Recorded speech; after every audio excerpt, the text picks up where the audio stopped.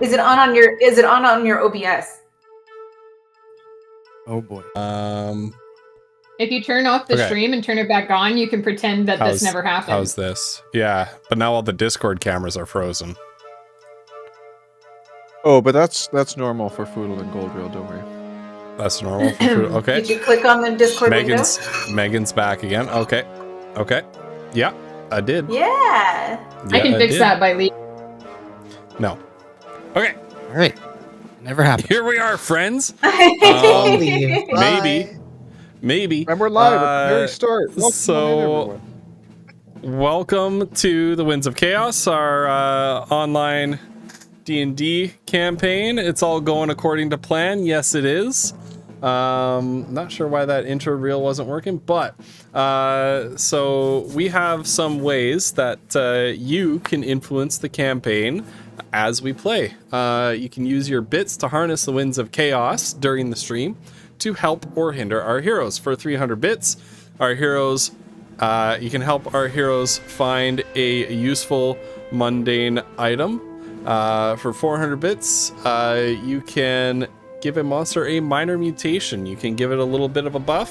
For 500 bits, this is a perennial favorite of the community, you can give a major monster mutation, where a monster gets 2 random buffs and a little bit of healing to make that encounter extra challenging. For 600 bits, you can compel a player character's flaw. There is a document on the various Ghost Pepper, Flutterdye, and Cauliflump's discords that list all of the character's flaws, and you can compel a character to act upon those flaws at the earliest opportune moment.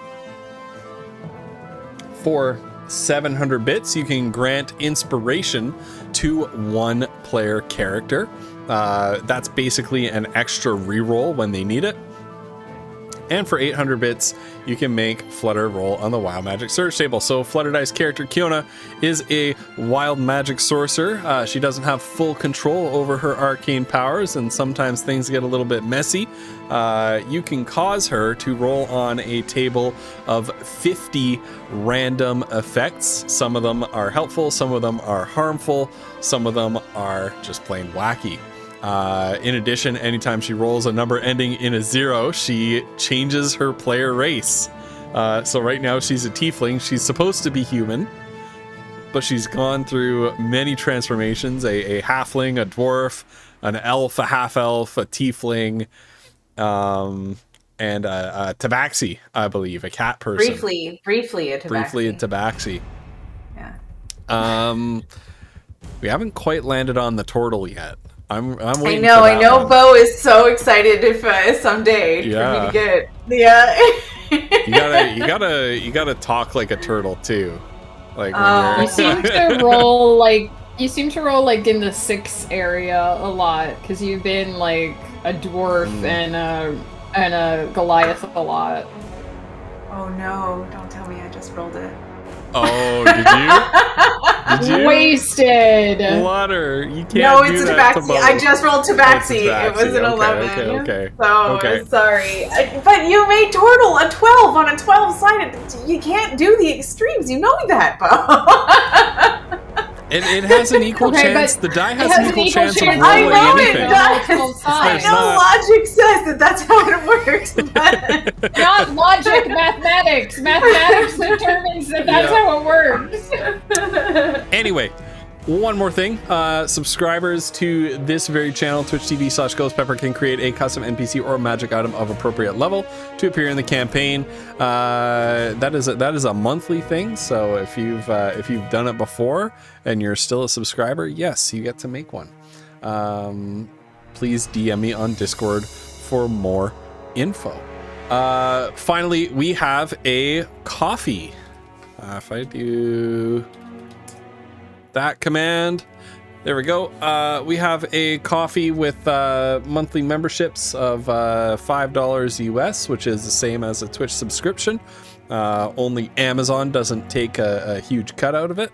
And basically those funds go straight towards supporting some of the things that we have during the campaign, like Sirenscape, the music you're listening to right now, a paid subscription to Roll20 so that we can use things like dynamic lighting, and other fun stuff. We're working on building up a world anvil bit by bit.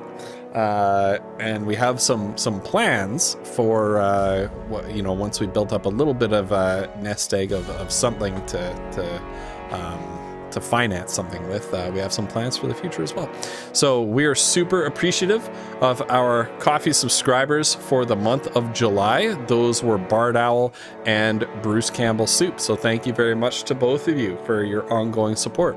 Remember, if you are a monthly coffee subscriber, you get one major monster mutation, inspiration, wild magic surge, custom NPC, or custom magic item per month, right? And so that's the same value as or more as what you would spend on it. So thank you so much to our contributors and our supporters.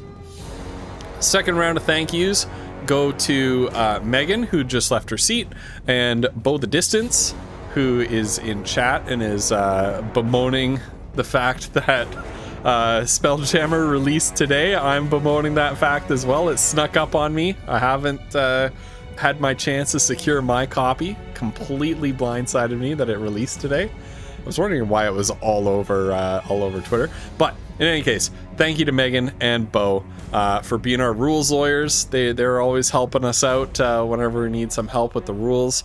There's a lot of rules in this game, folks, and there's no such thing as a D&D player with an encyclopedic knowledge. I've seen some that claim to have an encyclopedic knowledge, but they're often wrong. Finally, I haven't seen her yet, but is to Google so that you don't have to. That's right. Finally, big thank you goes to Vinyl Stencil. I haven't seen her in chat yet, but she'll be around at some point, I'm sure. But there's only 5 rules. That's right. But thank you so much, Vinyl. Anytime somebody redeems any of these mutations or mundane items or NPCs or inspirations or wild magic surges or things like that, Vinyl is DMing me on Discord so that I don't have to stop play to ask, okay, well, which character flaw do you want to compel and things like that, or which useful mundane item do you want the characters to find, or which player do you want to give inspiration to. That would slow down game and really derail things. Vinyl kind of collates all of that information and takes care of that side of it, and just DMs me the result of those conversations so that play can continue smoothly. So we really appreciate you, Vinyl Stencil. Okay, now I realize that I've done things way out of order because because the video wasn't working. I wonder if the mic issue was the reason why the video wasn't working, but I can't tell. Right. Yeah, I have You no could try idea. playing it again. I don't think the video plays through the mic. I'll try it off stream. I find it a bit odd that the audio would come out of my mic, but Yeah. whatever, instead of my desktop audio, you know.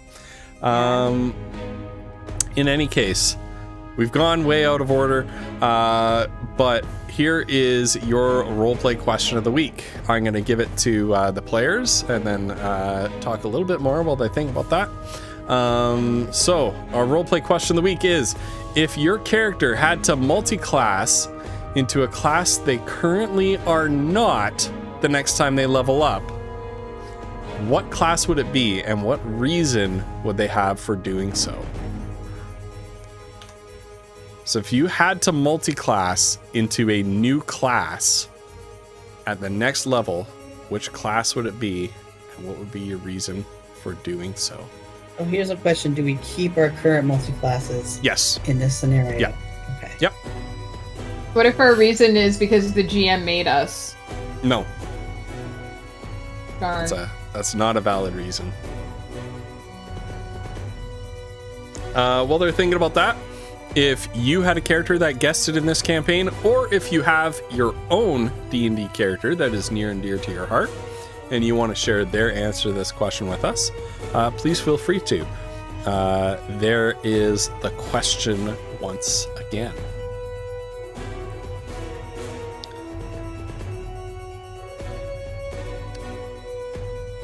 So, why don't we start with Ephema?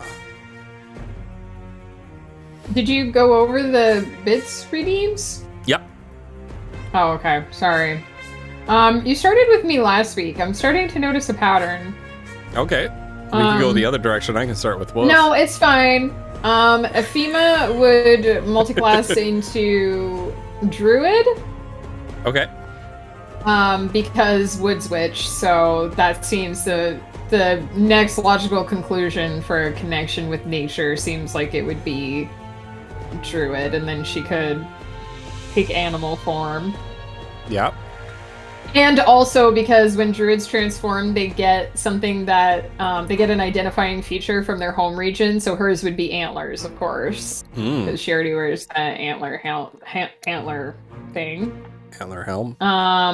And Darfin would multi-class into fighter because it's the next most adjacent thing to his skill set. Like it would make logical sense for him to have some of the more. Specifically, I think it's the fighting master or the weapons master or whatever, the skill set that you get. I think it's the one that Kali uses. Yeah. Yeah. I think that would be next to his. He is like level 14 though, so multi-classing to fighter at this point would be very weird. But I think battle master is like the go-to for fighters. Yeah, it's very. And a lot of his skill set that he already has, like, paladins get some very interesting combat-related spells. He has, for instance, Compelled Duel. So he can basically compel someone to focus on him, and if they don't, they get disadvantage on all their attacks and all that kind of stuff. So I think the Battle Master does stuff like that, too. Yeah, I was looking at that spell for Uncle Rin. Yeah. Nice. Uncle Lan, that's his name. He was almost Uncle Rin, but I changed it. Sorry, Cauliflumps, you were going to say something, and you haven't said anything yet. Oh, I was just agreeing with what you were saying, Megan. Yeah, I think it would pair really well with what Darfin's already doing. Yeah. Bo says that Tree Root would multiclass into Bard, so he could inspire everyone and say he's proud of them. Fielding would multiclass into Wizard to aid in her studies. I love it. Let's go with Goldrill. If Goldrill had to multiclass into another class, next level, what would it be? Well, quite frankly, I know little to nothing about any of the other classes. So I've just been kind of reading what they do on 5e tools. I'd say probably either fighter or barbarian, maybe. Okay. Because for fighter, I can get a +2 to ranged attacks, and since I use Kensei weapons, that'd be good. Nice. And then, honestly, I haven't read too much about Barbarian, but I would love to see looks good. I would love to see a Barbarian monk multi-class. I've never thought of that one before. That's a new one to me. Hey, Vinyl. Also, I saw Curb was here and Meridius as well. I hope everybody in chat is doing just fantastically. Kiona, you're up. You're multi-classing away from Sorcerer. So, okay. The problem is that if you were to force this next level, she wouldn't be able to multi-class into much because she doesn't have the stats that she needs to do so. I mean, I assume ignoring she's woefully short on many of them. But it would stand to logic that she would want us to go into Wizard because she wants to study magic. And so that would be her next step. She would, start hanging out more at the library, I guess. Nice, yeah. I can see that, or I could see, like, mechanically speaking, dipping into a warlock level. Right. That was my kind of second bard warlock. I don't know which way I would go with that. Like, depending on how moody she is in the, in the coming days. Yeah, because that's another charisma caster, right? Right. Yeah. So possible. Yeah. Maybe she takes after Afima. Maybe. Yeah, I was gonna say, I was so excited to say this, I almost disconnected from the call. I could definitely see Kiona going Warlock. I could definitely see her making a pact with something like, oh, say a thing that came out of a crystal for more power. Yep. Yep. Huh. Yeah. Yeah. Yeah. Yeah. Flutter's seriously thinking about it now. This has moved beyond a roleplay warm-up question. No. We just willed it into existence. And now this is where it gets interesting because we're getting to the two players that have already multi-classed their characters. So we're these two are going to be running the risk of turning their characters into a cinder, a cursed, like dipped into I was 3 just classes gonna say, character. how would you like to be Cinder? Yeah. Foodle, you're up first. All right. I am pretty sure that there's one choice. I mean, maybe there's more. There's a bunch of choices, but I'm pretty sure that Foodle would definitely go. What is it? Druid. He really would love some sort of animal friend, which is hopefully going to be happening in the campaign soon. So we'll see. Anyway, but yeah. I love the idea of with Foodle nature. just like flattening out his portfolio, you know? He's a ranger, which is basically a fighter druid already, and then he's taken fighter, and then circle back, and I might as well take some more druid. Yeah, exactly. That would be amazing. It'd be fun, right? Fox Rider, before I move on to Woof, yes, the other episodes are on YouTube. Is it this command? Yes, it is. I got it on the first try. So Flutterdye, under the name of Kiona down there, she maintains our VOD playlist. There are, It's caught up. It's caught up. There are 2 missing episodes. There are 2 episodes that have been lost to the ether, lost to our own our own lack of organization. Yeah. One of probably, you know, we made a list of pros and cons about whether we should make a separate Twitch channel for this, and that's probably like one of the pros, but the cons outweigh the pros still. You know? Right. Yeah. So it would be so much, it would be so easy in that case. But in any case, let's move on to Woof. Mazra had to, so for reference, right now Mazra is a rogue, has rogue levels and paladin levels. What else would Mazra multi-class into? If we're talking about RP wise, it would probably be Artificer because that really fits her the best.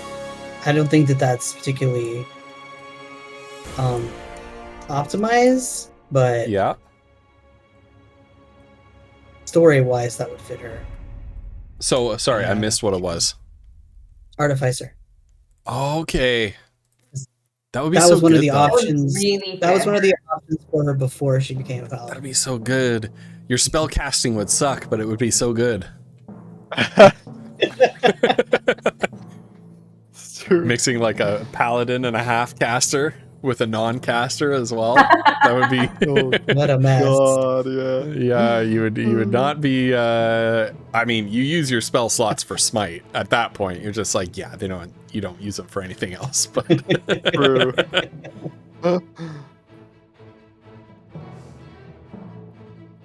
all right. Well, thank you everybody for your wonderful answers. Wonder if anybody else has an answer to the question of the day in chat. Please feel free to post it. We're gonna get started pretty soon here. Is there a recap for today's episode, Wolf? Yep, it's somewhat short just because That's okay. of the type of thing we had last week. Mm-hmm. Yeah, no worries. Yeah, we were a little bit of a shortened episode last time. We were all we were all in such a sorry state last time. But there's a recap, that World Anvil link right there. Hey, Jeff Rubin, welcome. So you can check out that recap link right there. Look at the last couple of entries, because we've been in this dungeon for a couple sessions now, if you want to catch up with what we're up to here. And yeah, without further ado, there's going to be, I apologize for this, there might be a little bit of we're doing it live that's about to happen here. That wasn't too bad. That actually worked pretty good. I had to move something from one monitor to the other, and I was worried that it was just going to bork my whole overlay. Right. But it wasn't too bad. Right. Yeah. So we are working our way through the Leaky Spoon Tavern, a tavern that has become untethered in time and space and floats in some sort of extra planar space that we're not entirely sure. Nobody seems to be entirely sure where it is. And as we travel deeper and deeper into the back rooms of the tavern, they become stranger and stranger, filled with wonders and monsters and dangers and strange puzzles and weird half-baked memories. There was a sex dungeon in there somewhere, thanks to our friend Squanchy. I couldn't hear you. Could you speak up and repeat that? That was beautiful. No. Poor Somebody clip Gowie. that, please. Oh my god, yeah, Clip Gary. Ghost whispering sex dungeon.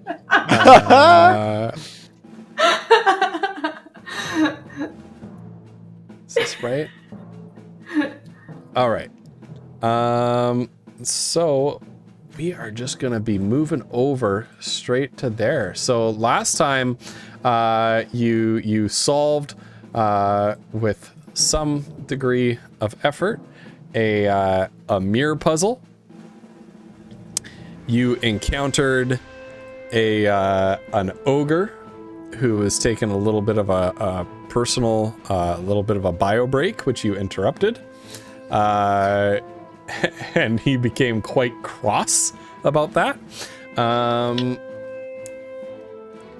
In the next room, you found a blue dragon fighting against an earth elemental Myrmidon, and you decided to help the earth elemental defeat the blue dragon. And then you retreated back to the mirror room and sort of fortified your positions to take a short rest. And so that is where we currently find ourselves.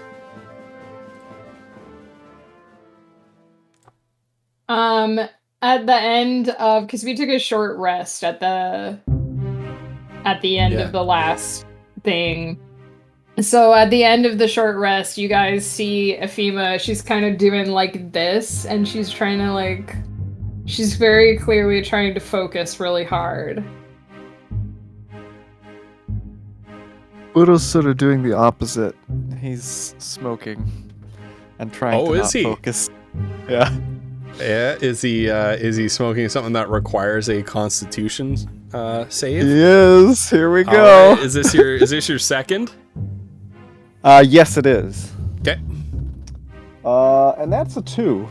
So whatever his con bonus is doesn't matter. So, I believe that is advantage on wisdom checks and saving throws.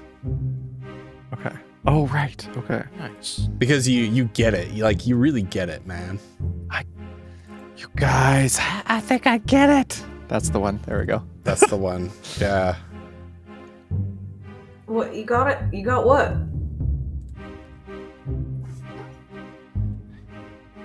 What do you mean? What did you get, Mr. Shepin?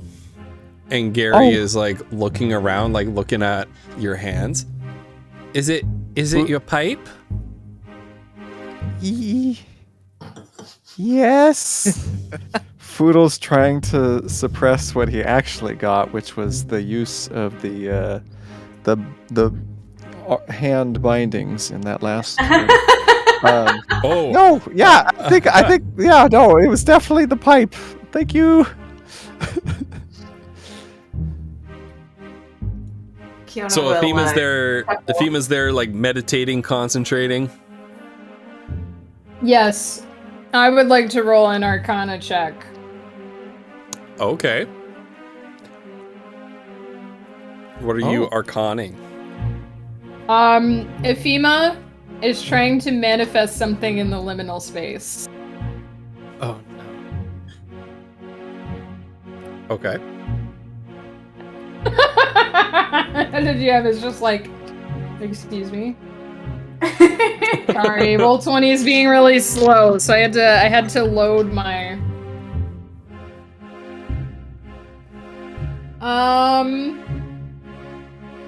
That's an 18.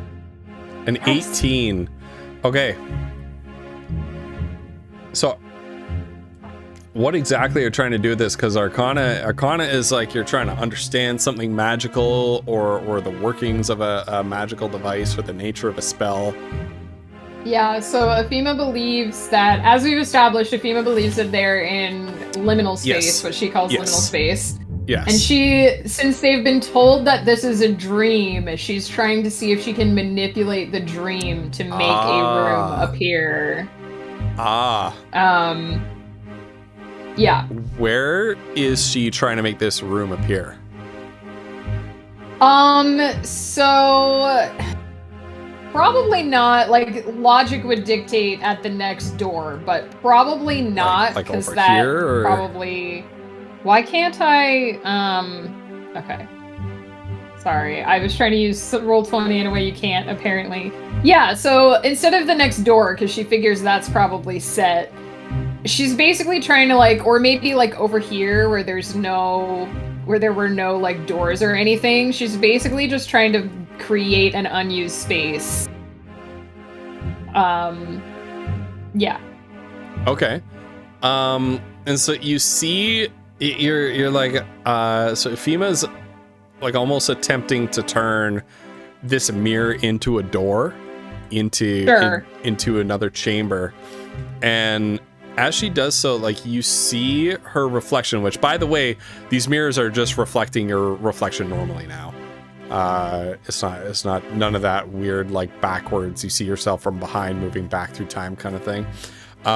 It's just reflecting. So you see the reflection of Ephema's concentrating expression waver a little bit, but the ripples, like the ripples in the pond, just sort of flow outward to the edges of the mirror and fade away. And the attempt is unsuccessful, but with an Arcana check of 18, I will say that you come to the conclusion that whatever being, or as it has been mentioned a couple times, beings that are dreaming this place into existence the way it is, must be very powerful indeed. Because the full force of your concentrated will only causes like a little ripple in the mirror. Hang on a second. I have a bell! Oh, rats! That's a real bummer. What's a bummer, Fema? Well, I was hoping I could manifest a spa. These old bones are tired. But it seems my patron doesn't have quite enough power to manipulate this space. Huh. What's a manifest? It's when you create something with your mind. Oh, I'm manifesting stuff right now. It's like it sounds like a lot of birthdays all at once. Yes, dear. That is definitely what Foodle is experiencing. Yeah. Oh, I'm Feels off to afraid the side, just shaking his head. I'm afraid I might be a little slower and less helpful than usual. I'm feeling a little We do have one more scroll scroll. of Tiny Hut. Oh no, I don't think we need that. Well, not right now. I'm just feeling a little under the weather, dear. That's all. I may look like a spring chicken, but I'm not as spry as I used to be. You don't look like a spring chicken. You look like an old lady. Kiona's gonna Thank look you, at Mazra and Foodle, like, and Gold Drill. Wow. Maybe Fleur had a little bit of whatever food. gee. And Gogo. Come on, Gold Fiona, Dracula. remember to share. I mean, I guess. I don't know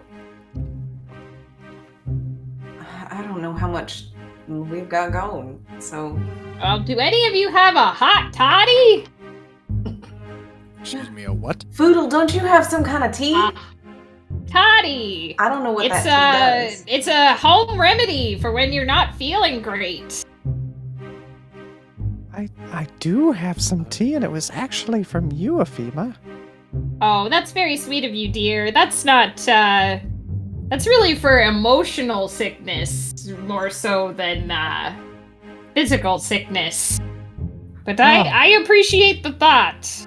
Wait a minute. Hold on. Didn't that old orc guy in the forge tell you that you could heal people, Mazra? Can. Or did I imagine that? No, I can, but Oh, are you physically ill? Well, like I said, these old bones, they ache. And it She's seemed looking- to start while we've been resting just now. she's looking a little green. Of Might have course, something anybody to do with that anybody sewage who water you fell in. Yeah, anybody who were to try to touch Afima's forehead would feel that like there's a fever that's setting in here. Oh, She's beginning to look a little bit pale, green around the gills. So Mazra will go over and say, do you mind? Oh, go ahead, dear.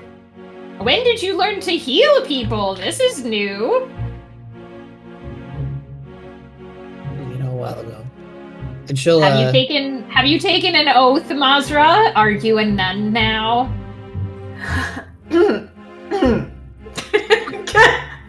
A lady of the cloth? Kiona will definitely do exactly what I just did.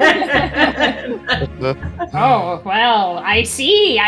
All right, never mind. No more questions. Just, do what you need to do. Yeah, she'll use 5 points from her pool to use her land hands. All right. So, And the, do I keep the exhaustion that I got? No, Oh, okay. I believe you do not. So, Yeah, it just cures you of the disease, so.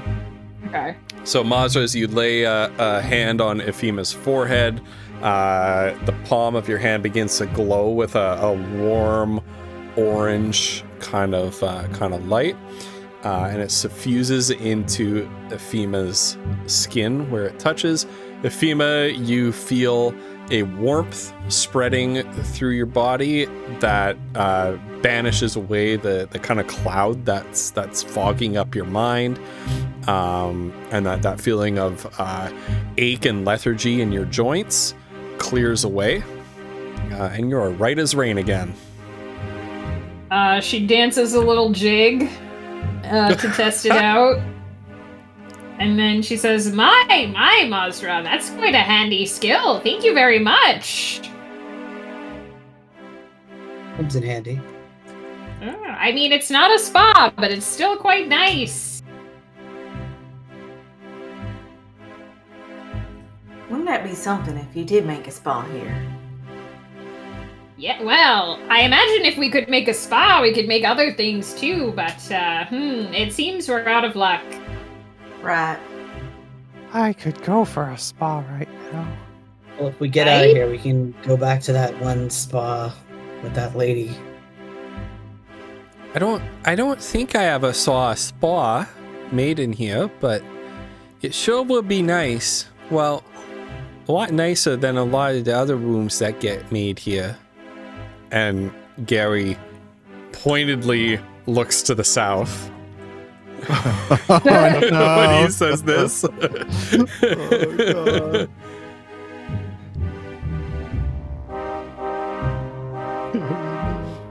I think we're getting Yeah, close. Close to your friend? Yeah. Back through that there shifty room we were just in? Yeah, we'll have to go through there. Mm-hmm. Not then. Right. And I would like everybody to roll their initiative. What? Oh, right. Oh, okay. Yeah. We just Right. we just do Uh, that. I was just Oh. gonna roll it in. Okay. Nice. Nice. All right, here's Foodle's fake initiative. Has On Ephema initiative. resummoned Ikari? Yeah. I thought that's what the first thing that she did. Yeah, that's what we did at the end of last session. Okay. Yeah. Yeah, we did last session. Okay. I rolled shit initiative. Should have rolled Hey, physical I'm only a dice. little bit above you, so it's fine. All right. For the sake of expediency, I'm gonna move everybody back into the last room That's great. that we ended in. Ooh. Yeah. Good thinking. Instead of having everybody take their initiative turns and there. We'll just start it there. Chat, I'm going to move Nice. you up so you can see. So we have this room with the blue dragon is no longer there. We have this room with the pits at various points where the floor has fallen through, the floating platforms, the earth elemental in true fashion of its kind, just sort of patiently but silently regards you as you walk back into the room. Doesn't have any like questions for you or comments to make or anything. It's just keeping its still and watchful vigil over the glowing purple crystal on the raised platform behind it. In fact, I'm just gonna do like kind of one of these.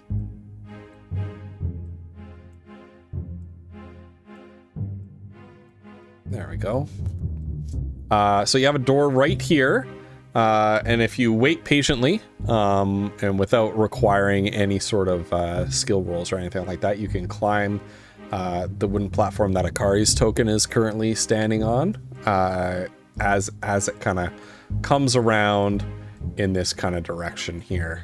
It's just sort of forms a circuit, a simple circuit like this. I want to ride on those. Whoops. Well, you're gonna But- need to. I think that's the way we're getting through that door.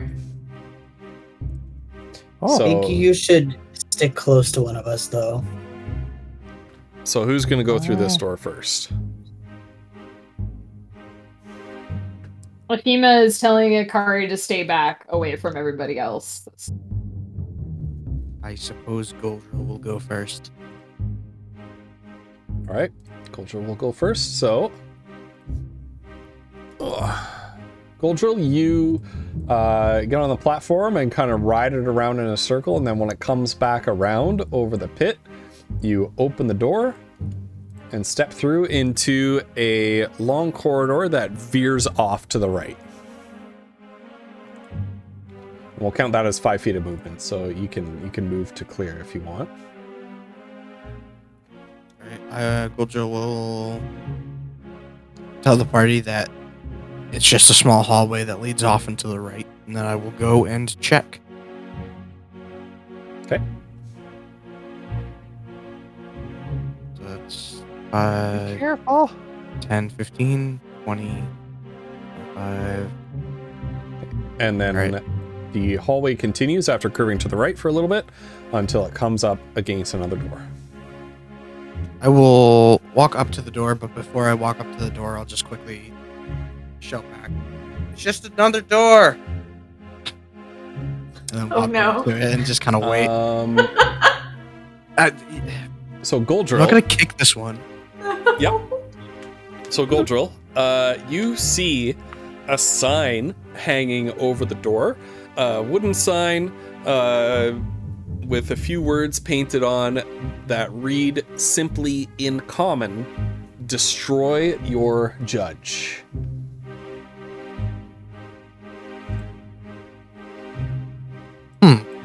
And Foodle is up next. Okay, so Foodle, I guess Foodle can try to jump this thing, right? He can. Or do I just? I guess maybe he'll just wait for the Wait platform. for the thing to come round. Okay. Yep. Yep. Well, You can Foodle's just gonna wait do for the that because platform and- he wanted to ride it anyway. All right. Yeah. So the platform comes up sort of behind you. Ephema ducks to avoid getting clocked by it, and you grab on, and it takes you for a ride up here, and you jump off into the hallway here, and that'll be 5 feet of movement. That was so cool. And that's as far as Foodle can. Well, actually, Foodle will dash just to make room for everybody. Okay. All right. And Foodle, you see that sign over the door as well. Oh, and it says it in common. Yeah, it's in common, so everybody should Okay. be able to read it. Mazra. Yep, she'll do the same. Okay. All right.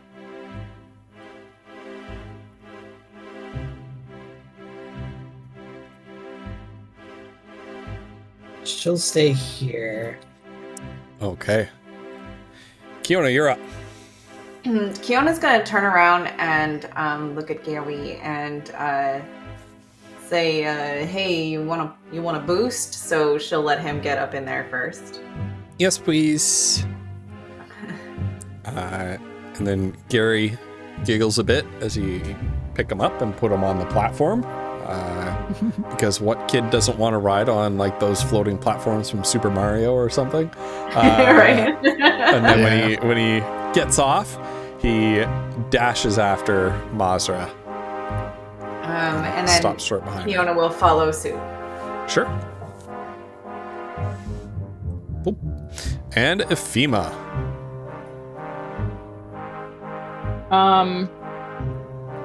Did you move Akari? I moved a car to be next to you. Okay, I don't want him next to me. Thanks. Okay. Wow. That's how he died. That's how he died last time, thanks to you. Not. Wow. Wow. Wow. Can I go over here? Yeah, I mean, we'll squish yeah. up against the wall if you want to pass. Yep. All right, and I'm gonna have Akari be in the same space as me because he'll be up high. Okay. For now, don't kill No him. thanks to Ghost, thanks to chat. Exactly. Exactly. They can just Well- give Ghost the old kapow. That's right, Oh Lionel. God. Lionel, I'm gonna give you a kapow. Oh my God. Browse. It actually is a bit browse. I told him a story It's an inside joke. that I should For the not people have told who him. Met us, yeah.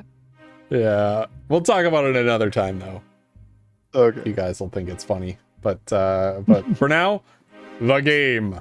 So Goldrill, you have this door in front of you. You've got the sign above the door. Does anyone know the meaning behind this sign by chance? Does it make sense to anyone, I should ask? What, son? Oh, you can't, Kiona, you Oh, can't see it. Right. For those of you around the corner, there's a sign that says, "Destroy your judge." All right, I think this I think means that's we what have said. to not be judgmental. You have to be open-minded. Accept people for who they are. Sounds stupid. I'm like, Mazra! That's exactly what we're talking about. Mazra, be careful. Mazra, why is it stupid to be open-minded? Mazra didn't mean that, Gary. Oh, I'm confused. Mm. Athena leans closer and is like, Mazra, you're a role model now. You have to be more careful what you say. She's just like, this kid doesn't like me. It doesn't matter if he likes you. He's going to repeat what you say. You're older than him. That's Fiona how will be role nodding. models work.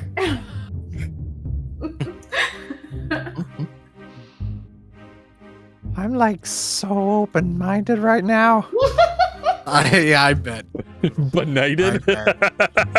Gary, Poodle. be Open-minded, like he Poodle. said. Oh, I Be thought you said open to benighted. possibilities. No. What did Athena say? Sorry. Gary, you should be more like Foodle. He's very open to the possibilities of people being Oh. different. All Can right, I well, be more- is it trapped, Foodle? Goldroll? Foodle, Mr. Shepping, can I be more like you don't if know. I smoke your pipe? No, Gary, no. Ah. No. That's a You're a little grown-up young only for thing, that. Gary. You have Yeah. to work your way up. That's something that you can do later when you're like really responsible. Well, I'm Like almost. Strong- Euphemia, Like what do you mean Poodle. work your way up to Yeah, like smoking me. a pipe? What? Yeah, build up your constitution so that when Well, you're I'm- old enough. Right. This conversation. I'm almost as big as Mr. Sheppin. Oh, well, he's a different type of person than you are, so that's not quite as big as you need to be. While they're having this talk, Goldrick's gonna turn around and investigate for traps.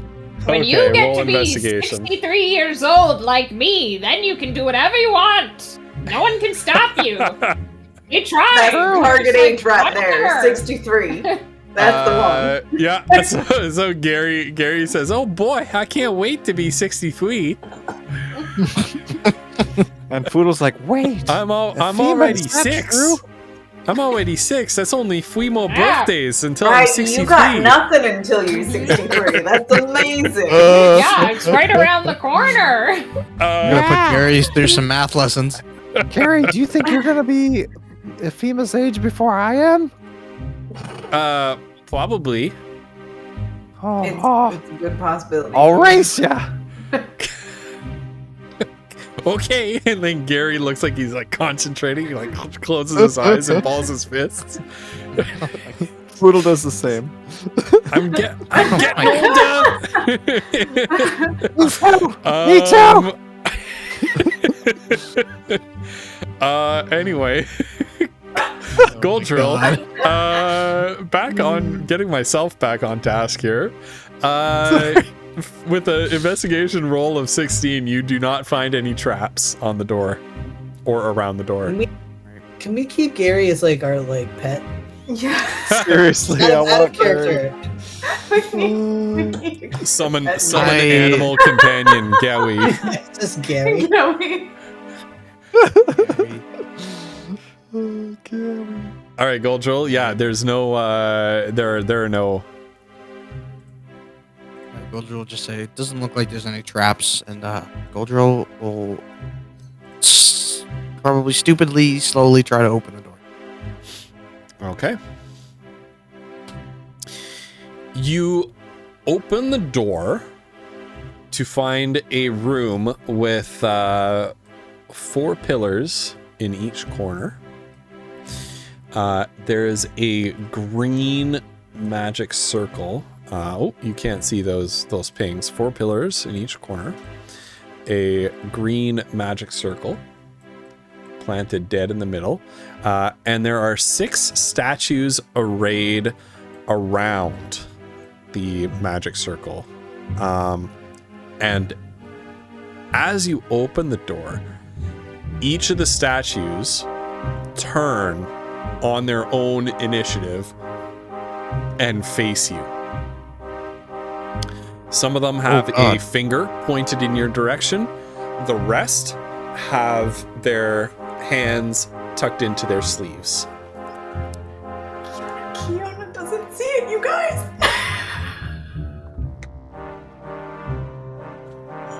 Goldrill will just mutter, "That's weird," and then step into the room. Okay. I'll just go off to the side so people can get in. Yeah. And Goldrill, as you do, Oh no. Oh no. I want you to make a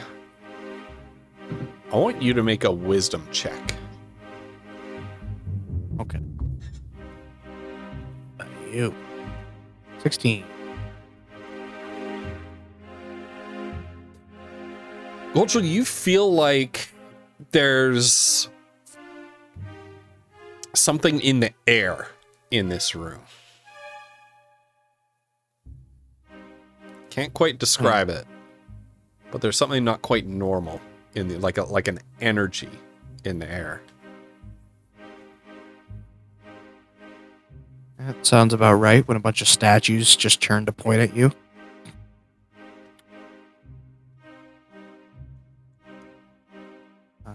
Yeah, and Goldrill, as you enter the room and move, all of the statues turn on their pedestals to follow your movement. Oh god.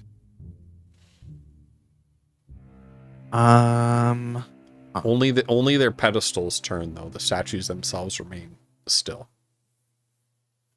You have the rest of your movement. You What? used an action for investigating the door, but you also have your bonus action.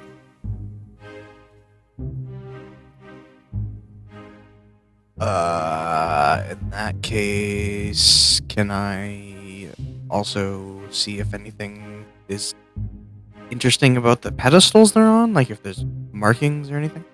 Okay. Yeah, roll a... You can roll an investigation, since you're that close, or you can choose perception.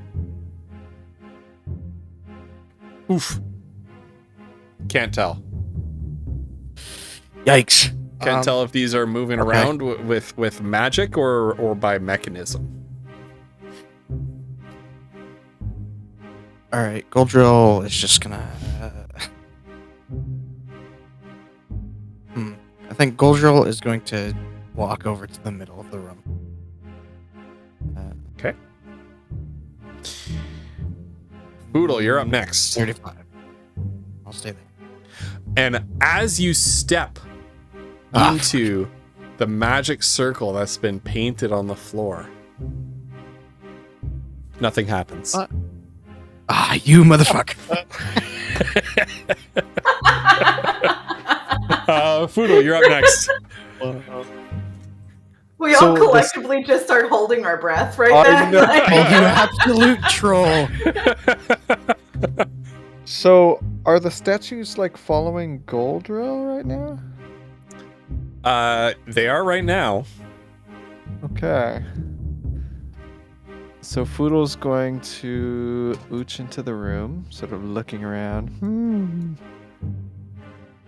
So one, 2, 3, and he'll go stand on this pedestal. Is this a pedestal? Or is this? Nope, it's a pillar. It goes straight up to the Pillar. ceiling. He'll stand next to Yeah. this pillar and look at it. Now, Foodle, as you entered the room, 3 Oh. of the statues turned to follow your movements. Oh. What about? He'll dash over here. What about this door? Is it like locked? Does it look like there's a handle or a lock or anything? Roll a perception or investigation. Okay, here we go. Whoop. Oh, that's okay. Perception. The 13. 13. This door just has a blank face. There's no handle on it. No sign of a keyhole or anything. I mean, it looks like just a door. I'm a little slow, but someone could try it, I guess. And that's Poodle's turn, I think. Okay. Because he had to dash to get there. All right. Mazra. So she'll scooch past.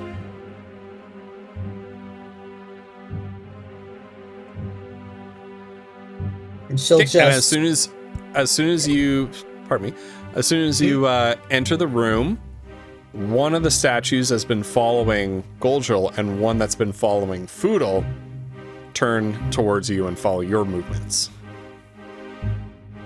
she sighs and says, "Oh, wind if winter comes, can spring be far behind?" Thank you. There is no perceptible change in the statue's behavior. Hmm. So which ones turned when I came in? Honestly, it doesn't matter. I shouldn't tell you that, but it doesn't matter. That's We'll say these two did. Okay.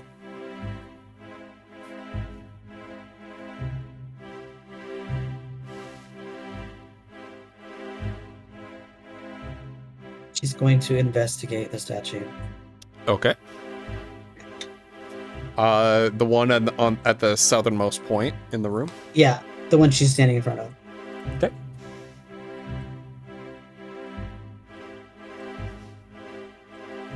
$25. All right. There's nothing particularly interesting or novel about this statue other than the fact that it seems to be swiveling and following you around. It seems like the pedestal is made of two pieces, one piece that's firmly rooted in the ground and the other piece that's on top and is kind of turning like a what do they call it, like a grinding mill, like a millstone, that's it, kind of turning as you're moving around. The statue that's pointing at you here has a scowl and a deep frown on its face. Are they all different expressions if I just look around? You only investigated this one. Okay. I will allow you to roll a perception to determine that, but that'll be the end of your turn. Okay, that's fine. I'll do that. Yep.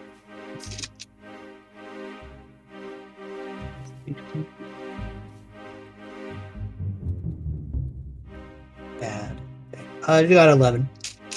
11? The other statues that are pointing have a similar expression. The two statues that are not pointing, their expression is sort of tranquil and inscrutable. Okay. Kiona. Excuse me, Yuri. Oh, yeah. Sure thing, Miss Kiona. And also, Fema, sorry. That's like 10 for each of them, right? Yeah. Okay, so she's gonna dash. And see magic circle. And look at Goldro and be like, do you have any idea what the circle's about? No. And then she's gonna examine the magic circle. Okay. Roll an Arcana. Come on, baby. Never seen no. anything like this before. You've been reading a lot about magic circles because you've encountered a few and they've been causing you trouble recently, but this is nothing that's come up in any of the books that you've been reading. Just gonna kind of like bend down and like rub it with her hand a little around the edge of it. And that's her turn, pretty much. All right. Ephema.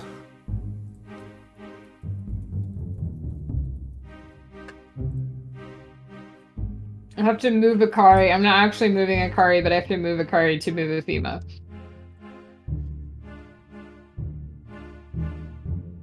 So when I get here, I'm gonna activate my eyes and detect magic. Okay. By the way, Kiona, one of the statues starts looking at you, and Afima, as you enter the room, one of the statues begins looking at you as well. I look back at it with my Eldritch Sight. When you detect magic, this room is full of magic, and it is one particular school of magic, the school of necromancy. Okay. The circle on the floor, is it magic? Is it like magic? Yes. And the magic that appears to be suffusing this room, the source or wellspring of it, if you will, appears to be this magic circle on the floor.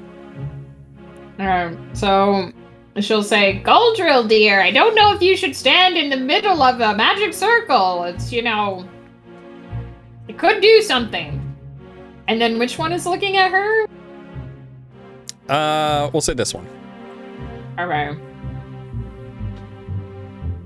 I'm gonna take a minute to, I guess, to examine the statue that's looking at me.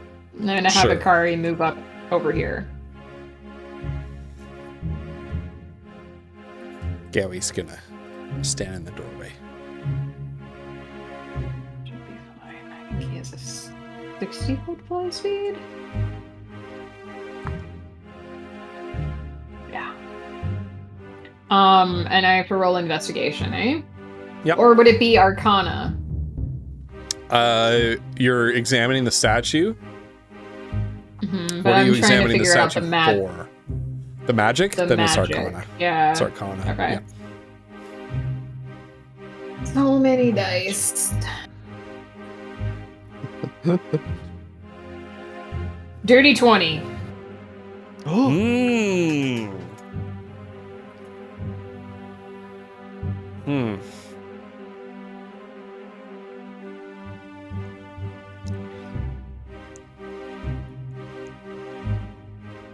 As you are kind of examining this face from different angles, you notice that at a particular angle, kind of leaning sort of this way and looking up at it, you notice that the particular contours of its chisel face, just from that exact angle, seems to form the likeness of a magic rune or sigil of some kind. And I read what rune it is? Yeah, it is just an alphabetic rune from the draconic alphabet. So it doesn't have a particular meaning. No, it's like the letter B, let's say. Okay. That's this statue you're looking at, right? Yeah. Okay. That's my turn. That's Exciting. your turn? All right. And at this point, the magic circle at the beginning of the room begins to glow and pulse with power. And the air in the room briefly, for a moment, becomes cold and suffocating. Everybody takes 4 necrotic damage. Is this from breathing? Is this breathing related? No, it is not. Okay, because Afima has a magic item that lets her be not affected by breath-related thingus. Yep. Nope. It is not breath related. It Would appears to be. Akari take this damage as well? How much HP does Akari have? 7. Yes.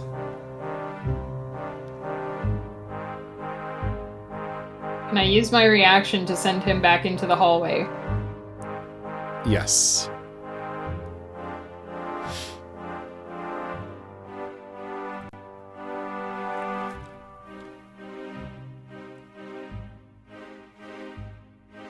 All right. So everybody, make sure you marked off your 4 damage, and then Goldrill, you're next.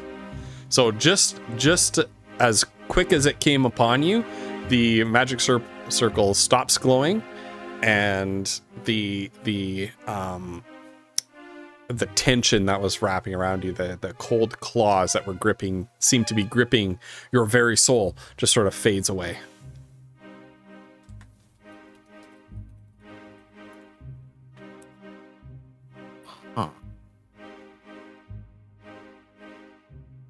Well, either way, I was gonna Goldrill in response to what Euphema said, would be like, oh yeah, that's probably smart, and then move off to the side. I'm assuming they definitely like felt the pain, yeah. Yeah. And you Goldrill feel like this was whatever was off in the air. Like what happened when you took the necrotic damage is that feeling of unease and foreboding in the air became magnified until the point that it actually injured you. Something's off here. Goldrill is going to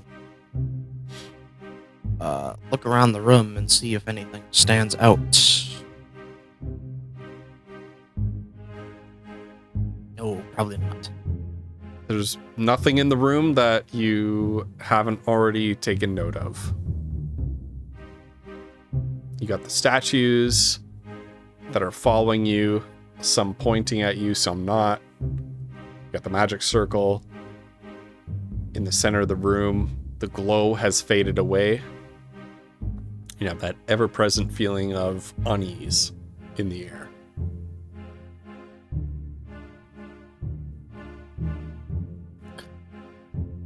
I don't know. The only thing I want to try, I at the same time don't, because it might make people take damage. I don't know. Nah, I'm good.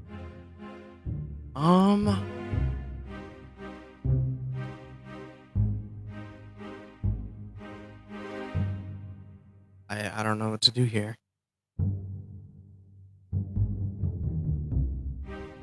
I think Goldrill will just kind of stand off to the side and like try and ponder to himself. Okay. I don't know. So that'll be my turn. Okay. Foodle, you're up. Foodle's staring at the statues with their their hands and fingers sort of pointing. Is this one maybe pointing at Foodle? I don't know. You Yeah, said it didn't sure. matter. Okay. Sure. So Foodle's gonna go over to it, and he's gonna stare at it for a minute, and then he's gonna pull on its finger. Okay.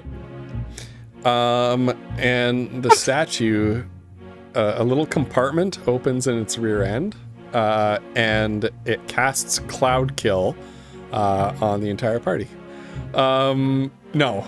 Oh God! I thought you were. Oh jeez, I was freaking out. Well, that's how we go out. See, Go back that's part. what Euphema has that necklace for. Right. Just in Ophima's case you the come only into a room with a survivor. bunch of pointing statues and someone pulls on one of the fingers and your DM has had enough of it and sends Cloud Kill out. Oh my God. It's a very specific. No, Foodle. You pull on the finger and nothing happens. I don't know. It's something my uncle used to do. Well, what about... Did Mazra tell us that this statue that she had looked at had like a scowl on its face? Nope. Okay. Foodle's gonna look at the one that he's next to and see if he can see anything about it, investigate it, I guess. Yeah. Oh God, I got like a +0. Oh no, I got a +1. Okay, so that is a 10. Okay. Yeah, statue that you're investigating, the pointing one right above you there, has a cruel grimace on its face. Budo's gonna say, They look constipated. and he's gonna come over here and try the door. The door might as well be a wall. There's no handle or anything to grip onto with the door. And if he pushes, and- it's just Yeah, it just Okay. stays flat. I guess we gotta figure this out before we. That was an awful feeling. and he'll move over here, and I think that's all he can do. I don't know. think so. Yep. Okay. All right. Mazra. How tall is this statue? Like 5'9", 5'10", like average human height. If she pushes on its arm, does she make it swivel manually? No, Okay. it's She didn't- stuck fast. Okay. So this one looks is scowling, right? Yep. What about this one here? Yep. All the ones that are Are they pointing have that expression. Exactly the same. They're all the same. Yeah. Okay. Yeah. And does this one follow me when I move? Yes. Was that one following you originally? Yes, it was. Yeah. Yeah. And these two are like pointing at each other. Yeah.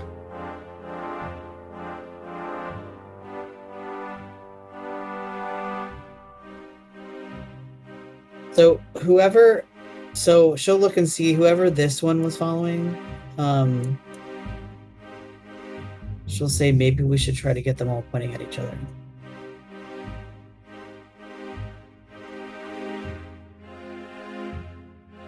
So what are the statues currently pointing at? Can you just go around and tell me?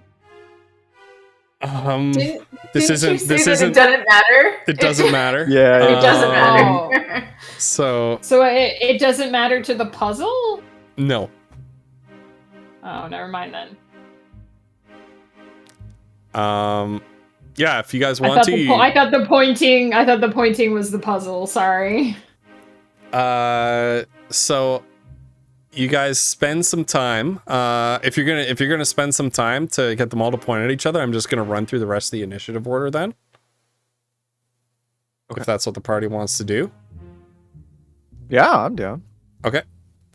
Sure. So when you do so, the magic circle lights up again, sending out a nauseating wave of ice cold necrotic energy, dealing 12 necrotic damage to everybody in the room. You get the Okay, statues. maybe stop fucking with the shit in this room, you guys. You get the statues to all point at each other, and nothing happens. Ouch. We're gonna say we just ran through the whole list, but I don't want to skip anybody's turn. So, Kiona, you're up next.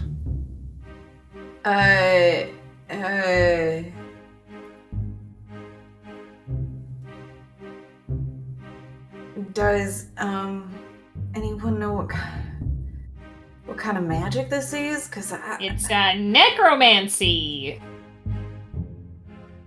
Oh, what did that sign say? Destroy your judge, Kill your judge. kill your judge. Well, these ones with the fingers seem awfully judgy. It did say destroy your judge. Destroy your judge. Sorry. Destroy! Everyone has an open mind, right? No one's judging anyone else? I don't think that No. that's necessarily what this is about. Mazra, you're being Mazra? judgmental, aren't you? You disapprove of Gary. I don't think that that's what this is about, Afima. Just hear Gary from outside the room. What? Oh no, Gary. It's not his fault. He's a child. I disapprove. I disapprove of people assuming people. I don't know words. That's right. That's what you get for disapproving. Let that be a lesson. And the door clicks open. No, just kidding. I see you making, Destroying your good. making those faces, Mazra. I was a mother once. This is my face. You can't fool me. I see. These are magical eyes. They look like goat's eyes. All right, Kiona, what do you want to do? I think we need to pick a statue and kill it.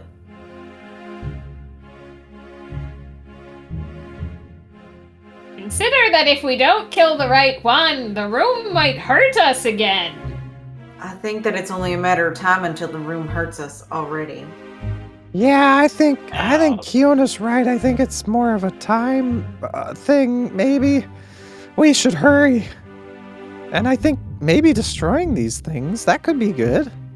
All right, What if Kiona, we it all is- go into Kiona, the it's your hallway turn. and Kiona casts a fireball? Nah. She's gonna,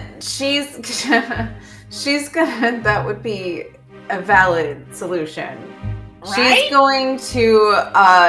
is going to do that by tossing a fire bolt at the statue across the way from her.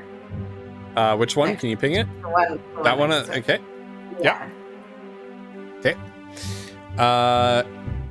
And when you do so, the firebolt impacts the statue and just blasts it apart. Oh, I And just it's picked now- one randomly. I'm not sure.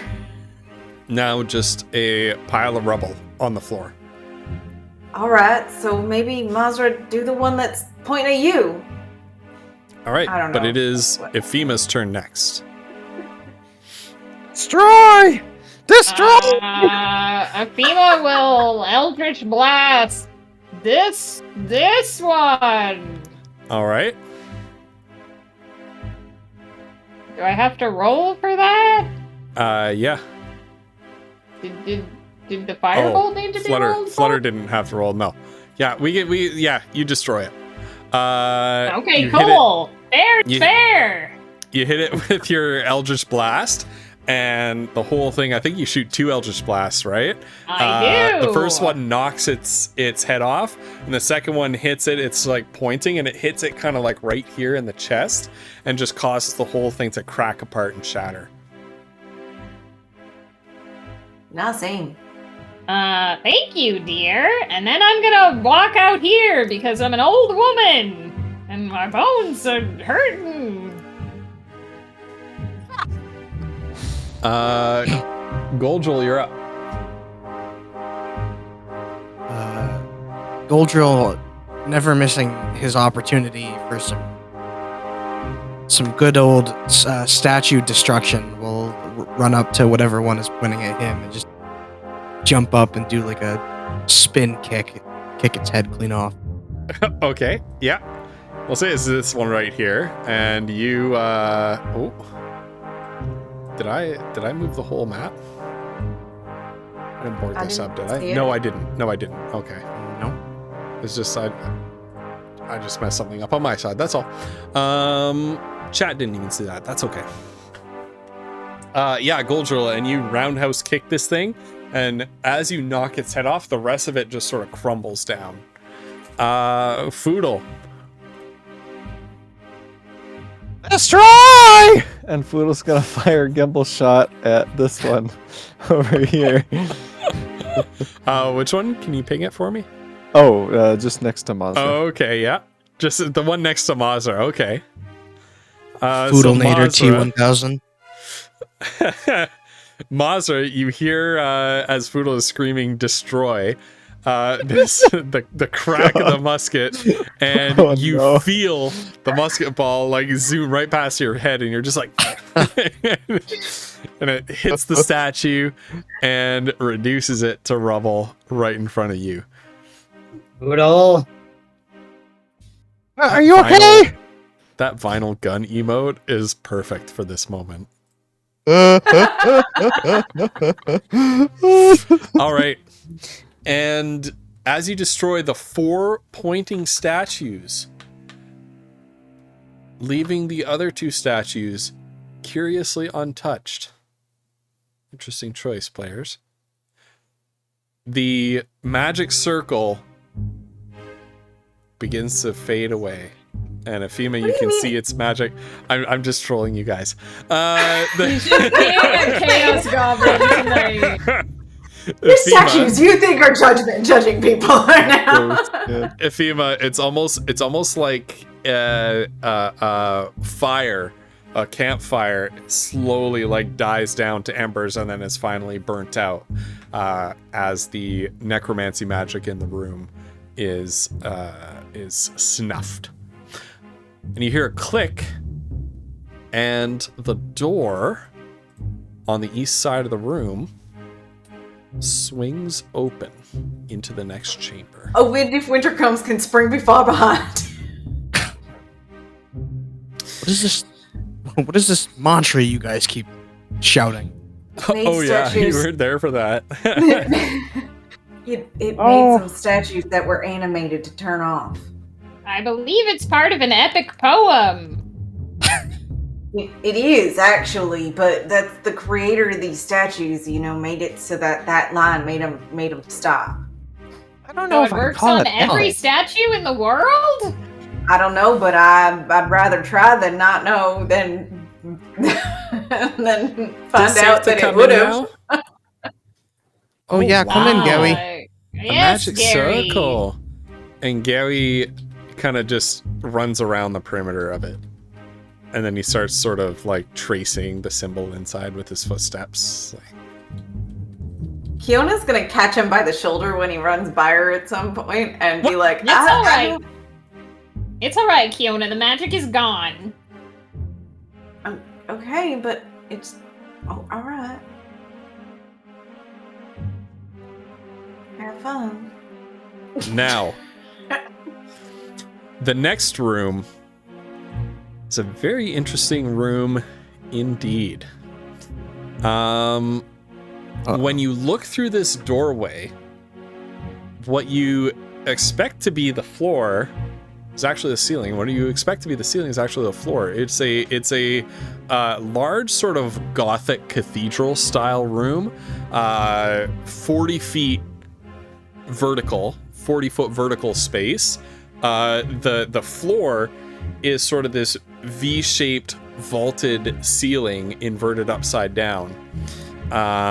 And it's supported by pillars that soar all the way up to the ceiling up above, which is a flat flagstone tile floor, and mounted to the front of each of these pillars is a stone statue of a knight.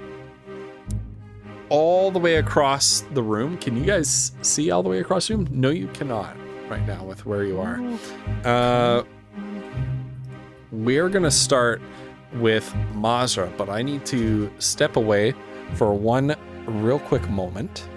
Not just because Megan has wine and I do not, but partly because of that. And I will be right back. But Woof, I can hear you. So feel free to say what Mazra is doing.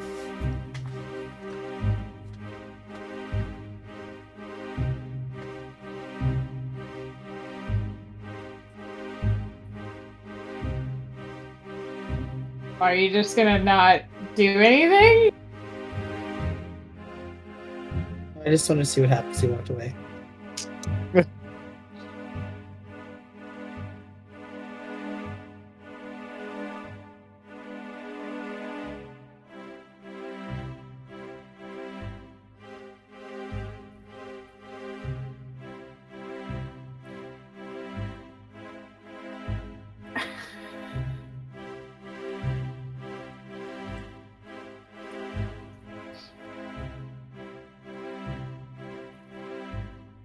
Check for traps.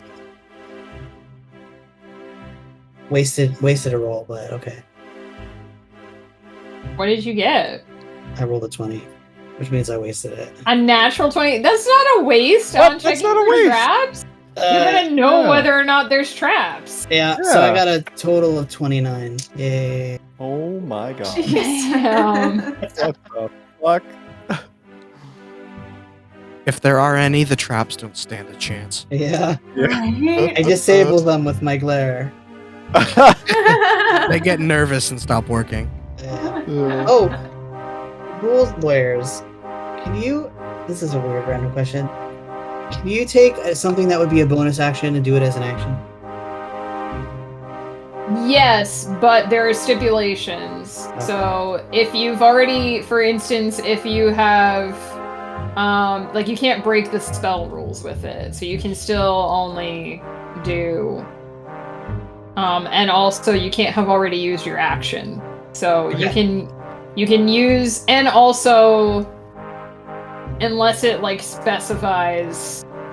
Usually, unless it specifies in the thing, you can use your action to upcast or upgrade your bonus action and do it, but then you're spending your action to do your bonus action, if Right. that makes sense. Okay, so that was me. So, with your investigation roll of 29, we'll say that this was not only like a visual inspection, but you're looking in at this room. You're kind of discerning the nature of it. First of all, before we even get to your roll, on the far eastern wall, you see a door, but the door is not at the level at which you enter the room. It's, this whole room is flipped upside down, so the door is actually like 40 feet up. Second of all, you kind of like kick a pebble into the room just to make sure that gravity is the way it's supposed to be, and it kind of just sort of clatters on the and settles into the groove of the V-shaped vaulted ceiling. So gravity is normal in this room. Third, above the door, so from your perspective, like under the door, right? But above the top of the door frame, you see a sign that is upside down from your perspective, and it is written in Elvish.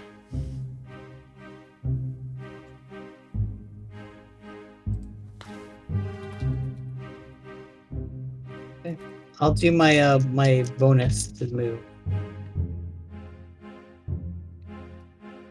Okay. And she'll wait there. Okay. Kiona, you're up.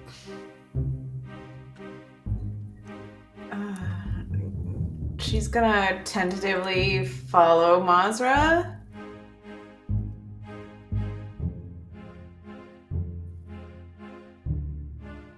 And just kind of, what do you think? I mean, can it be just as simple as getting through the door? You're muted. Could very well be. All right, well, I guess we'll wait until everybody gets in here and decide.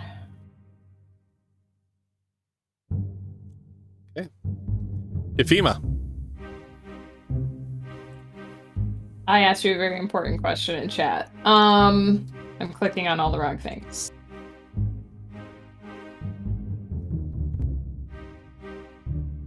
Hmm, 25, 30, 40. Can I see the plaque from here? Yes. What does it say? It's teeny tiny writing, and your eyes aren't what they used to be. So I will allow you to roll an investigation or perception check in order to read it from that distance.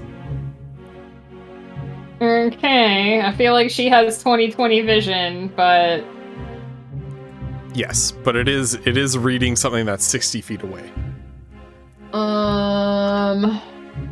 on, let me.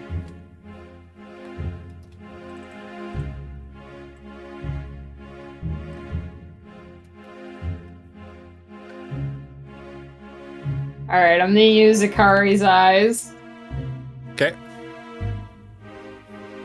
Akari gets, I believe, the pseudo dragon has advantage on perception checks that rely on sight. Okay.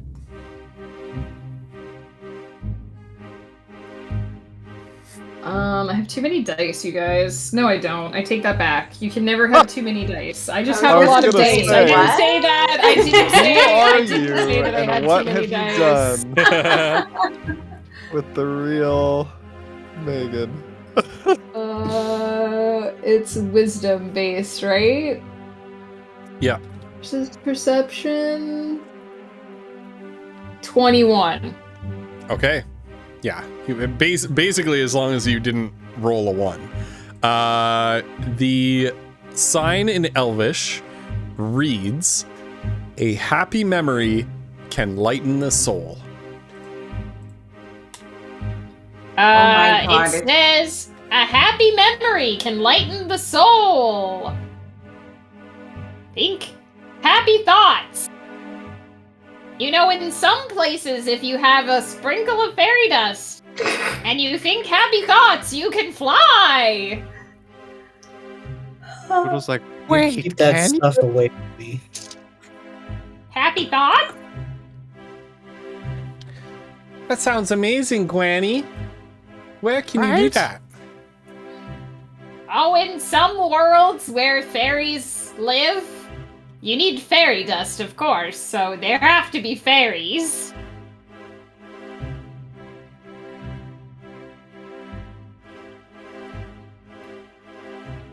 Happy thoughts. All right. Ifima, is that your turn?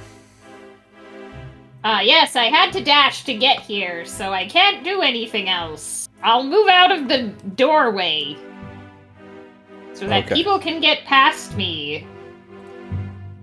Udo's That's so thinking such considerate happy of you, thoughts. Granny. Why, thank you, Gary. I appreciate that.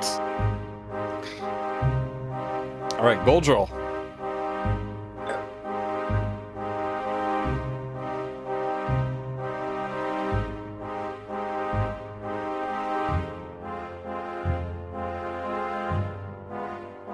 I don't know if you're muted or what there, leader. I was. Oh, I was just saying Goldrill will just walk over into the room. okay. Those 20, 25. I'll go through Euphema, so 35, 40, 45. Okay. And then as I get closer to them, I'll ask, as I get closer to Mazar, I'll just quickly ask if there looks to be any traps or anything.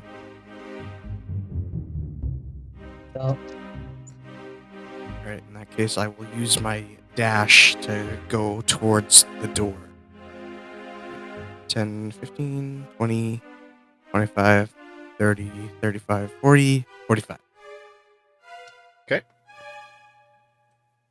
We also have a bonus action if you want to use it.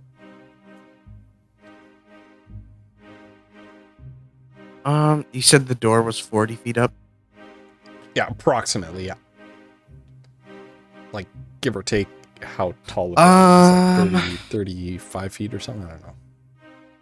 Sorry, I got kind of distracted. Did anyone, look at the statues yet? Nope. Nobody's looked at the statues, no. Okay. I guess as I'm passing through, I will just take a quick glance at the statues, see if anything is of interest.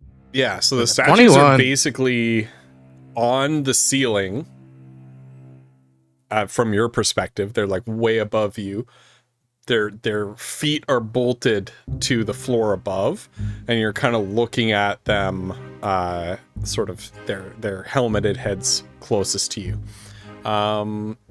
They all appear to be identical. As near as you can see, they are 40 feet up from you, so it's hard to make out any details, although you do pretty good.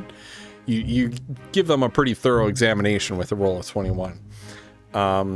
They seem to be attached to the pillars themselves, as if they're sort of carved into the pillars themselves. And they are identical statues of armored knights, kind of just holding swords in front of them. And that's about it. No other features that appear particularly interesting to you. All right. And can I also ask about the door? Like, does it look like a normal door? Looks like a normal door. Has a latch and everything. Are there any ledges of which someone could stand on and or grab and like hold on to? There doesn't appear to be. No, it's a sheer wall up to the door. Interesting. You may be able to sort of like shimmy up the pillars if you get sort of creative and you're particularly athletic, but well, that'll be it for my turn. Okay. Actually, I didn't mention, but just for this is not in my notes, but sort of in between each of these pillars, there's like a stained glass window, and there's like multicolored light streaming through, as if there's sunlight coming from both here and from here, right? From like both directions. It's very strange. But if you try to look out the window, you don't see anything. It's just light streaming through. Foodle. Foodle looks over at Afima and says, "Destroy?"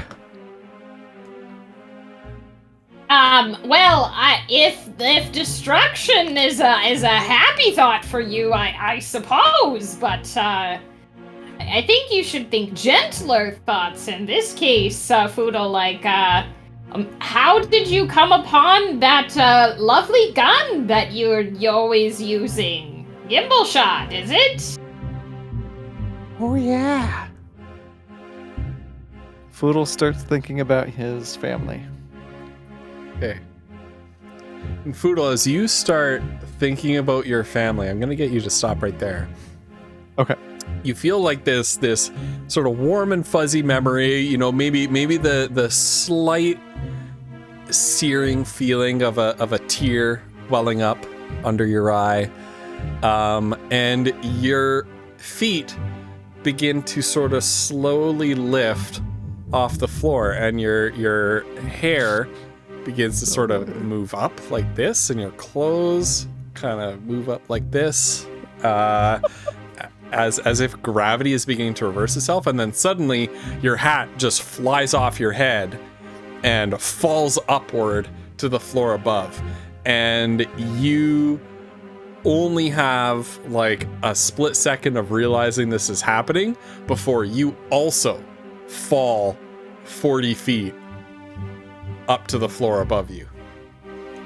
So you are going to take... Oh, God. 14 damage. As you watch Foodle just go, oh, and smack into the ceiling above you. So Foodle's like splattered to the top of the ceiling? Yeah, it's as if Like you prone fell on the from the ceiling? ceiling to the floor. Yeah. Foodle, are you alright? No! I thought I was supposed to think happy thoughts. It usually I doesn't think work it might have worked. without. Usually it doesn't work without the fairy dust. I mean, I don't have any of that. That was too expensive. Well, I mean, you didn't need it. Can you control it? It didn't look like it did.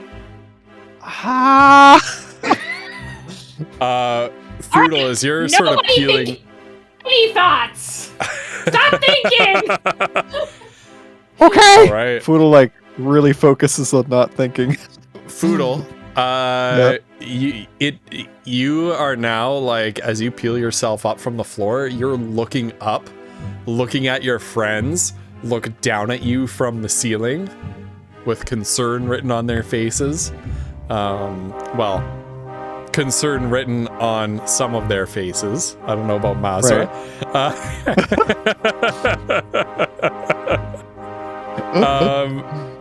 And it's like one of the strangest things. Like they're all just standing on the ceiling like it's perfectly normal. And you're here in this room.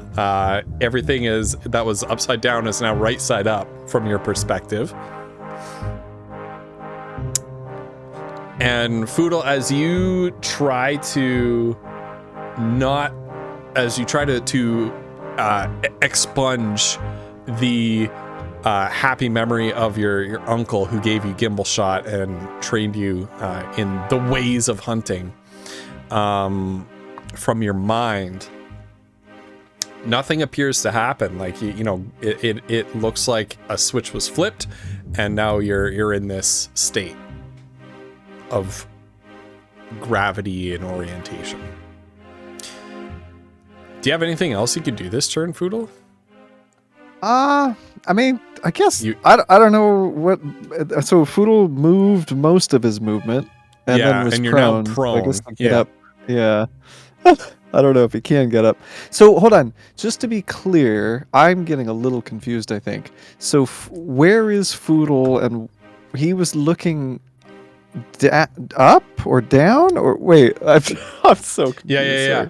So like from your perspective, you are now on the floor of the room, and you're looking up to the vaulted ceiling of this 40-foot tall sort of cathedral-like room, and your friends are standing on the ceiling like Spider-Man, right? They're just sort of standing upside down with their feet planted on the ceiling, looking at you. From their perspective, they're looking up at you. From your perspective, they're looking down at you from the ceiling. Right. Okay. Also, welcome, come. Okay, so is Foodle now closer to or further away from the like carvings of the knights or the statues? Close to, because they're on the floor.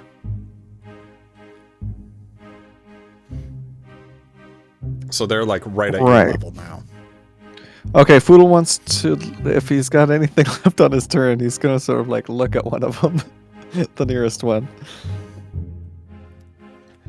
Let's see if he can. Don't worry, I have a plan. Oh, okay. That is not great. That is a 12. 12. The statue looks like a statue. You can't see any hint of the face underneath the helmet. These are fully armored plate mail wearing knight-like statues holding swords, handle up, tip down. And it looks like they're once again carved out of the base of the pillars and kind of form part of the base of the pillar. I don't know what's going on, but they look like statues, I guess. And I think that might be all of Foodle's turn. Yep. Mazra, you are up.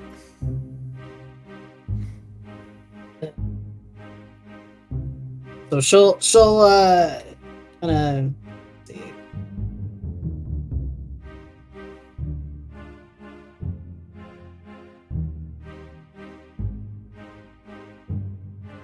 And she will stop here. And she will think. Before she does that, she reaches into her. Okay. Oh, what?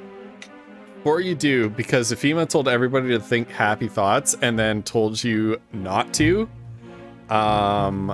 I'm gonna get everybody at the start of their turn to make a wisdom saving throw at advantage, because you know how if somebody tells you not to think about something, you think about it? Yeah. So, so make a wisdom saving throw at advantage to prevent yourself from thinking of a happy thought. Okay, you're good. It's not hard for Mazra. Here's the thing. I was gonna do it. So okay. Oh. Yeah, but now you can on your own terms. Right. So she is gonna pull out her rod. That sounds bad. Her Browse? Whoa. Gowy's still here. Gowy, look away! Nice wad, Maswa. Oh no. Her immovable rod. And Yes. basically we'll think a happy thought, a Mazra happy thought. All right, what is Mazra's happy thought? It's a nice world where there's no one around to bother. Okay. So you have a dream of like living on the moon.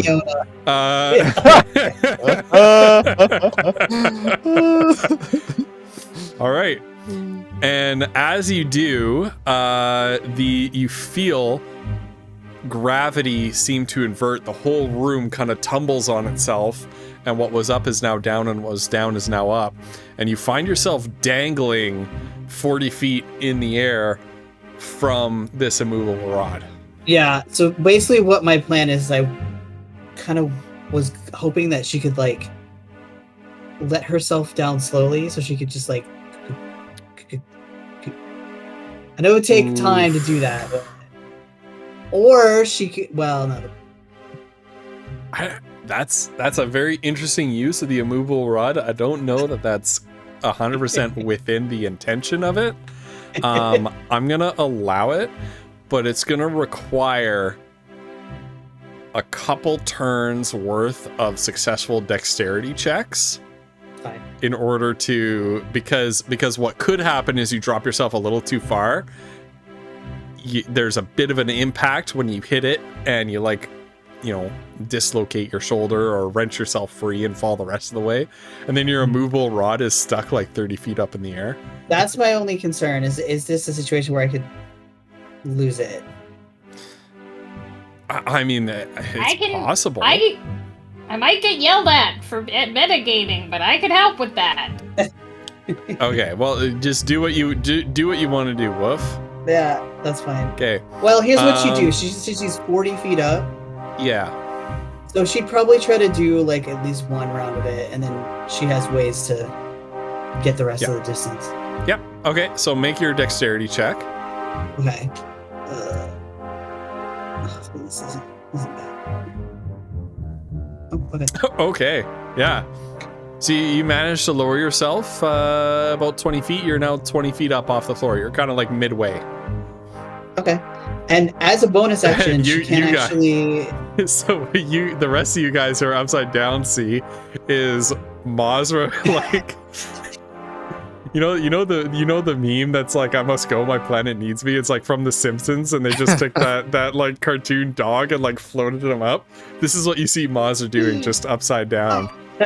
Just like sort of tilt and is dangling up. Foodle, you're looking at that and it makes perfect sense. The rest of you, Mazra just kind of goes like this and then just So I'll probably wait till, because I know that using the rod is like an action, so I can wait till next turn, because she can teleport the rest of the way. Yeah. But if you want, I can wait till next turn to do that. Because it's a bonus action, but I didn't. What happens if you Misty Step while holding an activated immovable rod? Well, she would turn it off. She would turn it off and then do it. True. But it's a good question. Yeah, exactly. Yeah, exactly. Just rip yourself in half or something. Black hole spaghettification. Like you just. Well, I believe that everything you're holding teleports with you. Yeah, so theoretically, if you were holding it, it might teleport with you, or it might just not teleport. Yeah, with because it's not technically Misty Steps. So I don't know how Bo. Yeah, good question. Exactly. Anyway, it's a curiosity, but that's a thought experiment for another time, because you're not doing that anyway. You'll break reality. Yeah, you do that, and then you sort of see Mazra just like get stretched out like she's falling into the event horizon of a black hole, and then she becomes like spaghetti thin, and then a crack opens in reality, and there's like a big eye staring through and like tentacles like coming out. Yeah. Kiona, you're up.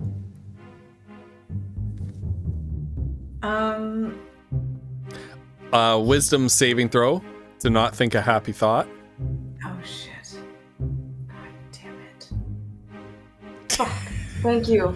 Oh my god. Okay. All these nat 20s. Okay. She's going to. Is there anything that seems like you could anchor something off of it? I mean, there's the pillars. Right. Oh. Okay. So she's gonna take her hempen belt of friendship,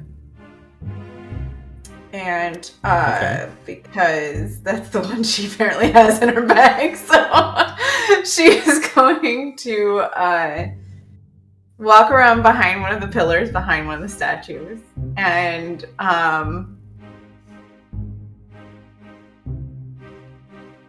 she's going to. This is a brain exercise. I'm sorry. She's going to. Okay. She's going to put the rope around it by her feet, and grip onto it like really tightly. So she's putting pressure against the rope, Right.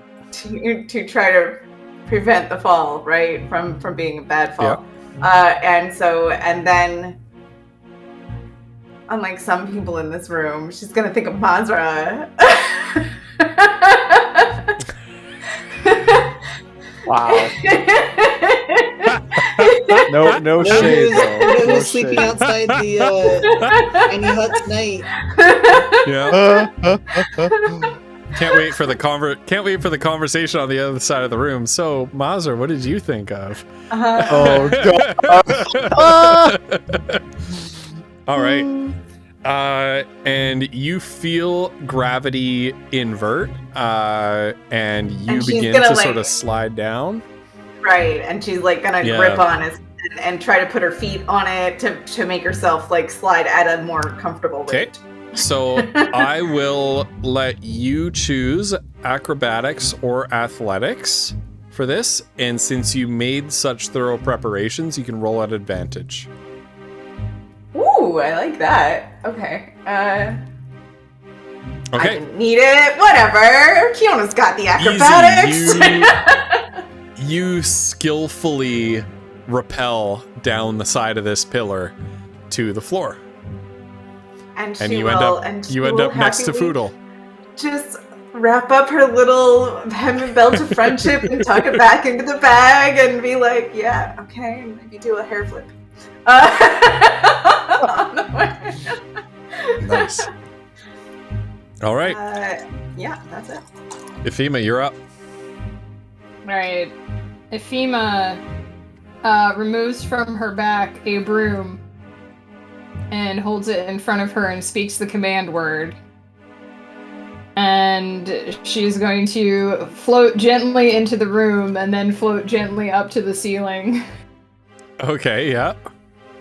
And I believe her broom of flying has a 50 feet flying speed, so she can get up. She can use 10 to get into the room and then the rest of the 40 to get up to the ceiling. Okay, yeah. To hover. Easy. Yeah. And then what is Ifema's happy thought? Does she need a happy thought? She's already there. She's at the roof. Yeah, but she needs to invert gravity. Her happy thought is when she first met the group and they finished their quest against the Reavers. Not the Reavers, but the Reavers. Right, not Reavers, but Reavers. Yeah, and they all went back to her little hut and they went out and had tea in the garden with all the group and the snails. Did they have a pancake breakfast or something? I just remember it was in the garden with the snails. And that's what she thinks of, is nice. everybody in her garden having a meal with her and her snails. Awesome, yeah. And as you think this, you get the sensation that the whole room has sort of tumbled on itself. Gravity inverts. And you find yourself kind of, you floated yourself up to the ceiling. You find yourself kind of hanging onto your broom upside down. as your hair sort of tumbles down and dangles over the floor. Right, and then she can just kind of put her feet on the ceiling. Yep. And have the broom, yeah. Yep.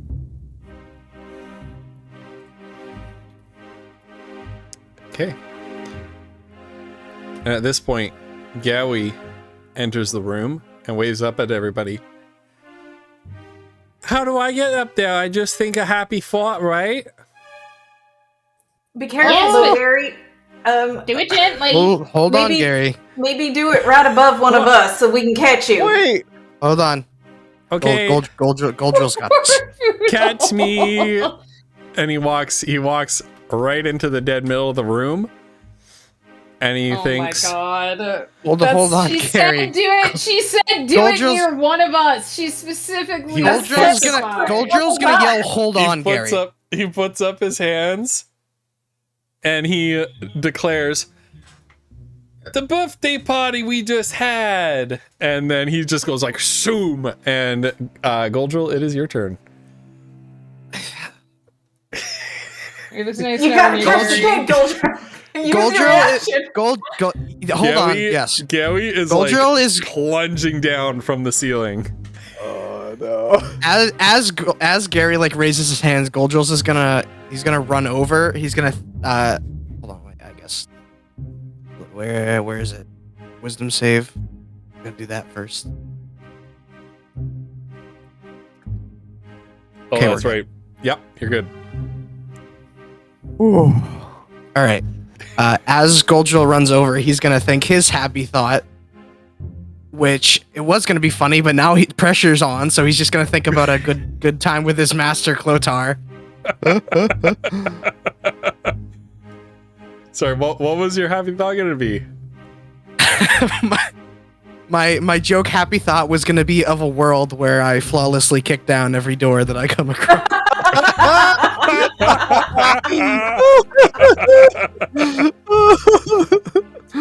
every door bows before you. Yeah. All right, yeah. Yeah. As you think of that, you see Gary just take off like a shot, boom, from the floor, and you do too, and you manage to intercept him. How do you stop your fall? by using slow fall. Oh, look at this. Oh, monk shit. What? Heck So- yeah, monk shit! So I have Monk to shit. roll. I have to roll the damage, and then you reduce the damage by 5 times your monk level. Yeah, which will be all of it. Yeah. He rolled 3 6s. Oh my god. But it doesn't even Holy matter. shit! Yeah, But his monk I'm level, currently- is 9, so he can gain Yeah, so 45 45 points of falling damage. damage. Yeah. Oh my god.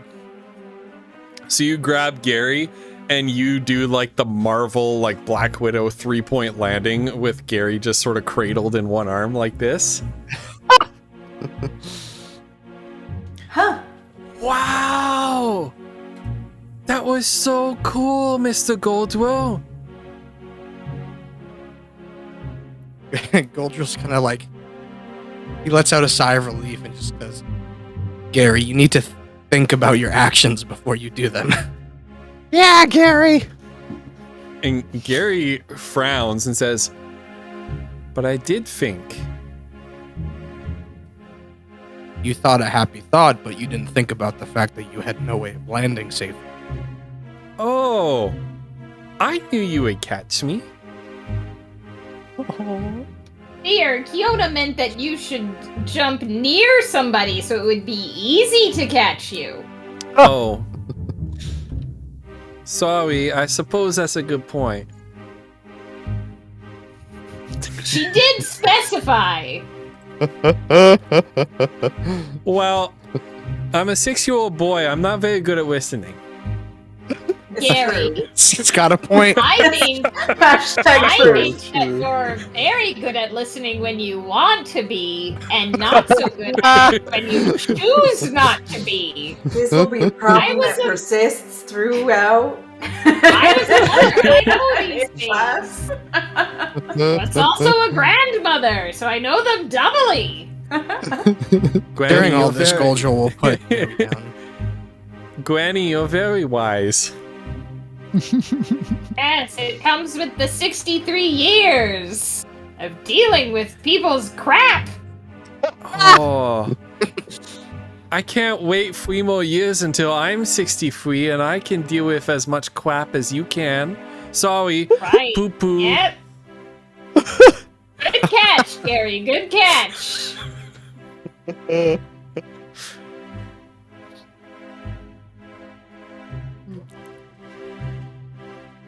Well, looks like everybody's here, so we can go through the door, I guess. Yeah. Goldrill, you know what to do. Huh? The door. I don't even know how to react to that. Goldrill kind of looks at him for a minute, wide-eyed, like, did you really? Just The camera zooms in Just look- into his face, and you see a single sweat drop. Just The camera zooms in, and it's like an office moment where I just look at the camera and give it the best this little shit look that I can. But at the same time, I'll agree with it. I'll go check out this door. Okay. Well, the door has a regular old handle. Oh yeah, by the way, the reason I wanted to know that is because I was thinking about trying to just run up the wall to get to the door before we found out you could just, revert gravity.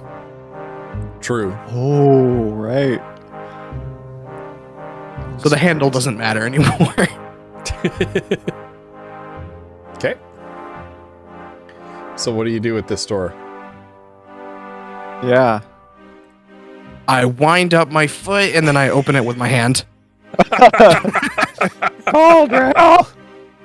All right. And the door opens into a welcome raiders. Hey everybody. Oh, Sandrine. Vermintide, right on. Hey, the Eagle Bearer. Welcome, welcome, welcome. Sorry, Raiders. I hope you're having a fantastic night. What was the highlight of Sandream's raid? And I'll be reading your messages, but we're gonna continue with the game here. So Goldrill, you open the door into I gotta move chat over so they can see. Into a room with a large wooden stage in the middle, a platform built up just a little bit off the floor. Some wooden railings in each corner, but an opening that allows you to easily step onto the stage in the 4 cardinal directions.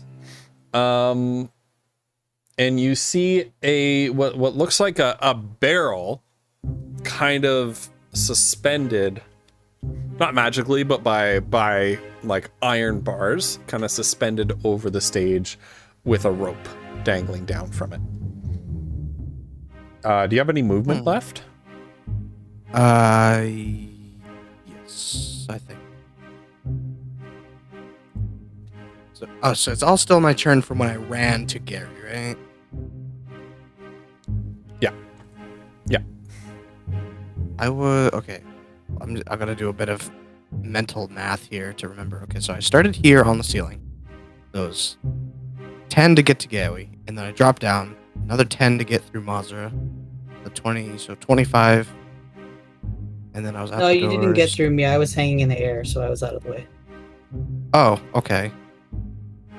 So 5, 10, 15, 20, 25. I was at the doors for 30, so yes. 35, 40, 45. Okay. I don't want to go too far into this room, so I won't use a dash, and I will just Sure. investigate Okay. One or more. percept. Yeah. Go ahead. Is that okay? Yeah, go ahead. All right. Let me percept the room. Ooh, I can't see shit. One more thing that you do see, even with a roll of 1, there's a large set of double doors over here on the other side of the room that I forgot to mention, but that's it. Mm. All right, so that'll be your turn. Foodle, you're up. Okay. Oh God. Foodle can't really. So Foodle's gonna dash. Now, can he move around? Like, can he go here where he is, or no? No, because that's on top of the statue. Okay. Oh God. Well, I guess you go by Athema. It's just gonna cost 2. I know, and Foodle has no movement right now. Oh, Okay, yeah. so Foodle's gonna dash for 10, 15, 20. All right, sorry, Athema. So 10, 15, 20, 25. Watch out, Gary! Oh wait, that's actually no. That's as far as Foodle can go. That's his dash. Is he still a heckin' chonker? Yeah. I mean, as far as I know. And Foodle will say, All right, Gary, just be careful. All right. Mazza, you're up. Is that your whole turn, Collie? he used his action to dash. Okay. All right, Mazra. You're So, still suspended 20 Yep. feet. So she'll use her. So she'll unclick the rod and has her dagger ready and will throw it to teleport to the ground.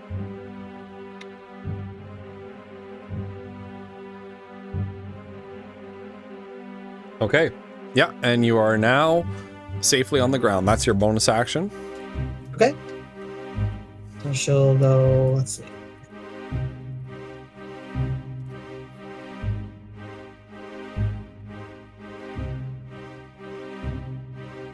Okay. You said this was like a tub? Like a barrel? Yeah.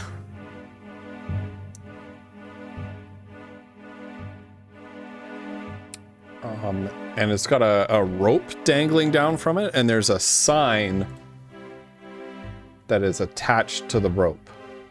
Okay. And it reads in common, "Pull here to be healed."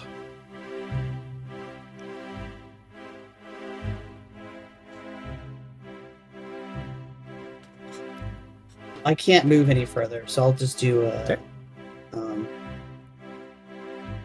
I'll also, I guess, also do an investigate. Okay. Okay. Oh, wow. Wow. It's, okay. All right. You get the impression. Let me read my notes here. Okay, so you look at this whole, you look up at this whole assembly in the middle of the room, this whole contraption, and it looks like if you were to tug on that rope, it would cause the barrel or basin or bucket or whatever it is up there to kind of tip over. And you can kind of see with your nat 20 of investigation, you can kind of see like little ripples of light on just the inside edge of the barrel from your perspective. So you get the impression that there's some sort of water or other liquid inside that container. So as her free action, I guess she'll just tell. I know she can't give him a novel, but she'll kind of give Goldrill a summary. Sure. Kiona, you're up. She's going to get to where the other people are. I think actually she'd probably be over here because that's where she said she went around behind the pillar. But, so I mean, not that it makes 5.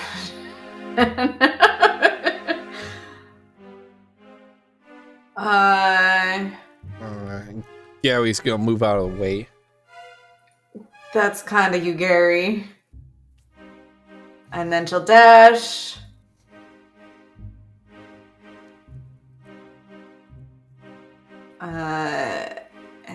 she will observe the room like everybody else did. And that's her turn. Okay. Ephema.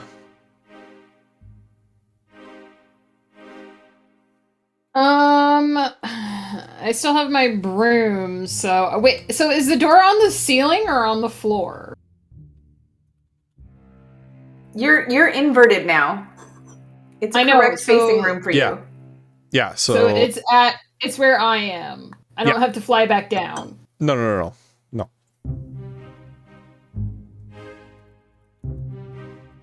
Alright, so 50 feet on the broom would get me to here.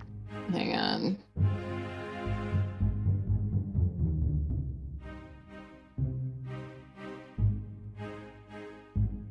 Okay. And then there's a sign that says pool here to be healed? Yep. Okay. And this is a platform, like it's raised up? Yeah, it's like a stage almost. Okay. I'm just gonna use my dash action to move.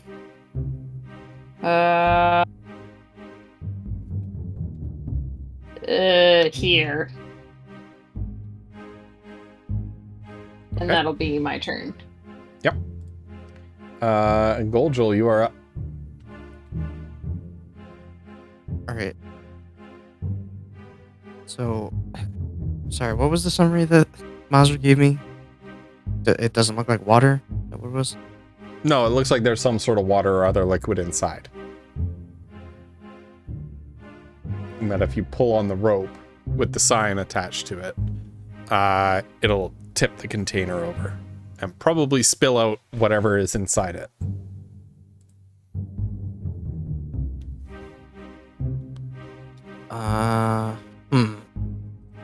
Well, I will walk up there. 5 and 15.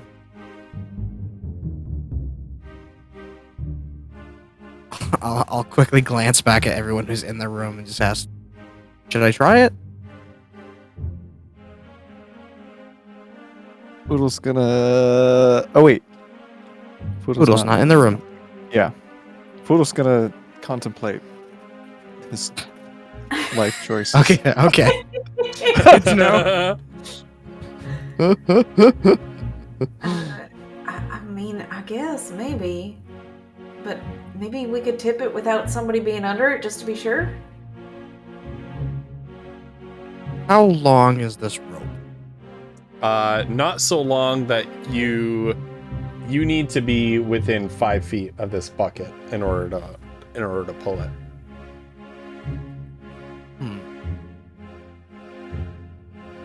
Do I? Hold on. I got Mage Hand, but I can't use it until next turn.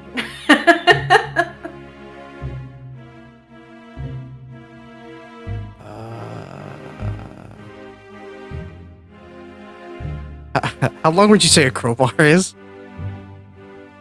About two Like and a half, a couple 3 foot. feet. Oh, wait. Yeah. Never mind. I have hempen rope. Can I tie the rope to the one that's dangling to make it a longer rope? Sure. You sound so done with us. The life of a dungeon master. This was your idea, Ghost. It wasn't Ghost my Pepper. idea. It wasn't If my you're- idea. This if you're just, room like- was somebody else's idea. Right, but we don't trust you, so it doesn't matter. For anybody who doesn't know, this entire dungeon and each room in it is made by the community. So we did a planning stream, and various people within our viewer community made each of these rooms. I will tell you who made this room Is it Bard after Owl? you complete it. I'm not telling you. All right, well, It's the only chance for a positive outcome.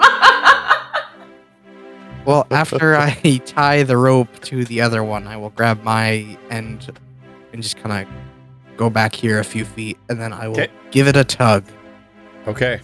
Rouse? And as you do, Yes, the container spills over, dumping what looks like water onto the stage, and it flows all the way off the stage, dripping onto the floor, and sort of comes up and envelops your feet in sort of this feeling of cool spring-fed water wetness. And everybody who is in this room, but sadly not anybody who is outside of this room because the party did not wait, is healed for up to half their hit dice. So you get to roll up to half of your hit dice for free to heal yourselves. Oh no. Poodle's looking pretty rough, guys. That's okay. Poodle's contemplating his life choices and doesn't know what's happening. It's fine. It's fine. Poodle doesn't know this is happening. Yeah. Oh, no. What's Alright, going so, on in there, guys? Okay. What happens if you have... Wait. So up to half of your hit dice max. Yeah. What does that mean? Right, you should- Like the number you have? No, your max. Your maximum hit dice. You're supposed to have hit dice for every level, right? Yep. Yeah. Okay.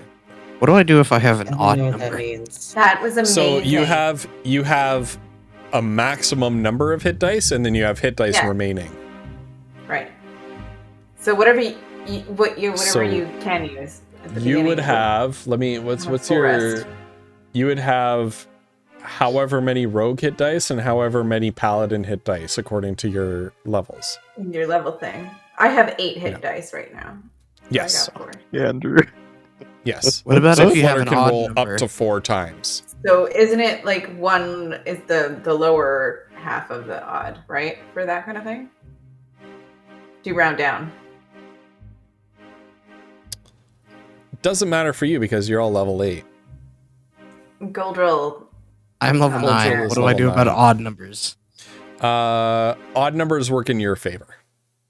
So I can do 5. Oh, woof. Oh my god. Remember that you get to add your constitution bonus for each roll as well. You can One hit your bonus. little finger on the sheet, the hit dice button.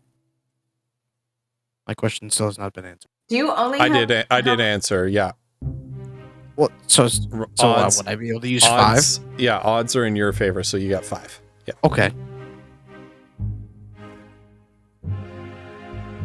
Do you only have Oh, wow, 4 look hit at that. dice? Whoa. If I have it. So, but you can roll 2 more times then. Yeah. Because you have your rogue hit dice as well.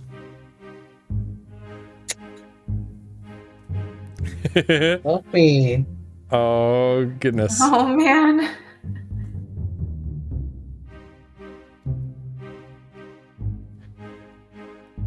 Unfortunately. I love the it's hard. conversation that's happening in chat right now. All right. I don't know where Megan went. I know she can hear me though, so I'm sure she'll do hers when she gets back.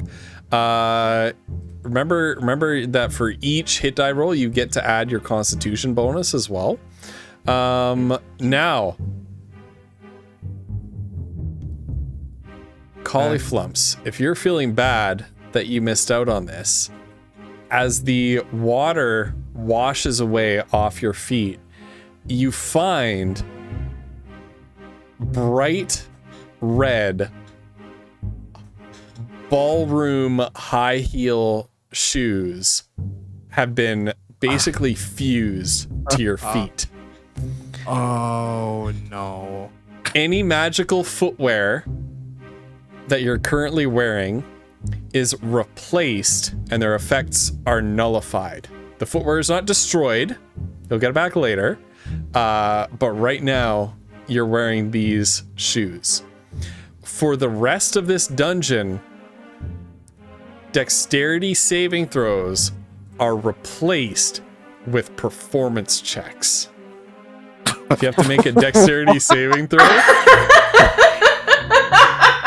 Malter is going to sit down and saw the heel off of the shoe. So that's for everyone. That's for everyone in the room that got healed. Yeah, everyone who got healed. All right, Ghost. Quick question. Yeah. I using only 4 of my 5 rolls, I got back up to max. Can I have temp health by overhealing? No. Oh, okay. No. Overhealing does not result in temp health. Yeah, so this room was brought to you by Flannelsaurus. It's the double meaning of healed. You are healed in terms of your HP, but you are also healed as in you have high heel shoes now. That's really funny. That's so good. It's actually really nice that Foodle didn't get that, because then he'd be a heck and chonker with heels, and it would just be a disaster. Yeah, So it's well, all Foodle is dexterity not checks? Foodle is not a heck and chonker. He just has an upset stomach. All dexterity saving throws. Oh, I thought he stayed a heck and chonker because of the cake.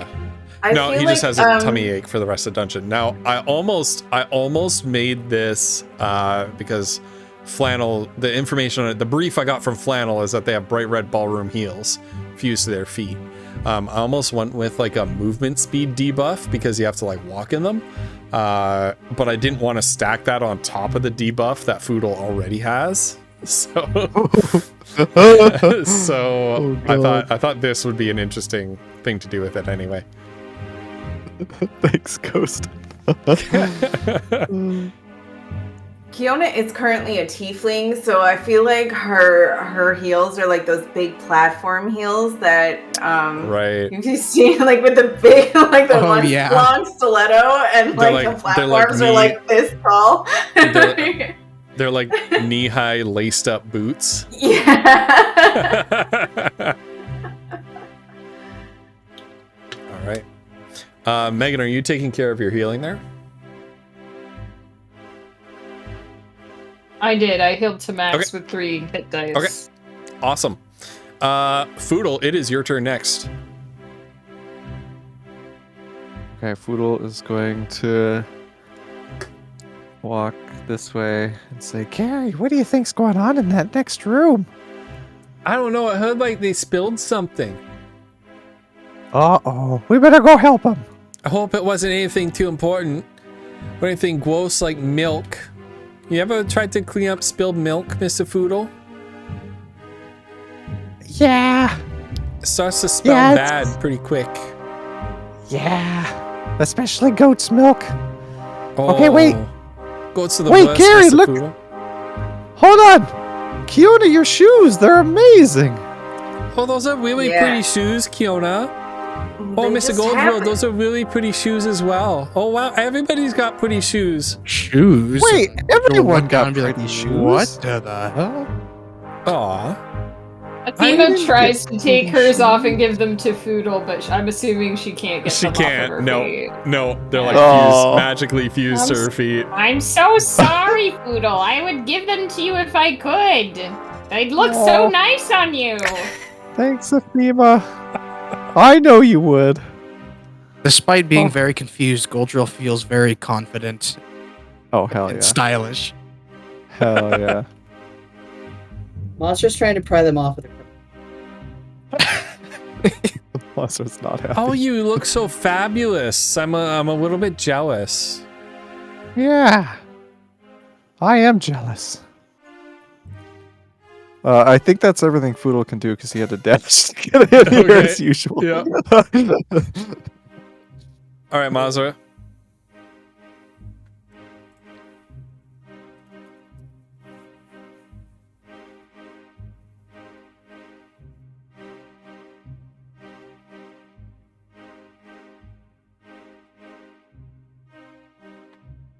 the door.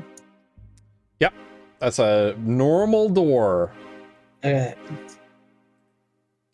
You opening it? Yeah. She's also not walking well right now. Yeah. Right. You open the door and it opens up to an, I would say approximately 5, 10, 15, 20, 25, a 30-foot hallway. Ending in another set of double doors.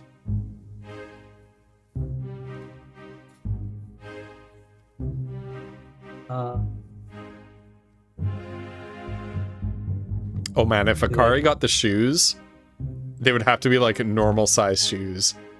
Like human size shoes on Akari instead of like little shoesies, but they would be like massive. He didn't actually have enough to get in the room properly, I don't think. That's why I sent him to the side. Alright. So are you opening that door? Yeah, might as well. Okay. And this door opens up into an expansive room. I'm just going to show chat. Filled with all sorts of shelves, chests, storage containers, and there's a metal grate covering and opening the floor over here, almost like a storm drain or something. And I believe that'll be your turn, right, Wolf?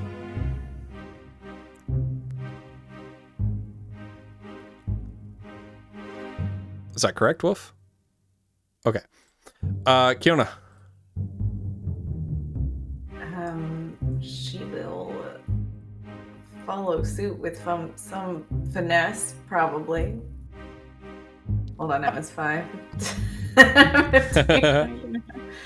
30 dash 35 40 45 50 55 60. See anything interesting in there?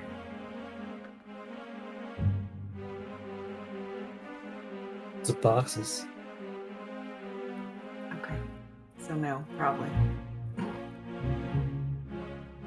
That's her turn. All right, Afima.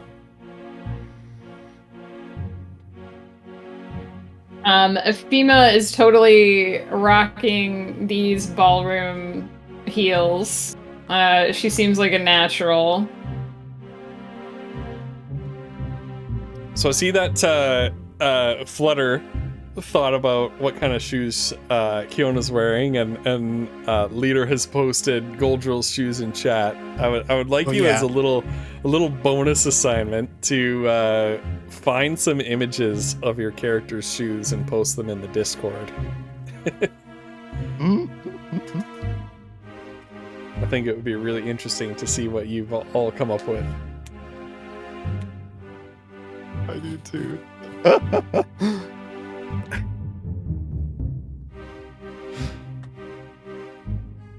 I'm pretty sure the website that I found is not. Let me see if I can. What website are you on? I don't know. God. The ones I found are on Shein. Hold on, I got it. Hold on. All right. I'm gonna send it in our group chat. Afima, are you doing anything else this turn? I dashed, so I cannot. Okay. Goldrill, you're up. Oh, sorry, I'm shoe shopping.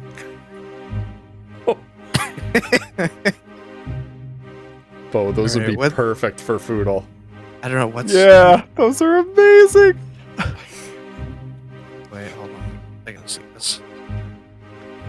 It's so perfect. Oh yeah. All right. Oh, God. Okay. Flutter. Those are perfect for her. Goldrill, being the strong, independent monk who don't need no toilet ogre, is gonna, without even realizing it, kind of do like a runway strut over towards the rest of the party. 15, 20, 25, 30, 35, 40, 45. And I will stay there for now. Does Goldrill like snap his fingers as he walks? Yeah, he goes to stand still. He does kind of the heel turn and then just snaps. Yeah. Nice. Runway walks down the hallway. Nice. Yeah. All right, Foodle, you're up. Okay. Where the heck is Foodle? He's still not even in the room. Wait for me. I'm a little slow without your super cool If Yuna's got shoes. some good shoes. I've got a tummy ache. 10, 15, 20, 25, 30. Safoodle dashes. I think that. Oh, I'm coming. Ugh. That's his turn. That's all he can do. Remember, you guys can all like gather up outside the door. Like we can fast forward through the initiative order if you want to. Mazda, you're up. Okay. She'll just move in here to get a better look at this place. Does she see anybody in here? No, she does not. It looks like it's a storage room. You've got a bunch of shelves with various items and mostly like books and scrolls. Here, you've got some chests here underneath a large chandelier that looks like it has beads dangling from, like strings of beads, but they're all like this bright orange color.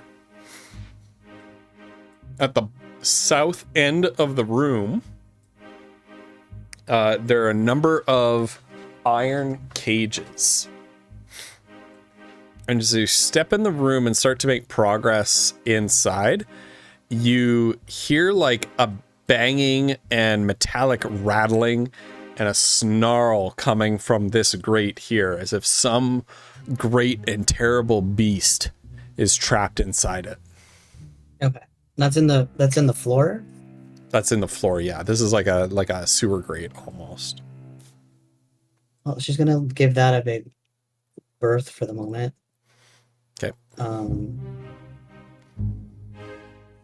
Just gonna stick like against the wall. And are these are bookshelves, right? Yeah. Okay. I think she'll just take a moment to like look at these, investigate them. Okay. Roll an investigation then. Okay.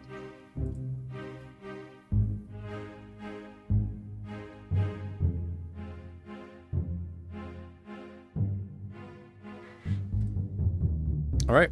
They appear to be fairly mundane books, quite boring as well. Although you, with your business acumen, might find some professional interest in them. They're all records, and they're basically accounting ledgers. And as you look up and flip through them, they're records of the acquisition and resale of various magic items. And it's like an inventory catalog almost. Okay. Is that kind of the gist of the books kind of on the shelf? Yeah. Okay. It's all just inventory, like record keeping stuff on all these shelves. Okay. I'll have her stay here for now then. Okay. Kiona, you're up. She's going to follow Mazra into the room.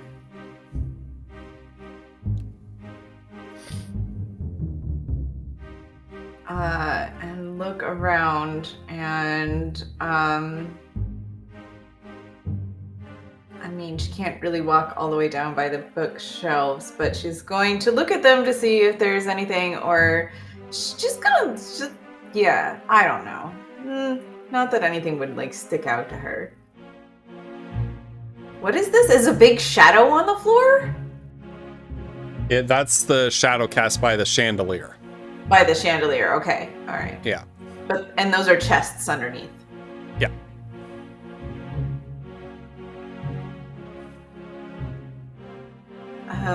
She's just gonna, I guess she's just gonna percept, because I don't know. She could investigate the bookshelves, but percept the room for something shiny to her. Okay. The chests look interesting. You wonder what interesting loot they might have inside them. Over on this side of the room, you notice that some of the floor tiles are not quite fitting with the rest in the room, and you think these might be pressure plates of some kind. I wonder what those do. She's going to, I don't know. I guess she doesn't, yeah. She'll dash. And examine them closer. But that's probably about all she can do. So. Yeah, that's about all you can do. Ifima, with Goldrill on deck. Hang on. 5, 10, 15.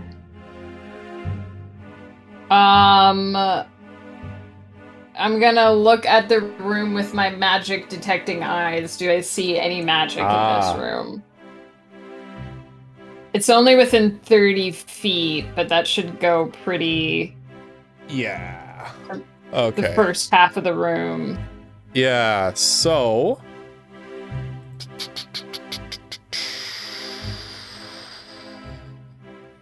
All right.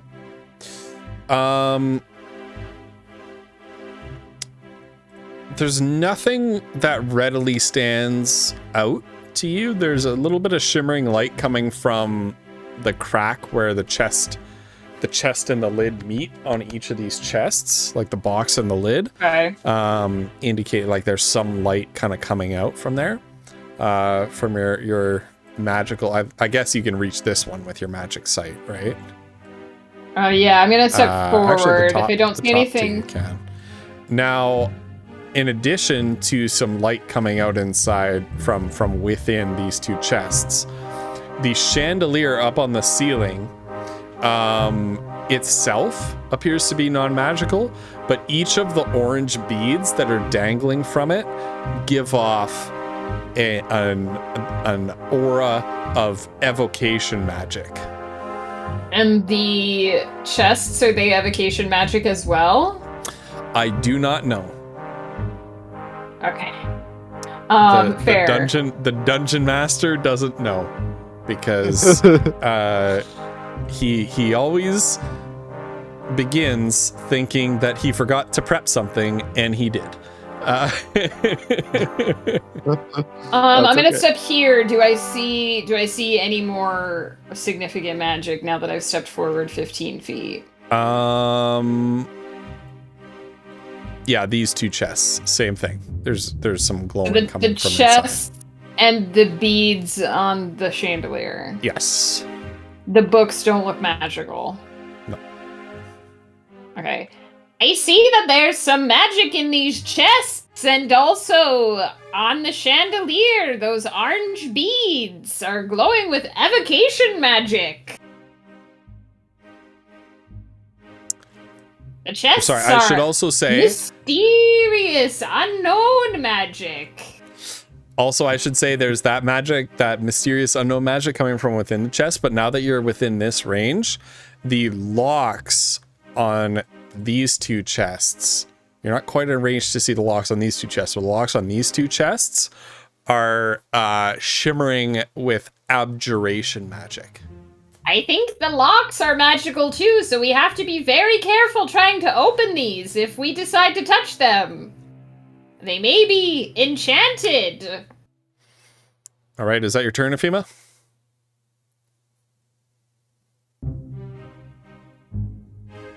Yes, sorry. Oh, shit. I didn't realize you were talking to me. Okay. Goldrill.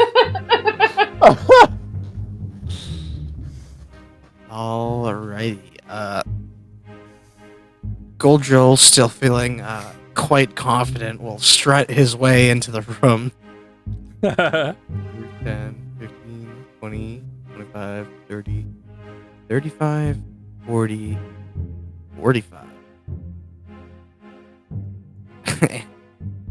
And as Goldrill arrives, he'll do the kind of like the heel turn, like the snap again, and then look around very sassy like and see if anything stands out. Do you give a little bit of like a one hand on hip and like a little bit of a chin toss as you look around? Yeah, I arrive at my place, I do the heel turn, put one hand on my hip, kind of do like the little hip out to one side, snap, kind of do a sassy look around and see if anything is looking interesting.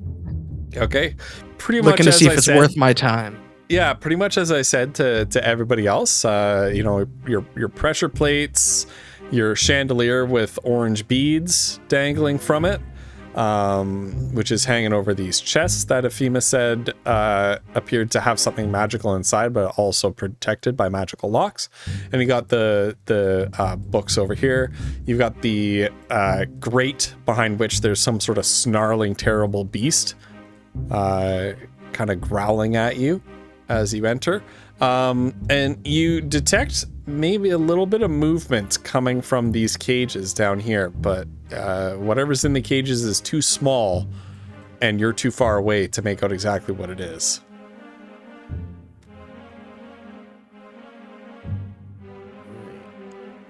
You can still dash, right?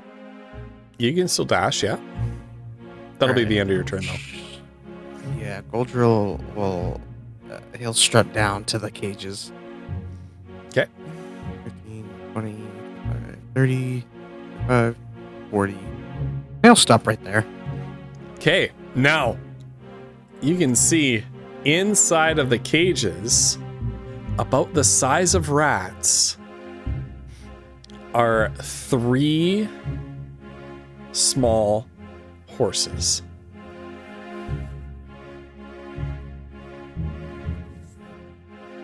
Huh. And they all look up at you and kind of go.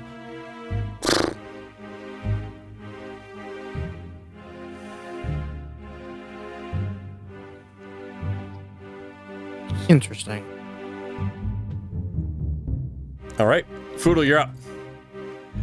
You're still in the other. Don't worry, guys, I'm coming. Foodle's gonna just follow me, Gary. 5, Okay, Mr. Chapin. 20, 25, 30. I'm right behind you. Turn. Okay. What's going on? It's okay, I'm coming soon. I've got a tummy ache. That's his turn. Okay. Mazra.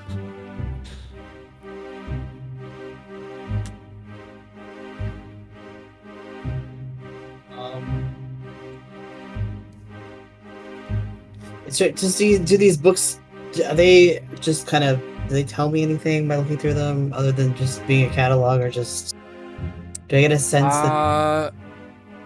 Please roll another investigation check to study them more deeply. Okay.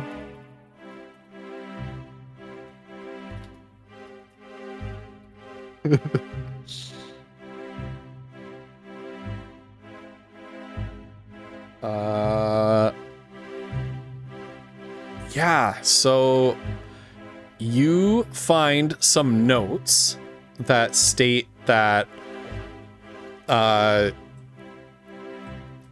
chandelier is the room's security system. And that anybody who attempts to mess with the treasures inside this room without taking proper precautions risk engaging that security system. You also find out that these two panels, these two pressure plates, are traps. It's good, because one of my suggestions was going to be, let's test the pressure plates. So she'll pass that along to everybody, and I can't see where Foodle is, but maybe like holding the book still, like try and be loud enough so that Foodle can hear too. So I can hear you, Monster. Don't worry. I'm coming. It's like puffing. So yeah, she'll just read that out so everyone is aware. Okay. And Kiona, you are up. after Mazra says that this one is trapped and that things are trapped in general, she'll kind of look down at Goldrill. She'll take a step over here, but she'll look down at Goldrill and say, anything interesting over there, Goldrill?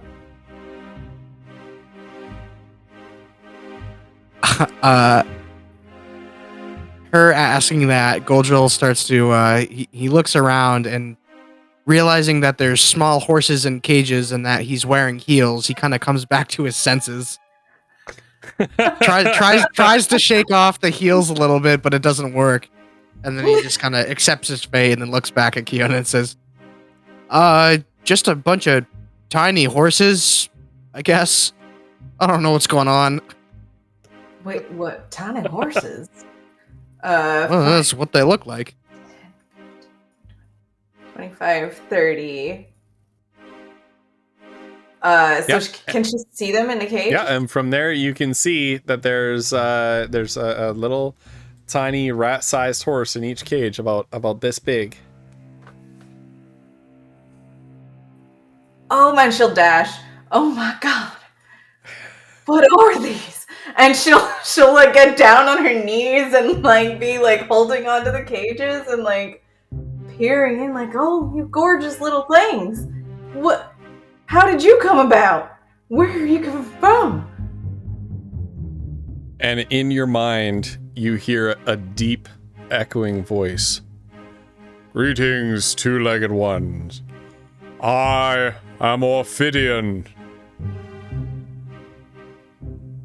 My siblings and I have been trapped here for eons.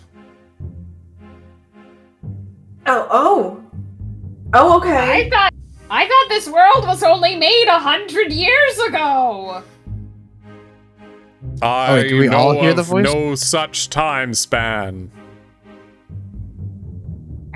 Ow. We do all hear it? They all hear it. Everybody hears this voice. Sorry. Does Foodle hear it? Goldrill will kind of blink a few times and just go, did tiny horses just talk to me? What is going on here? Prove yourselves to be benevolent, and my siblings and I shall serve you to the end of our days. All right. Well, we'll see if we can't get these cages open for you. And she'll start looking for a way to open the cages. Hey, check and make sure the locks aren't magical like the ones on the chest. I can't do that, Afima. I can. I'll be over in a minute. All right.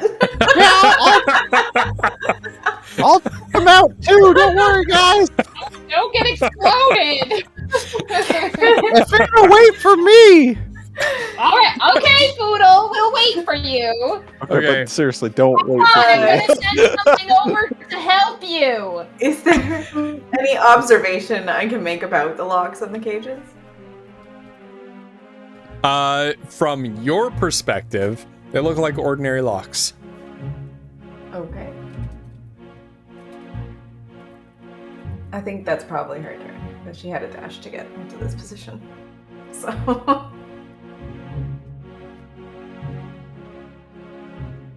Alright, is that your turn? Alright, Afima. Afima is gonna take out her broom, which she had put back on her back, and she's gonna speak the command word and say Foodle, and the broom is gonna fly over to Foodle on its own. And Afima's gonna call, "Sit on the broom! It will let you move faster!" And it has a flying speed of 50 feet. Oh. I think it's 30 feet if it's more than 200 pounds, but you should be fine. Foodle's like Foodle, so Yeah.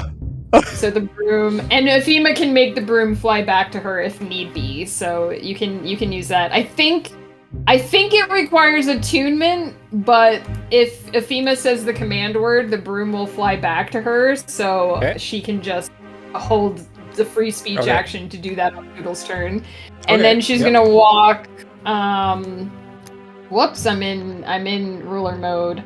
5, 10, 15, 20, 25, 30, and I should be in range. Yeah, now I can see these cages. Are the locks magical? The locks appear to be radiating an aura of abjuration magic. These locks have abjuration magic on them. Give me 1 second.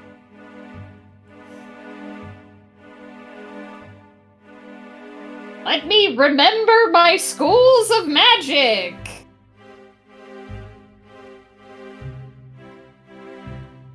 D&D 5th edition. It's protection. Ephema produces like an ancient tome from out of her satchel and holds it in her hand, and it like flips through the pages, and you see that on the spine is written Dungeon Master's Guide. Emphasizes blocking, banishing, or protection. So be careful. It might hurt you if you try to open the lock, like physically. All right, is that your turn, Ephema?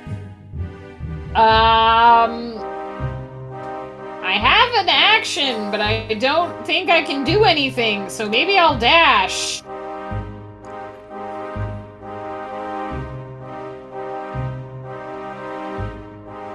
Alright, that's me, I'm done. Yeah, Bo, she licks her thumb to flip through each page. Love the idea of like Ephema having this like connection with her patron while she's reading this book. Her eyes are just wide and just glowing white, and her hair is everywhere, and she's like, let's see now. Well, there's like this audible like coming off of her. She just doesn't notice. It's just normal to her. Yeah. Goldrill. Oh. My turn again already. Yep. So they said they're magic locks that are protection? Yeah, so abjuration magic, which emphasizes like protection, defense. Most spells that offer some sort of like security system are abjuration based. Warding, banishment. So, Euphema, these locks are the same as those chests over there? No, I believe the chests are, what were they again? Abjuration, yeah. Oh, they were also Yes, you're correct! Ignore, I had an old person moment. But with detect magic, you can't tell like the finer details of... Tell the specific spell, only the school of magic that it comes from. So there's a good chance that these cages are also connected to the same system that the chests are. Well, it's possible each lock is a different spell. So if we use dispel magic, we might only be able to open one of the locks, which is a problem because some of us only have 2 spells that they can cast at one time. Someone is me. Oh, I thought you were talking about me. Mazra said only 2 of those pressure plates were trapped. Right, Mazra? I look at the pleasure pit. The pleasure plates are they pleasure magic? pit? The pleasure plates. The pleasure plate. What? Yeah, we close your yeah, we block your ears. Harry, come back here with me. I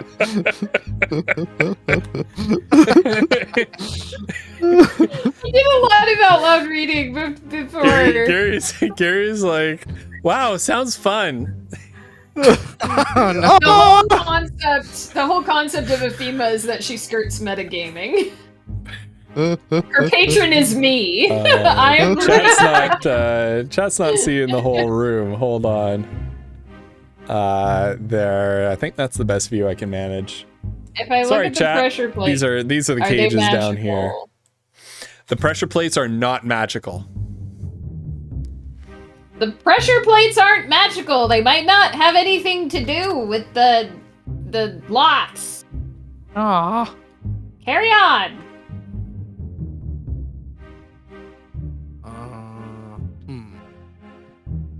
They might have something to do with that grate thing on the other side of the room.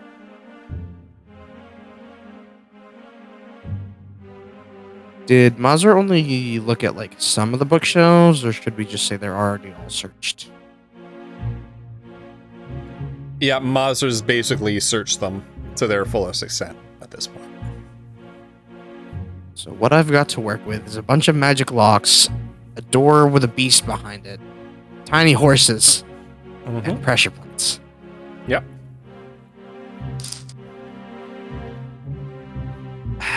Goldrill not being one for puzzles, so to speak, well, she's just gonna walk over and stand on one of the pressure plates.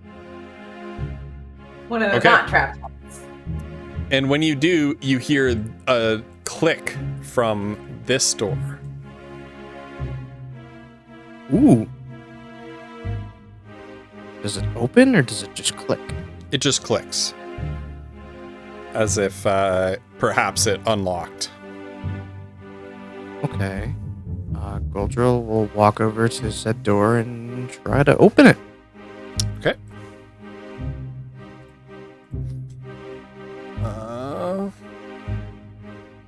You open this door, and it looks like it opens into what can best be described as a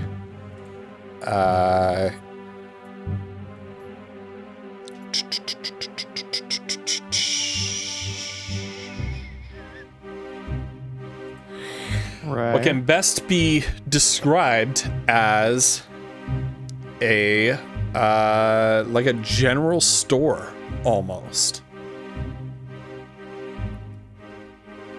Aww. Goldrill's just gonna mutter, "What the?"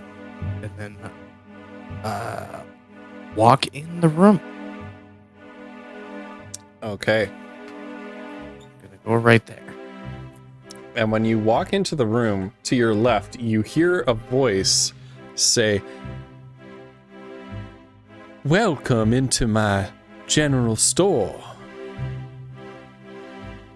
Colonel Sanders? And you look over and you see a cat laying on the counter, looking up and smiling at you with this disturbingly wide grin.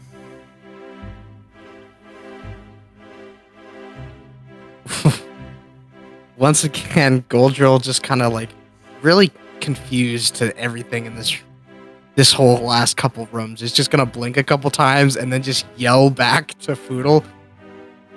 Foodle, I think you've been smoking too much of that shit around me. I'm starting to hear cats are talking to me. I don't know what's going on. And Foodle's gonna shout back, "Oh yeah, that's totally normal. Don't worry." This is the good stuff.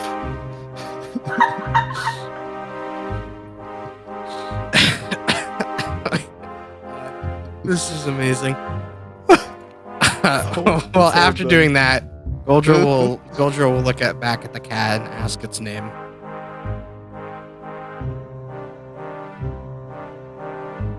Oh, I don't have a name. Worrying about things like that, so a little detracts from the important business of business, if you know what I mean. Says the bitter DM that always has to make up names on the spot. I honestly didn't even think about that when I said that, but then I realized like immediately. I'm what you call a good old-fashioned capitalist. So are you gonna buy anything? What do you sell? Oh, I sell all sorts of stuff. Items that you're just dying to have. Like that gentleman over there. And the cat looks over into this corner where you see a skeleton whose bones have been bleached and yellowed with age in a sitting position up against the wall, holding a pewter mug in its hand.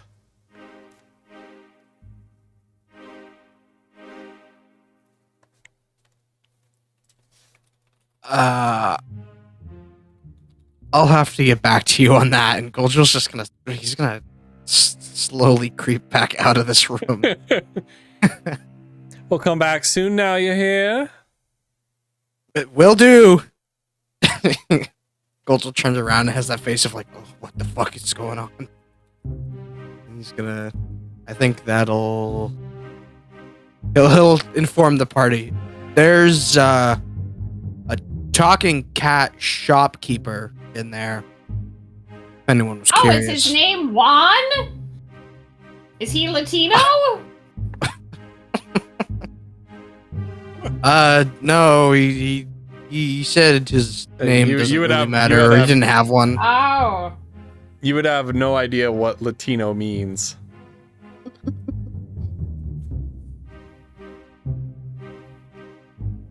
Well, Afima knows Juan, the magical Latino cat. You don't know how. Yeah. Did they date in high school? Character from Monster Prom. Probably not. Not All when right. Afima was in high school. All right, Goldrill, I'm going to say that's your turn. Foodle, you're up. Yeah, I was gonna say that's the end of my turn. I've experienced a lot. Don't worry, guys. I got Ephema to help me. I'm coming. Here we go. Oh yeah, I meant to move Akari. I'm gonna move him a little bit.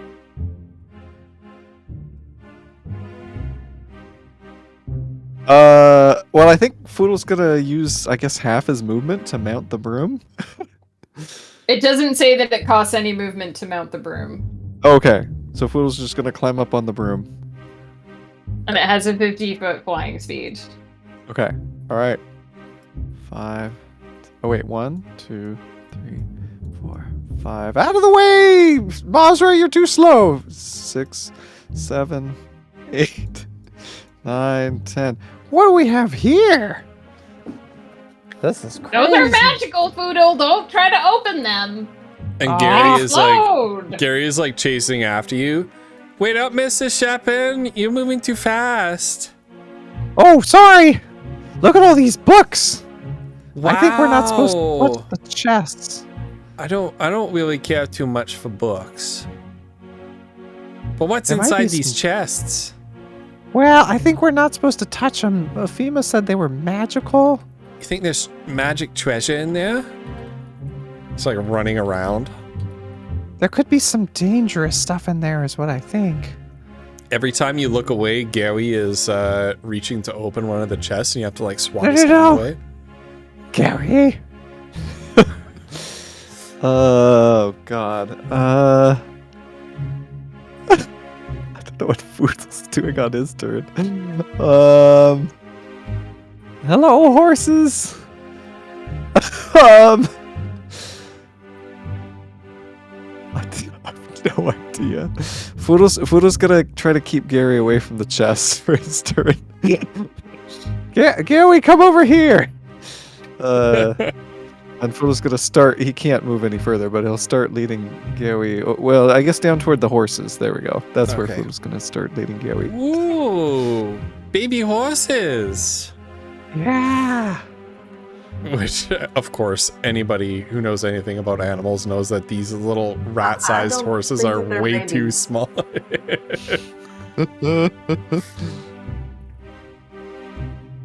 All right, Foodle, is that your turn? Yeah, I think that's probably. I don't know what to do. All right, Mazza, you're up. Sorry, team. She'll use a lantern if she has to. She's gonna investigate what is in this hole for her. All right.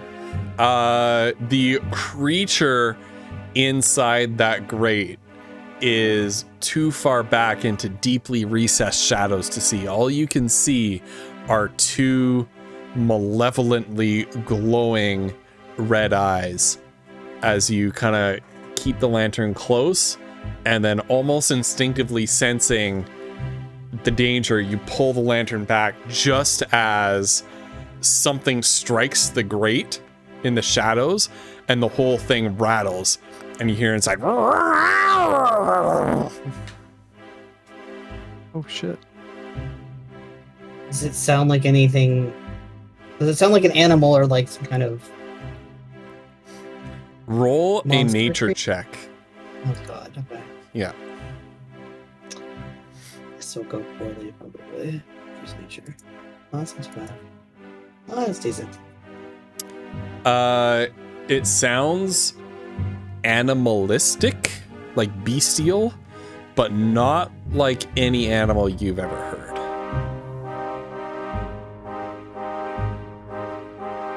Okay. Well, she will leave it alone for now. Okay.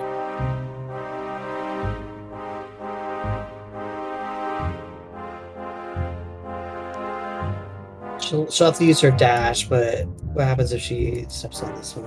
Okay, so if she steps on that, you hear a click from this door. Okay.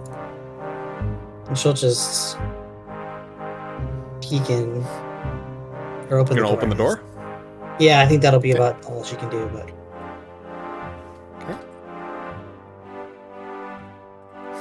And inside the room, this was hard for me to make on Roll20. Inside the room, you see a well, or like a fountain, more like, over here.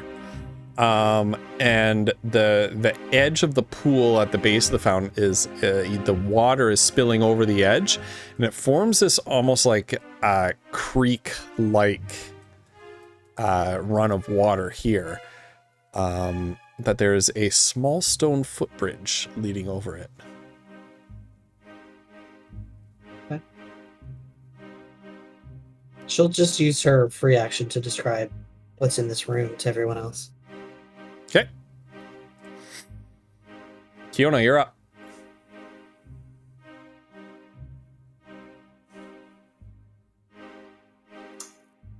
Kiona is going to kind of be looking.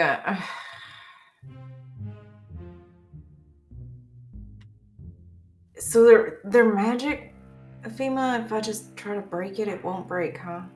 Probably. Well, I don't know. I my worry is that if you try to unlock the lock, it might set off the spell, and we don't know what the spell does.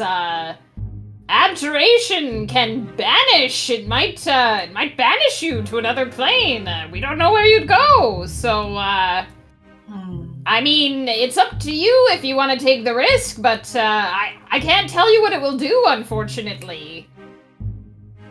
You don't have the ability to dispel magic? No.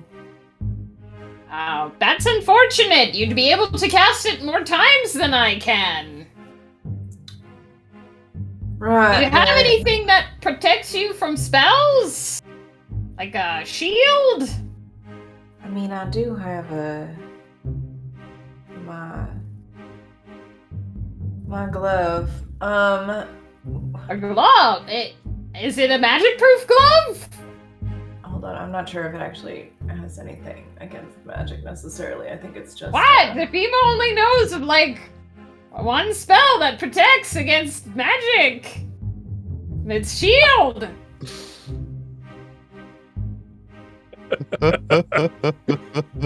No, it just gives an enemy disadvantage, so that won't work. Okay. No, I don't think I've got anything, so if I were to try to open one of these, I'm sure it would end badly. I mean, I don't know for sure. It's a risk. Gary, go stand over by the bookshelf in case Kiona explodes something. Oh man, but I want to see. You'll be able to see from the bookshelf, but if you stand this close, you might get hit. Oh, Granny. All right, Kiona. I can't become an adventurer one day if I have to run away from all the explosions and bad stuff and pleasure plates. Can't become an adventurer if you die. Kiona should be relatively safe now. Just say pleasure plates. Oh gosh. Yes, he did. That's a speaking error. So, Adrian is tired. is going to, I think the only really heavy thing she's got on her is that iron pot. So she's gonna pull it out of the bag, and she's going to kind of prop it against the thing, but then she's gonna look at it and she's gonna look at the horse on the inside of the cage and be like, but what if I hurt them?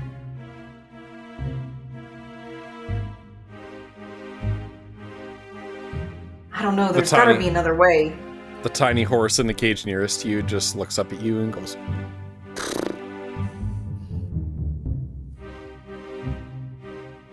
I don't want to hurt him, Afima. And maybe we should see if there's a way to dispel the magic, or if there's a key that opens the locks before we start fiddling with anything. Right. So she's gonna kind of put the thing back in her bag and get up and like walk around. Goldra, you said there was some kind of store in here? Oh, yeah, there's a talking cat and a dead body. I don't really know what's going on, but I just needed a second before I go back in there.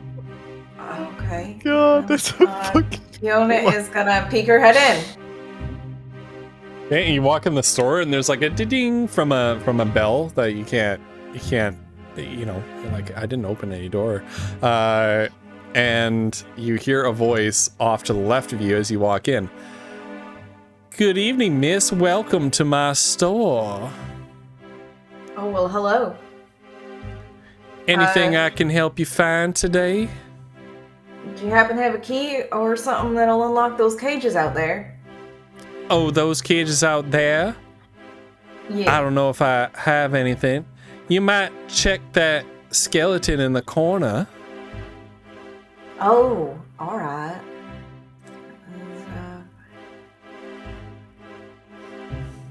She's gonna be dashing. I don't know if she can get there.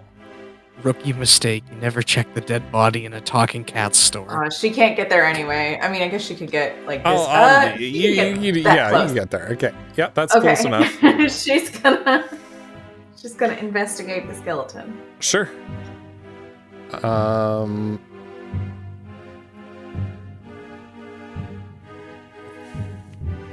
Whew. That's not bad. I haven't seen the roll come in yet. It was 15. 15? Okay. Oh, there it is. Yeah, so the skeleton is in a seated position, propped up against the corner, holding a pewter tankard in its hand. And there's no other anything on it? Clothing or... Nope. I mean, you don't see anything. It's just a skeleton with a tankard. Yep. Well, I mean, I don't think he's got anything really useful. Maybe this tankard. Is that something you tried to sell him? Sorry, what was that? She'll ask the cat if the tankard was something that the cat tried to sell this guy. Oh, I didn't need to do much selling. That right there is a hot commodity. Real collectible. What exactly is it? It's a mug. Right. What does it do? Well, I just said it's a collectible. Highly desired and sought after, but doesn't why? do anything but hold your drink. Why? Oh, wow. So, is it a cozy? Is it a koozie? What are they called? What? What? I have no idea what you're talking about. You said it's a collectible that holds your drink? No, it's a mug, Afima. Oh, okay. I don't Never think he's got mind. anything that'll help. I'm led to understand it is a commemorative collectible from a fallen civilization. Oh. Huh. Does she recognize any Gondaran symbols on it? There's or some pre-Gondaran, symbols. Pre-Gondaran. Pre-Gondaran, yeah. There's some. You know what? Actually, yes. Around the base of the mug, there's some of that pre-Gondaran script. Well, that's interesting.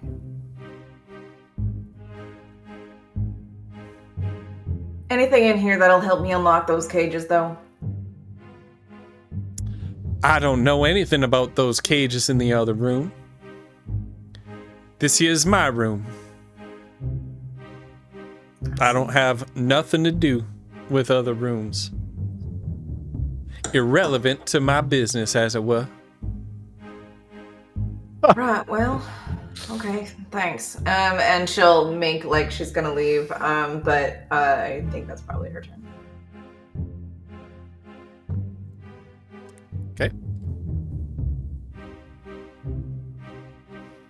Ephema, you're up. I'm gonna come in here. And talk to the cat. So wait, where's the commemorative mug? Is it in that guy? In the corner has it. Yeah. What's the design on it? It's pre-Gondaran script, so it's like the same kind of language that was found in the ruins all over the Lost Dunes. And what does it say? Nobody knows how to read it. I do. Well. Eyes of the Runekeeper. Hang on, let me read what it says. Eyes of the Runekeeper, but I think it literally says that you can read any written language. Yeah, you can read all writing. That's literally what it says. Dang. Oh my god. Well, you can't read it from there. There! Hello, kitty! Why, I understand hello, you don't- madam. I understand you don't have a name. I do not. Names are irrelevant to me. The only thing relevant to me is coin. Do you know a cat named Juan? The magical Latino cat? I can't say I've ever made their acquaintance. He's a bartender. Is he? Yeah, he makes some pretty funky drinks. I don't trust them. Sounds But they look fascinating. Listen, it's a very busy day in my shop. Are you gonna buy anything? What do you have for sale? I have all manner of bric-a-brac. Such as? Is there a Well, list? Take Is a there look place I can around look you. at it? Basically, Are if you these shelves? basically if you look at the shelves around you, this basically looks like a value village. GM, can I have an exhaustive list of what's for sale in this No. cat store? No, I refuse. It's basically like a general store. Is anything magical? Not that you can see, other than... Oh, hold on. The mug appears to be magical. Fiona, what school? Enchantment. Fiona, that mug is enchanted. Oh. So maybe it's not a mug. Yeah, if I could get closer to it, I could read it, but I think my movement speed will only let me get to here. I'm tired. I need to catch my breath. I'll let you get there. I'll let you get there.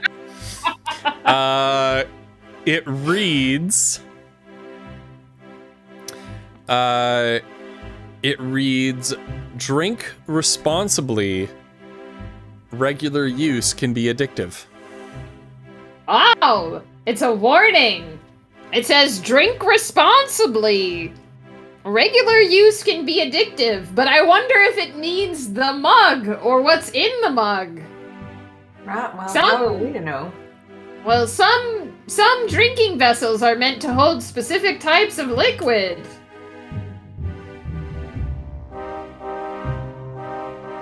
It's enchanted, so maybe it imparts something to whatever liquid it holds.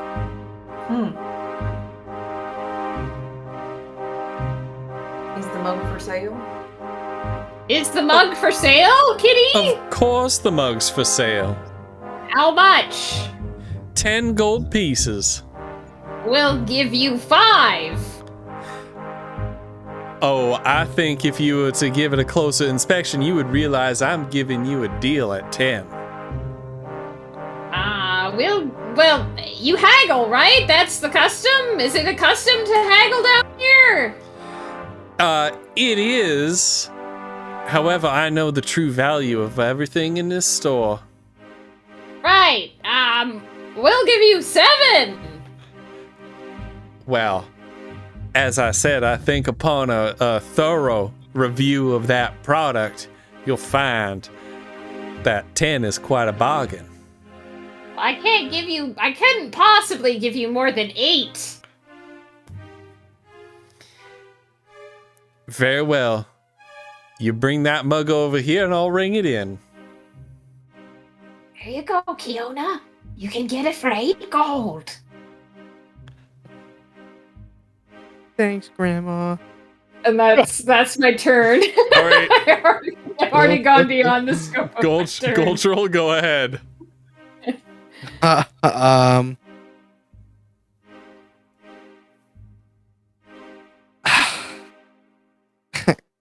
Goldrill will he'll yell over to Mazra and ask what's in that other room. Yeah, so you got your fountain, your creek, your stone walking bridge, and a door on the other side of the little creek. And Mazra did yell out what was in that room at the end of Wolf's last turn. Oh. Sorry, I don't mean to be so, out of it. That's okay. That's okay.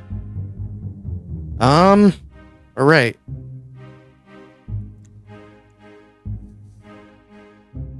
And you said it's just, all, generic stuff on the shelves, nothing of interest, nothing magical. No.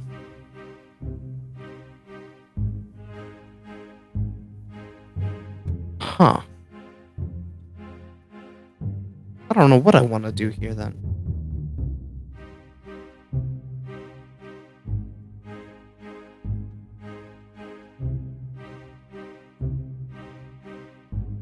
I'm not sure, honestly.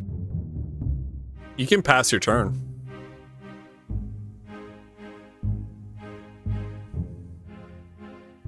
I guess just for the sake of not doing absolutely nothing, Goldrill will just kind of come back at the store and just, look around.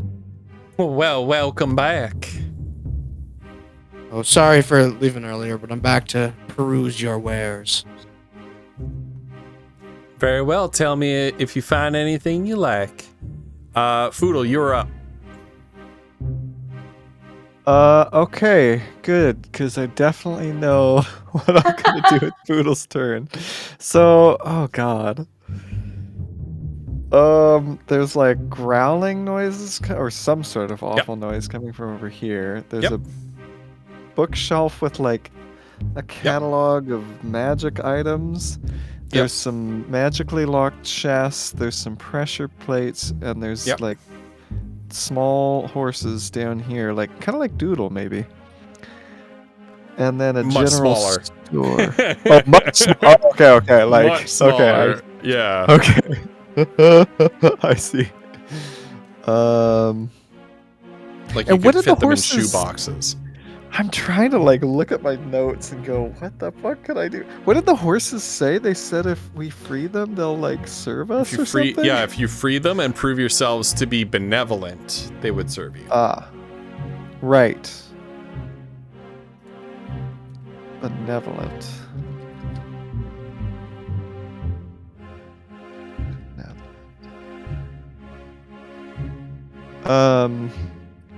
Foodle is going to look at Mazra and say, Mazra, what are we doing here?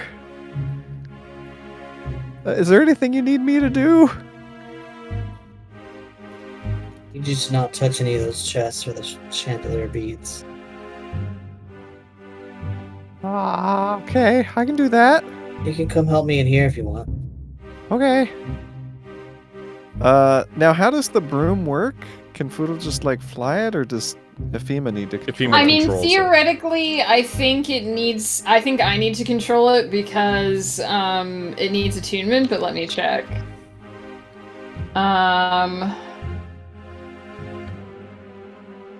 Adventuring gear. It doesn't actually say that it requires attunement. So this broom functions like a mundane broom until you stand astride it and speak the command word, then it hovers beneath you and can be ridden.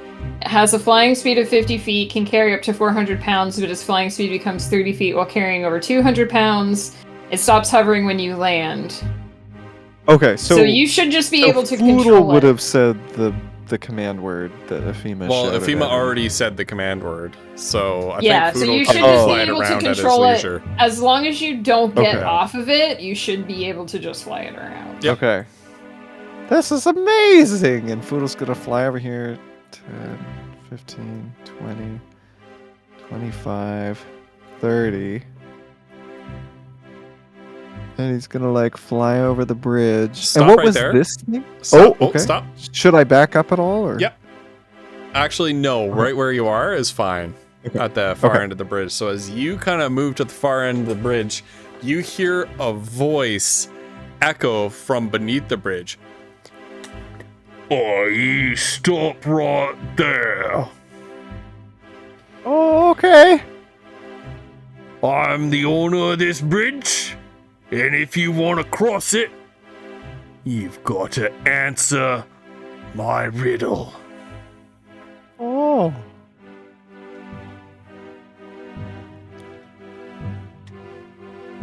What's the riddle? Oh, the riddle's gonna take all your thinking power. All the juice you got in that noggin of yours. Oh, God. One misstep, one misspeak, and I'll play your spinal cord like an accordion. But you get it right, and I'll let you and your friends cross. Foodle was the worst one to get the riddle. This is the worst. Oh, no. Okay. And through yon door is what ye seek. The dreamer himself. Oh. Now the riddle.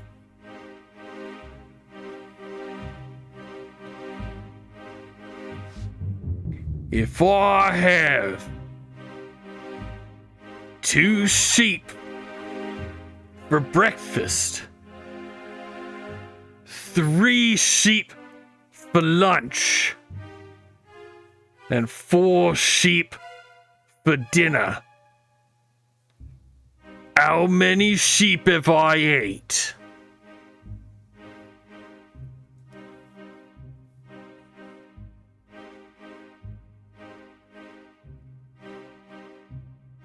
Oh, God. I have definitely screwed this up in my notes. Can you say that one more time? I'm so sorry. I got like 3 hours of sleep last night. I think I screwed up all of these numbers.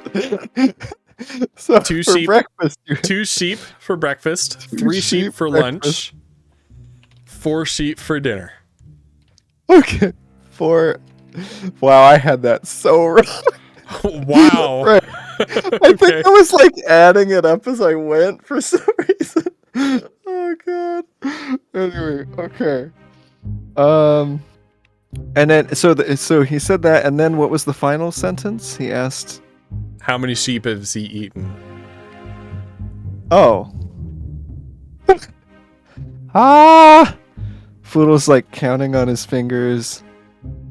9 sheep? Oh, that's correct. How'd you solve my epic riddle? I was trained in riddle solving. Oh, I love the question mark in that. Very well. You and your friends may cross.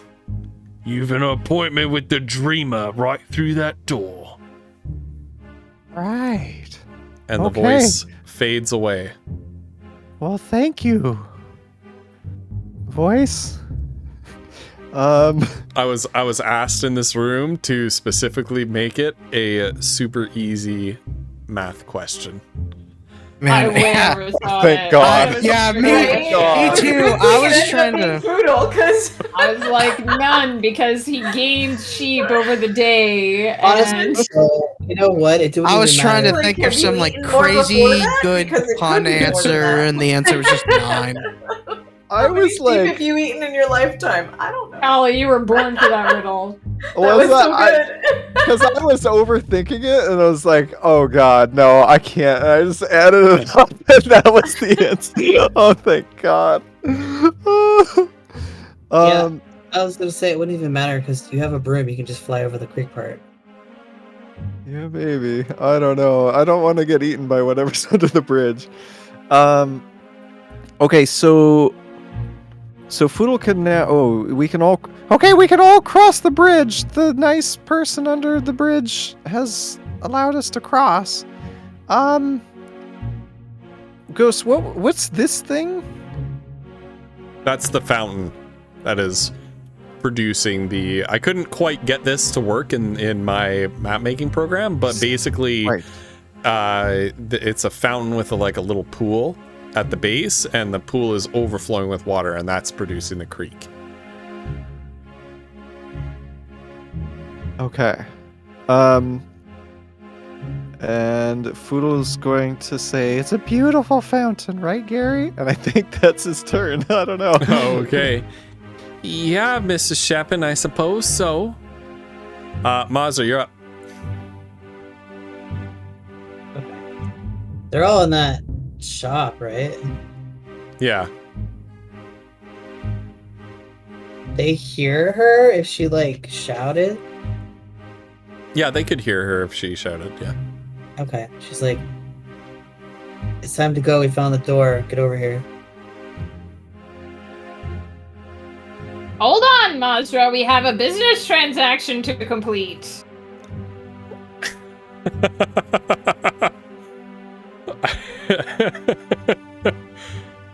All right, Kiona.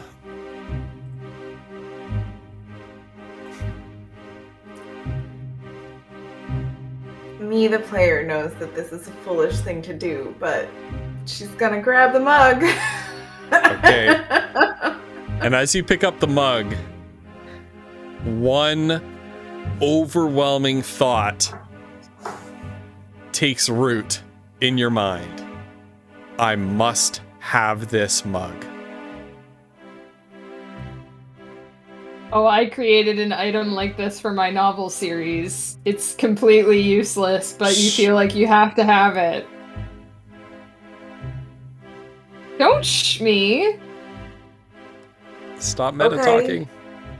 So, but she's I'm gonna. not meta-talking. She's gonna I'm just kind of look telling a up story. at Afema and be like, "Well, it is a nice mug." It's only 8 gold. It's a steal. Right. Actually, about that, the price just went up. That'll be We 20 gold pieces agreed. now. We agreed on 8. And I am altering the the deal. agreement. Pray I don't alter it further. Oh, Who thank are God you? you You said think it. you're Darth Vader? I'm not afraid Yes. of you, Titan. 8 Uh, gold was the Fiona. agreement. 8 gold is what She'll we'll just- pay. She'll just reach into her bag and get 20 gold out and slap it on the No. counter. We'll pay And the more cat. than 8 gold. And the cat's If big FEMA bushy tries tail. FEMA tries Oh. to snatch the money back. Oh, roll a dexterity check. It's fine. Is it a performance check? Or Performance is it check. No, just a dexterity check, not a dexterity Okay. save. Oh, my performance is better, so No. that kind of sucks. Okay. Yeah. Sorry, I have a million dice. I haven't rolled any of the big ones tonight. Ah, I rolled a 2, so it's not gonna work. That's Nope. a So the 5. cat's, as you're reaching out to grab the gold back, the cat's big bushy tail kind of curls around the little pile of coins and conceals them from your view. And then when the tail sort of languidly moves back to its previous place, the gold is simply gone. And the cat smiles its disturbingly wide grin at you and slowly fades out from existence. Pleasure doing business with you. Oh, God damn it! Are you brothers with the Cheshire Cat?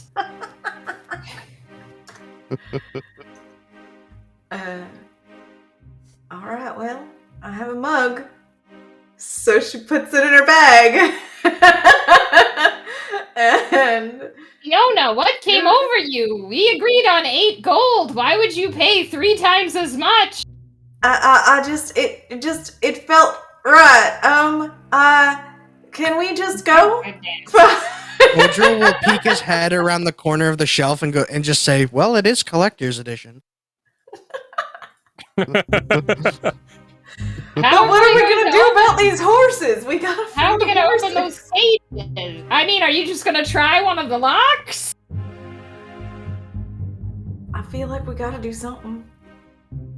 You got to do something. Was that Kiona's whole turn? I feel like buying that that was log? probably her turn. Yeah. Yeah.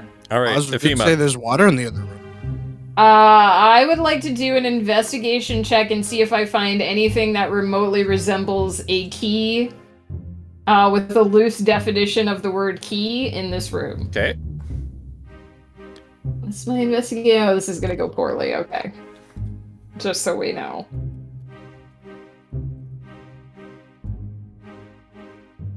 Yep, that's a 9. Yeah, you find nothing. Bow the Distance put a whole bunch of an inventory of items that you find in there. What do we have? A colander, some mugs, a helmet, gloves, salt shakers, one side of a pair of bookends, a scary that says Harvard on it. I assume that's like a sweater or a shirt that says Harvard on it. There's a penguin mask, a cassette tape that says Learn Spanish. She takes the penguin mask and the one bookend.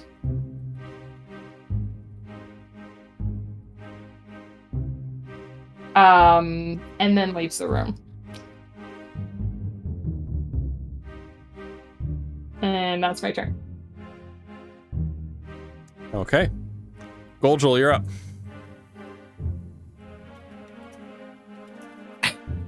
Is Spanish an actual language in this world? You've never heard of it, if it is.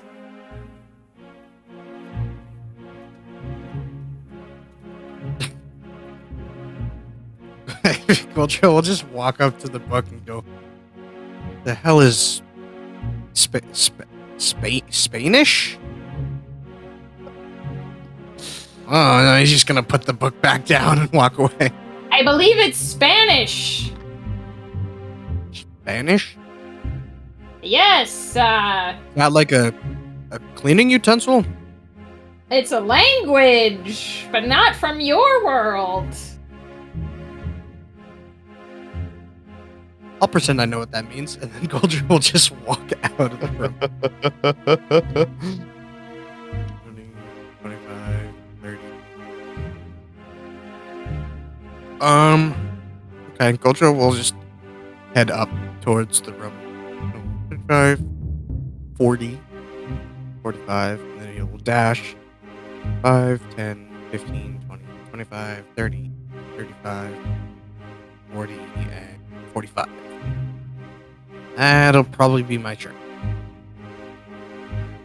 Okay. Poodle, you're up. Okay. Okay, so are we leaving, or do we need the horses? I'm worried about the horses.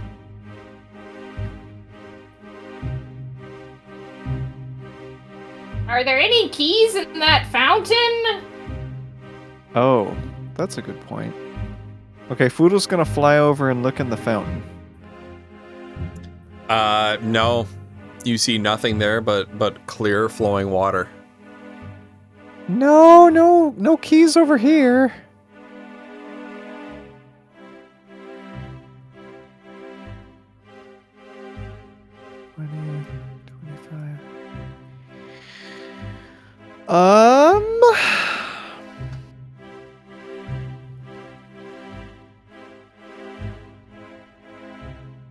So we don't want to open the chests? I mean, I really want to open the chest. You can try it if you want, but they have mysterious spells on them. Right, we're gonna trigger something if we try to, but I feel like we're gonna have to at some point. Can you dispel magic, Foodle? Of course I can. Alright, if you can dispel the magic, then come help us open these horses. Okay, and Foodle is going to cast... You hear Gary, open the horses! You gonna cut them the open? cage that the horse... No, open the cage that they're in. Oh, phew. Gary, what kind of witch do you think I am? Goodness. Foodle's going to try to open this one? Okay. And wait, what is he casting? As you open chest. Yeah, he's got nothing. Dispel He's magic. got nothing. He lied to Ephema when he said he could dispel magic. Foodle's a little high right now. Yeah. He really thinks that he's dispelling magic. So, Foodle. Oh, God. Right? As you attempt to open the chest, you see a flash of white light come from the lock. And you hear just a little tink up above you, and you see one of the orange beads has become detached from the chandelier and is falling down right onto this space here.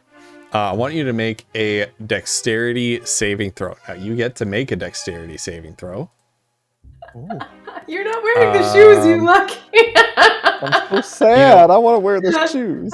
You know what, though, Kiona? You need to make a performance check as your dexterity saving throw. Yeah. Fuck yeah. Dexterity saving throw. She's rocking those heels. Foodle got a 16. Okay. 8 plus 8.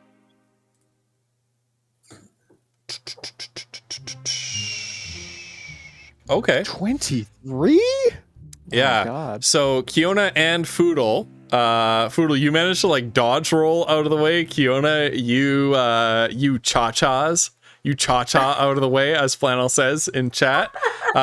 You take 11 points of fire damage as the bead strikes the floor and explodes in a fireball spell.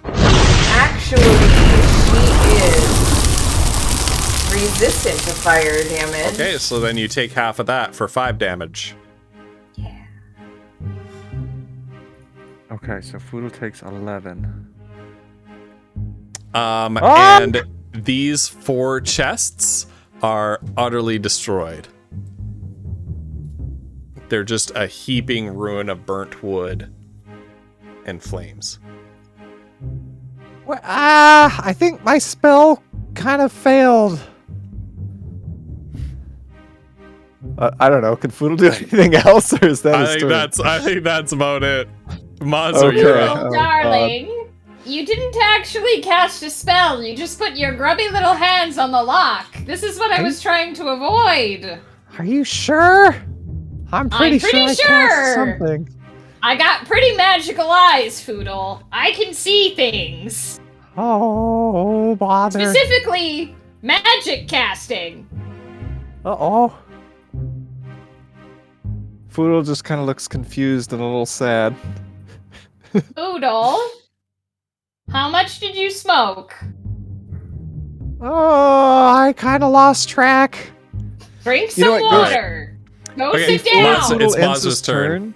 Yeah. Can he use his bonus action to do second wind? Sure.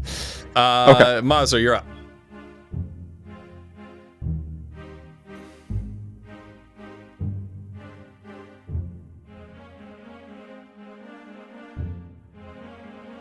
She just moves out into the hallway and she's like, "They're dream horses. Let's go." All right. What did you say? They're dream horses. Let's go. I don't think that's gonna convince Kiona. You're up, Kiona. Well, now we know what happens if you touch the locks. We help them and we're benevolent. Yeah. Wait, I have a legitimate question. You said these are miniature horses? How miniature are we talking? Okay, I've said about 5 times they are the size of rats. Can they not just fit through the squares? No, they cannot. Oh. Well, there goes my brilliant plan. Be free! Reaching through the bars and pulling them out may have been my plan. Amazing. Kiona, how many things can you polymorph? Not that many. Oh shit. She kind of kneels down in front of the cage again and she looks at the horse and she says, "I want to free you, but I'm afraid it might hurt you on the way. Is there anything you can tell me that will help me get you out?" I do not know. We were placed in here by magical means. Are the horses only in one cage or in all of these cages? There's one in each of these 3 cages. These 2 cages are empty. I can't cast Dispel Magic that many times. So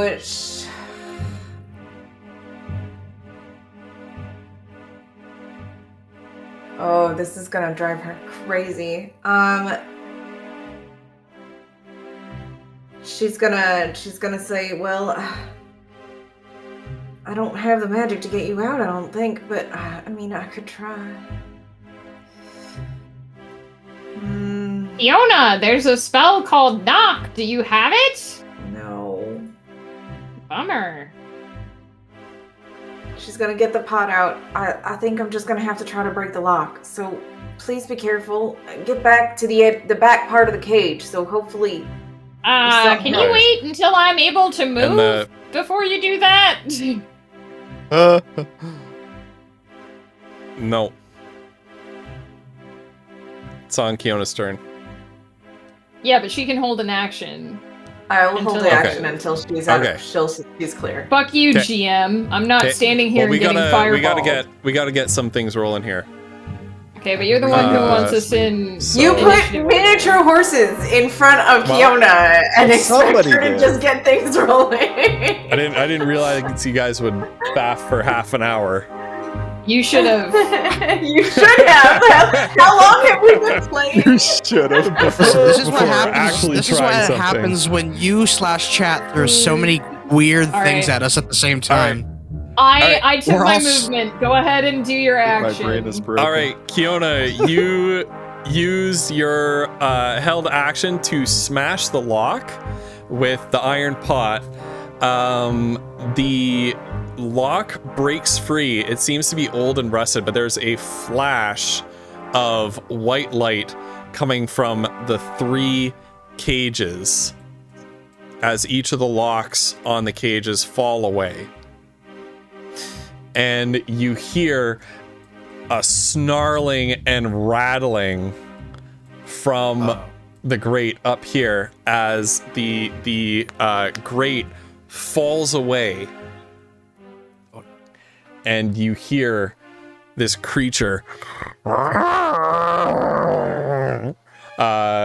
echoing inside the darkness and out of the cage leaps a fearsome creature to behold. Ah! Hello, kitty. Do you know Juan, the magical Latino cat? Oh my god. It looks like a small panther cub with 2 long tendrils growing out of its shoulders. Ew. And I'm gonna give it an initiative turn. You can't just throw tentacle cats at us, man. Oh, it's my turn. Does it look hostile? It looks pretty mad at you, and it's like yowling like a cat does. The horses wanted us to be benevolent. I'm going to hold my action, and if the cat attempts to attack somebody, I will Eldritch Blast it. You're holding Eldritch Blast. Okay. Yeah, it's a cantrip. It's a cantrip. Okay. I may as well. Yeah. Yep. Okay. Goldrill, you're up. Oh boy. Okay.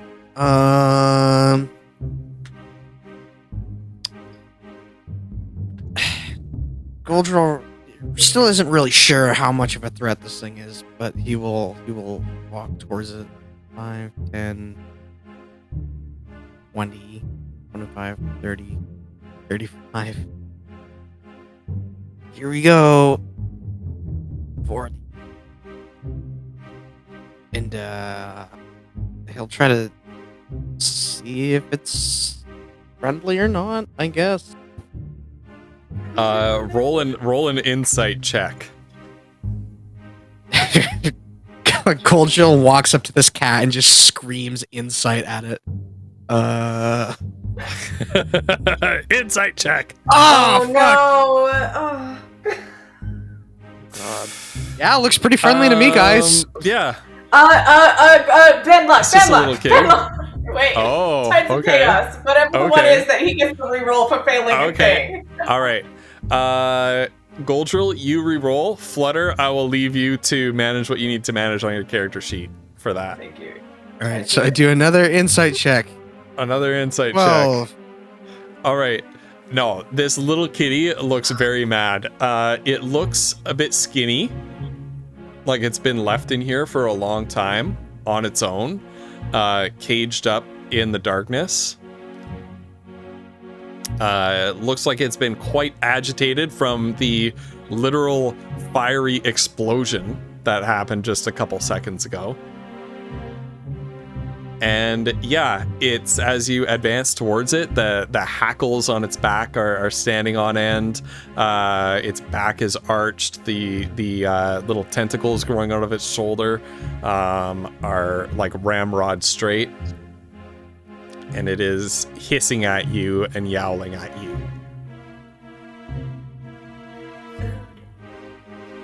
Yeah, I was gonna say, Goldrill will offer up a ration of food, and he will very, very slowly just bring it up towards the cub. I would like you to make a persuasion check. Persuasion or animal handling, your choice, at advantage. And I'd like you to mark a ration off on your sheet. Did advantage, and I have animal handling. Increases. Oh wow. Rolled low still though. That's enough though. Food is the universal language, and the little kitten kind of still like regards you as a threat and is hissing at you until you kind of back away, and then it gingerly steps forward and takes the morsel of food in its mouth and runs back into the cage. Meanwhile, Fiona, I love cats. Meanwhile, aside from Fiona, when they talk to me, these cages, the locks have fallen off all at once. Huzzah! So she'll open the doors. Thank you, human. You hear Orphidian's voice boom in your head, even though you're not human, but it somehow knows. We shall accompany you from here forward. You have proven yourself wise and noble. Eventually. Have you a small sack or bag in which we may ride along? Yeah, I'm sure I do. She's got a backpack, so yeah. Very well. Come, brother. Come, sister. And they trot in a line as they go into the backpack. She's having a moment. Because this is amazing. Little tiny horses that she can carry with her. So she gingerly picks up the bag and she's holding it in front of her, like, so that they can see out. Yep. And they're all three. They have their little heads poking out. All right. And she'll make her way over to the doorway. She's happy now. All right. And then with that, let's just move you on through that doorway. As you all cross that stone bridge and make your way through that door, the door opens into the grand soaring hall of what appears to be an opera house. Chat, I am going to move you. Oh my god. In just a jiffy. And I'm gonna re-up initiative in a second here. So chat, this is gonna be. This is a friend. Big map. That's really, really scary. Oh my god. I don't like the bones, but right. Holy.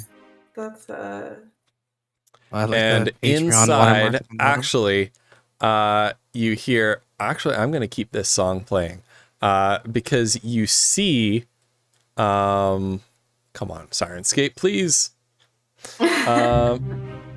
You see on this alone on this stage is a young man, only a little bit older than Gary, slowly playing a violin to this this tune that you hear right now.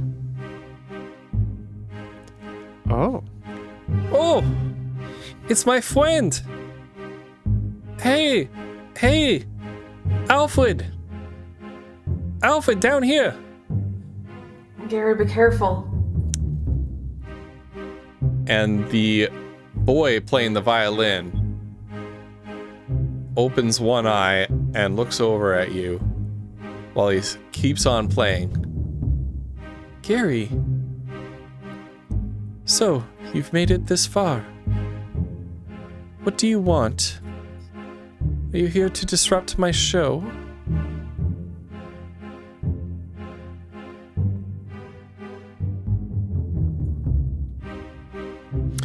And Gary turns to the rest of the party and he says, my friend Alfred, he's the other dreamer. He's the one who's messing up this whole thing. What's his name again? Alfred? Alfred. Alfred? He found... You have to be careful. He found that violin one day when we were inside the back rooms. I think it's magic. It's kind of messed him up a little bit. Alfred? We're friends of Gary's, and we would like to talk to you. Do you mind if we come up on stage? I think you should stand right there. All right. How long have you been friends with Gary? Oh, Only a few years now. Are you very good friends? Good enough. He helped me find this. And he sort of, while he's still playing, indicates his violin with some pride. Gary's a little bit concerned about what's been happening since you started playing your violin. Gary wants to take my violin away from me. I don't think that's true. But I won't give it up. Not to him. Not to any of you. You see, the violin allowed me to bring my parents back. And you see, among the piles of bones and rotting flesh all around the stage, 2 figures. The decayed corpse is barely recognizable as an adult human male and female shamble up to their feet. Alfred, what happened to your parents before you brought them back? Oh, they died. There was an attack. The goblins came to our town. Oh dear. We tried to get away, but we were swept away in the river.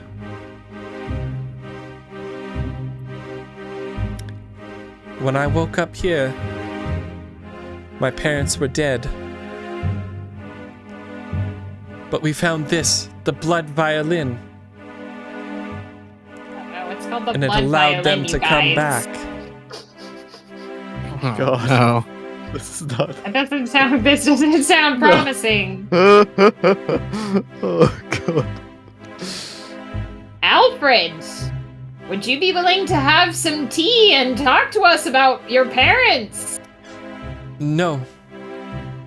I think you shall stay away. Right there. You'll turn around and go back to the common room of the tavern. And leave me and my family alone. Wait out the rest of your time. That's not happening. I'm afraid we can't do that. Yes. Well, you see, you're putting people in danger, Alfred. I'll not let anyone end this dream. And the 2 twisted, distorted parental figures begin to slowly move towards you. I want everybody to roll initiative. Oh, God. A different initiative? Yes. Oh, I guess I've reset initiative. Man, I had my really good initiative. Now it's gonna be ass. Here's Foodle's Yeah, fake it's okay. initiative.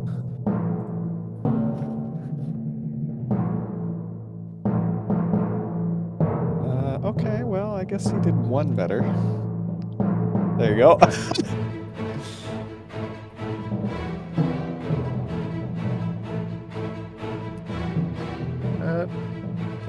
I need that. And we are good to go. Is everybody's initiative accurate? Yes. I'm gonna step AFK for just a second, but I'll be right back. I was gonna do that too, but I realized I'm near the top All right. now, so I'll have to wait. Mazza, you're up first.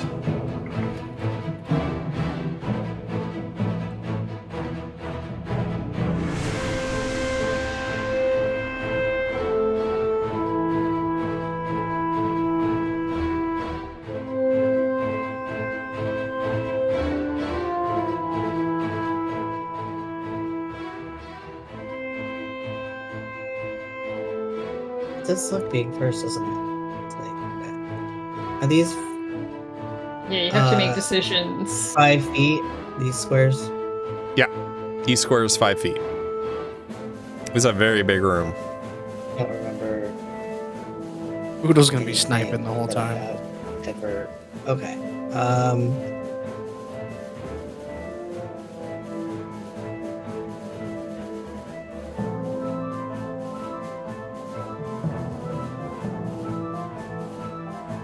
So she, just for now, she's going to do,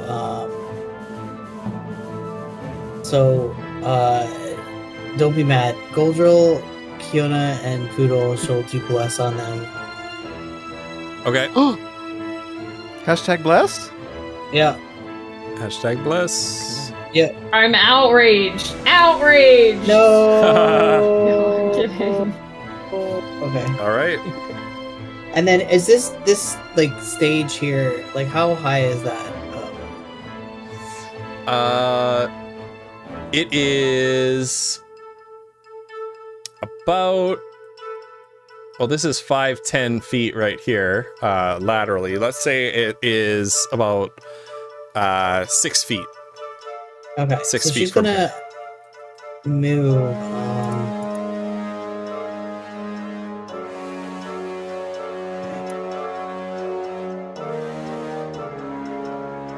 She's gonna move here, but she's gonna try and crouch down to like use this as cover. Okay. Yeah, So I'll give you heavy cover there, so that's like a +5 to your AC. Yep. Okay, that's me. Okay. And at the end of your turn, the Alfred the violinist is going to use a legendary action to cast Dance Macabre from the violin. So as he's playing the violin, you see that the strings are dripping with blood, and a dark cloud of arcane magic sort of slowly moves out, as if like the musical notes are creating this smoke, and the tendrils of smoke plunge into some of the bone piles, and out of those piles of bones are formed 5 skeletons. Ooh.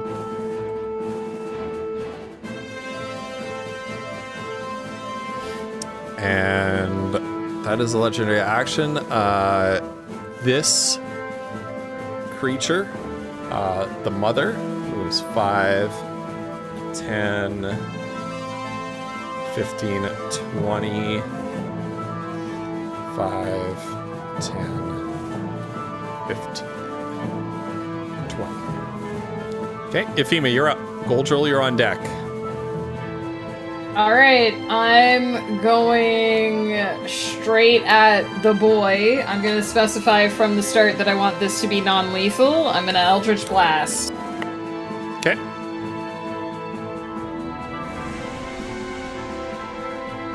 Shit, well that's probably not going to hit. Oh, it's a 14, but that's still probably not going to hit. 14 hits, actually. Oh, okay. So that's one. He is a child. 4. Yeah. Yeah. It's not like he's wearing plate armor or anything. It's 12 damage on the first beam.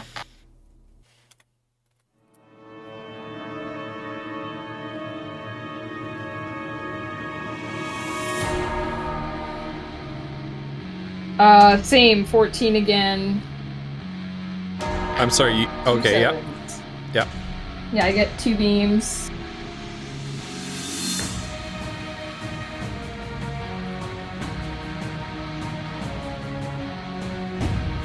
$15 damage on the second beam. Dude. What kind of buff do you have on your Eldritch Blast? Do you have that ability where you add your charisma modifier to it? Wait, I think I added too much. I think it was 12 on the second one. Oh. How much did I say for the first one? 12 and 12. Yeah, that's right. Okay. But yes, I do have the buff that lets me add Okay. my charisma. Nice. And she's gonna say, Alfred! Put the violin down and let us talk to you. We don't want to hurt you. Oh, but I want to hurt you. Well, that's a problem. Is that your turn? Yes, indeed. All right, Goldrill.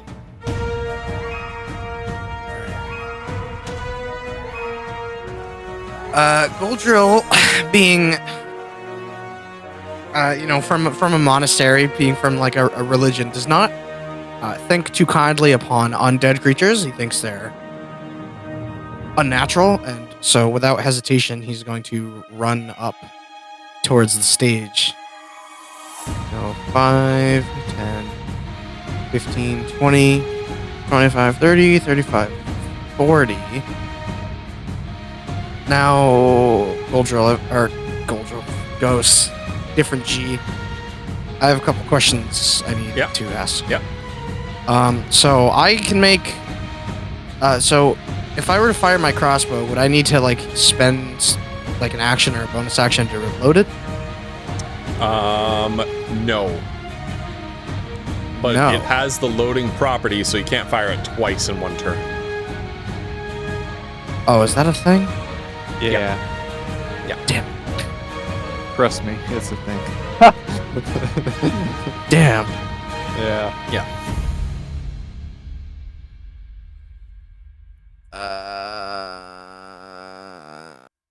Okay.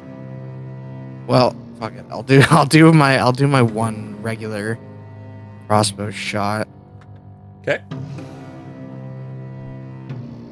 Did I do that at advantage? I did. You did do it at advantage. The first one. Yeah. So the first one, that's a hit. By the way, sorry, I'll be attacking this one right in front of me. Yep. And then it's at so like that is 5 damage. Okay. You can also roll a d4 as well because you're blessed. That would just be to hit though, Does right? that- Not damage. No, it's for damage. Or no, it's for the attack roll. It's just the attack roll. Yeah. And then it probably. Okay, I don't remember how exactly this works. I want to throw a dart as well. Yep. It's 20/60 so it'd be a disadvantage So- since it's past 20. Yeah. Okay. So Disadvantage. who are you throwing it at? Same target, one right here. Okay. So disadvantage, dart, go. Fuck. Yeah. That second dart just pangs into the floor. Now I'm out of darts. Damn. And the Those darts last a long time. and the undead creature continues shuffling towards you.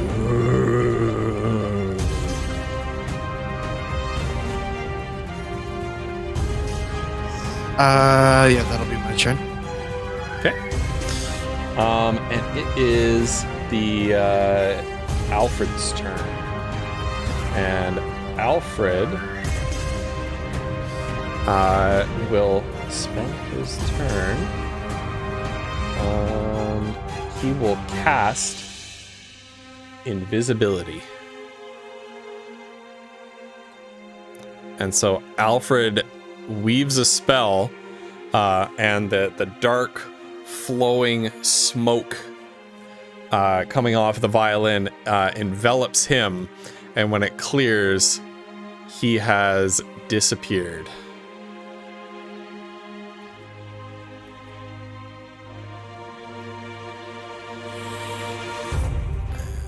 And okay. And as his bonus action, he is going to command the skeletons to eliminate the party. So, how much movement do they have? Oh, they got like a full 30. Okay. 15, 20, 25, 30. 5, 10, 15, 20, 25, 30. That's 25, 30. 10, 15, 20, 25, 30. The bone piles, by the way, count as rough terrain. Okay, and the skeletons begin advancing towards you. And then this one.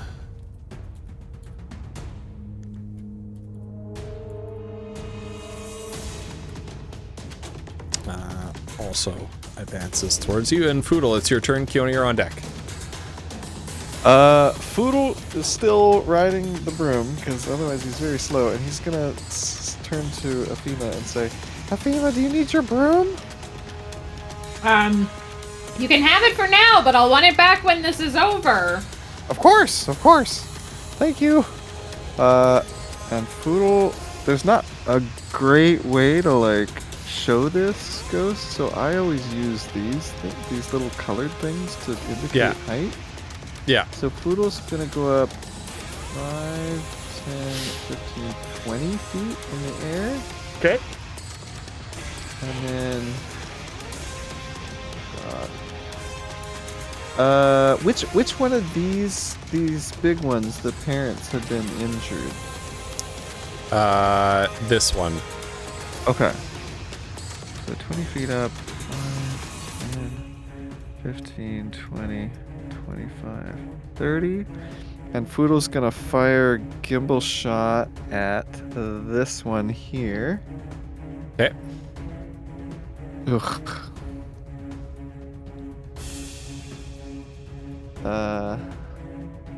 Wait, you can roll a d4 on that. Oh yes! Oh, thank you. That's the whole point of the thing on Foodle's scale. Oh, hey, there we go. Oh, yep. Hashtag blessed! All right, yeah, so that's a hit. 10 damage.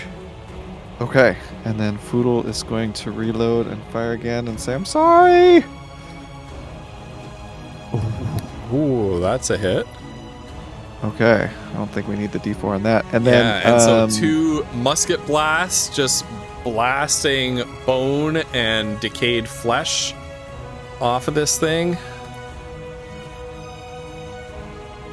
What he wants to do with his bonus action?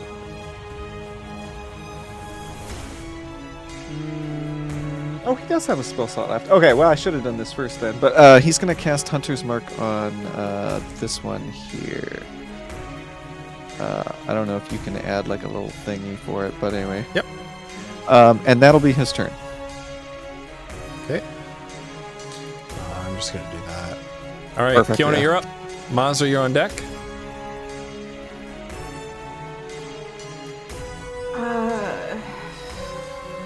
All right. She's going to move forward with her little baby little horses. 1, 5, 10, 15. She's gonna kind of look down at them and be like, I don't want you guys to get hurt, so I'm gonna leave you here so you can. And she'll I guess she'll walk up to the stage and put him like on the side of the stage. No, there's bad guys right there. So like over here behind Goldrill actually is where she'll stick him. Yeah. And then she's going to preemptively kind of mutter an apology to Goldrill in case anything goes wrong, and she's going to cast. This is where it's going to be tricky. Hold on. Is this? Yeah, she can't. Don't hit me. Right. No. Well, if the surge happens, then she's actually going to cast Sleep into the like center of the stage where the kid was. Before. Okay. And so which she's square? Going to hold on. Is that up to 90 feet? So I don't know where he was, but it goes in a 20-foot radius. Creatures within a 20 feet of a point that I choose. So let's hold that one right there. Okay. Yep. And so, and she's gonna upcast it 1 level, so it will be a level 2, just because she's not sure. Okay. So you cast Sleep. There's a cloud of sort of purpley, glittery dust that appears in the middle of the stage here. You're not sure whether a person put to sleep who is invisible becomes uninvisible, but yeah. I suppose you just kind of have to trust that it worked. They would become incapacitated and lose concentration. True. Well, nobody becomes visible, so... I was really just trying to do it, but it's fun. Yep. I rolled a 10 on that thing for the wild magic. All right. And then, yeah, I think that's it. Okay. Kiona, you're up. not Kiona, Mazra. I was like, wait, what? You said this was like 6 feet up. This little stage part. Yeah. So can I do like a acrobatics or something to like pull myself up, or like a athletics? Roll acrobatics. Or can I use athletics instead? Yep. All right, yeah. Yeah, you are allowed to move onto the stage as if it's like regular movement. Okay.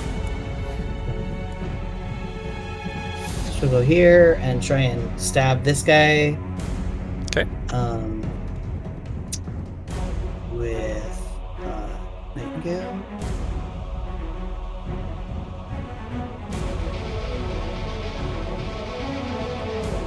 All right. Yeah. That'll hit. Okay.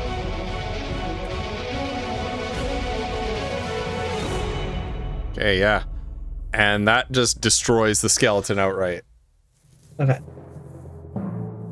As you move in here with your dagger and just you wrench the blade in, find some purchase in a joint or a vertebrae, and push it, and the pressure causes the whole skeleton to just crumble apart. Rest of your movement, bonus action? She is I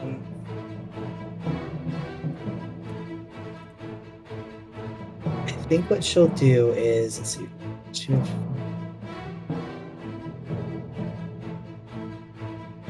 30, and then that was movement. Okay. So that she'll move here.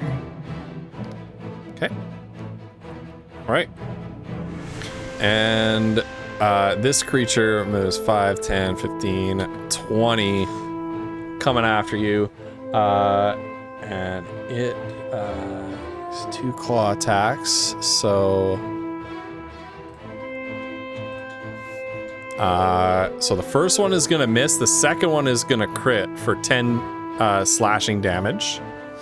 As this undead creature reaches out to you and claws at you, rending through your armor and flesh. I'll use my reaction to have that. Okay.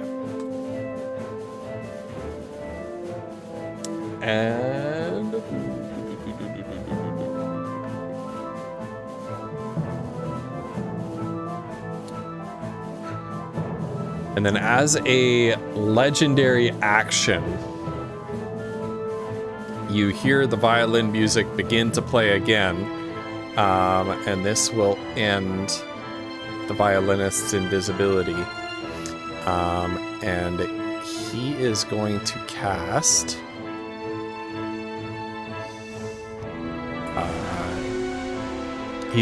cast Bestow Curse as a legendary action onto Goldrill. And Goldrill, you now have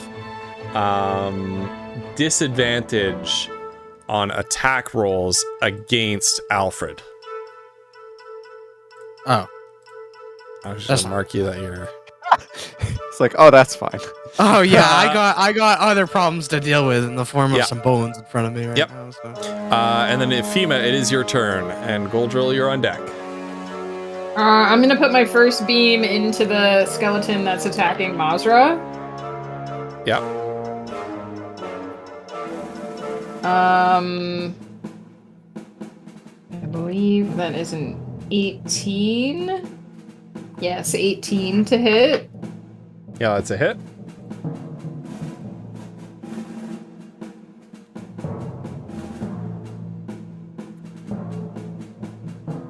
Uh, 13 damage. Yep. Is it still up? Yep.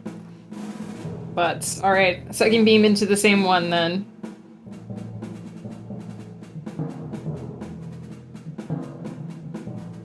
$25 to hit. Okay. That is a hit. 9 damage on the second beam. All right. and it goes down as 2 beams of arcane energy slam into its back. The creature and continues sort of clawing, but this time quite impotently on the chest of Mazra's armor as it sort of sinks down to the floor and plop. Mazra, did you take damage? It's not I need to on do- damage. Oh, I know, but I think for the Con, blast. right? yeah. Oh yeah, you have to do a Con concentration save, right? check. Wait, so Yeah. how do you what's Constitution save? It's Constitution saving through. Kali, the aura only affects on the start if you start your turn within. How much damage did you take? Within 10 feet. Oh, Five. okay, so I hadn't taken. Yeah. You're fine then. Okay. Yeah, you're Because fine. it's 10 or half. It's All right. 10 or half the damage, whichever's higher. Efima, So any 10 move or over it. bonus action?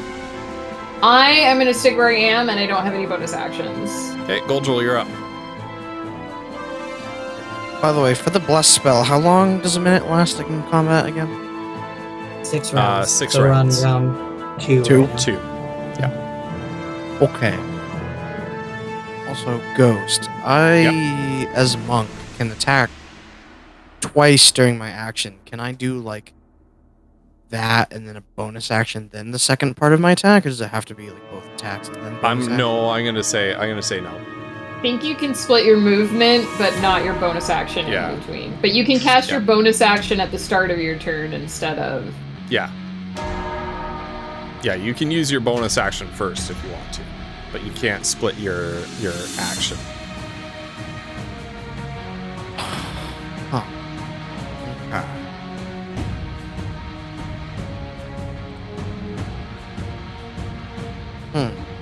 What's the bonus action you wanted to use?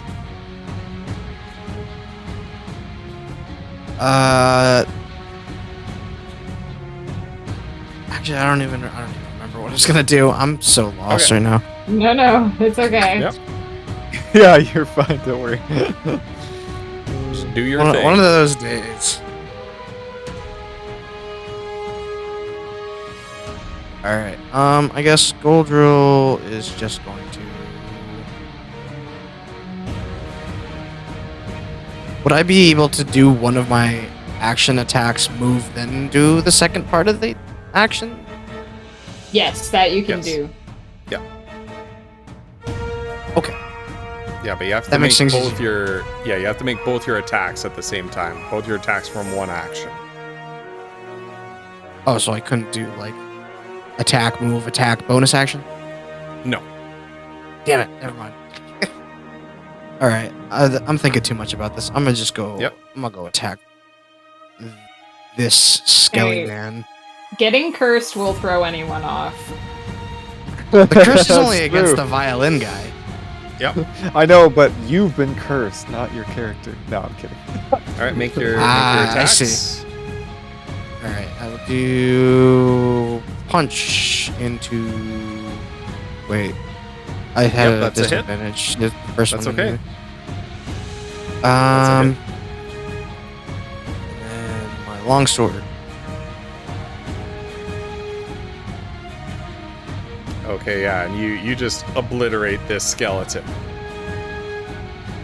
with a punch followed by a longsword swipe. Just bursts the skeleton apart.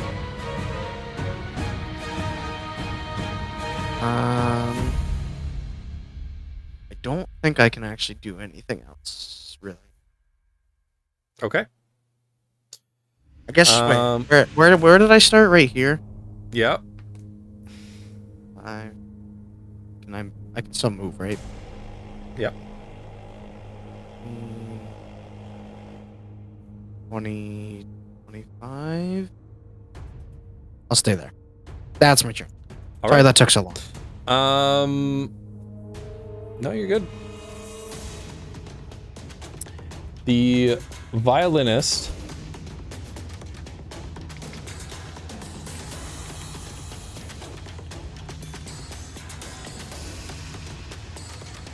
is going to he plays a chord on his violin, and basically the way this is skinned is, let's see.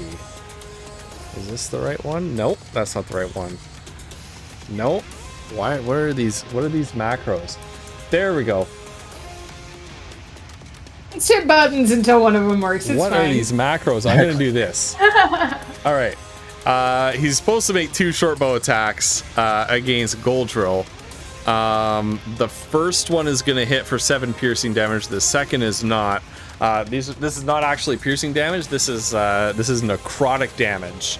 As he plays the violin, 2 darts of smoke shoot out from it at Goldrill. One of them, Goldrill manages to dodge around. The other strikes you for 7 necrotic damage.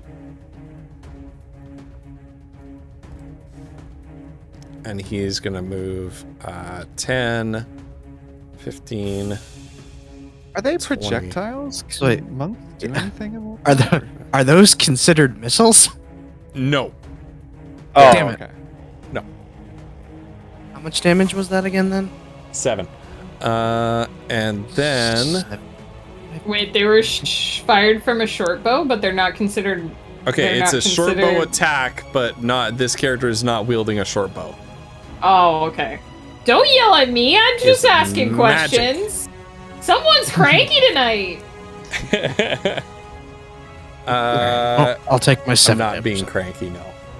7 damage. You yelled at me. I did not yell. I'm sorry if it came off that way. You yelled at me. Wow. This undead creature kind of moves into a flanking position around you, Goldrill. And a 20 and a 15. So the first one is going to hit, and you're going to take 3 slashing damage. And Foodle, you are up. Okay. With Kiona on deck, followed by Mazra. Oodle needs to check something really, really quick. How does Hunter's Mark work? 90 feet. Okay. Is that what he's gonna do? Oh god, I don't know. Foodle is going to use his bonus action to move Hunter's Mark onto this skeleton. Oh god, is that a god? They were killing his parents. Oh fuck, I don't know. I guess this one. So he'll put Hunter's Mark on that one, and then he's gonna fire twice at that one there. Okay. Oh god. Okay. Yeah, that's a hit. If that hits, oh yeah, plus I can do a d4, but okay. Which I don't need to do if that hits. So Hunter's Mark damage. And then Foodle's gonna fire again at the same creature. And then Hunter's Mark damage, and then Colossus Slayer. And he's going to use a superiority die to try to get this thing, like maybe even shoot a leg off to trip it, basically. Okay, yeah. So go ahead and roll a strength saving throw. Oh, 2? Come on, bro. Roll the 4. Okay, so it is prone. Yep. Does it matter? I don't know if it matters. Anyway, I'll double check, but Yeah, Gimbal until Shot it just stands shears up. its leg off, and it tumbles to the stage. Okay. And I think that's everything Foodle could do. Technically, he can move like this, maybe. All right, and that's his turn. Yep. Kiona, followed by Mazra, then Ephema. And actually, at the end of Foodle's turn, Oh god. the violin sends out another cloud of smoke, and it summons another one of these guys right here. As it, underneath one of the large piles of bones, another one of these creatures similar to Alfred's parents climbs out and snarls at Mazra. Kiona, it's your turn. All right. She's gonna move.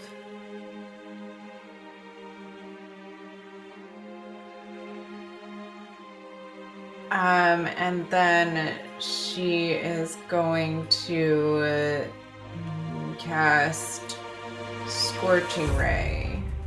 Okay. At our little buddy over there. All right. The second and third ray hit for 18 fire damage. And you hear the boy recoil back. Oh! Damn you! If you would just drop the damn violin, we wouldn't have to do this. And then as a bonus action, she is going to restore a level 2 spell slot. Okay. Mazza, you're up. Okay. Did he revive the skeleton that I knocked out? Is that what this is? They created a new one.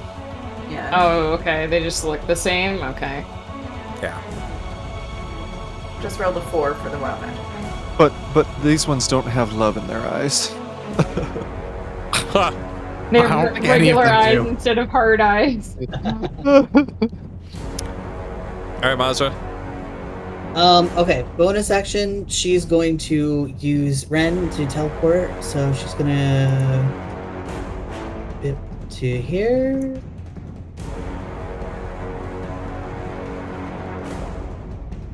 And then move,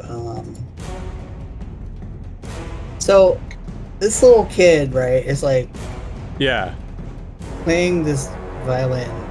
Yeah, and as you get up close to him, you realize like the veins coming out of like his shirt and up to his face are black. And it looks like he's been messed up by this thing. So so she has Nightingale in her hand. Can she try to stab the violin? Yes. Okay. Roll an attack. Okay.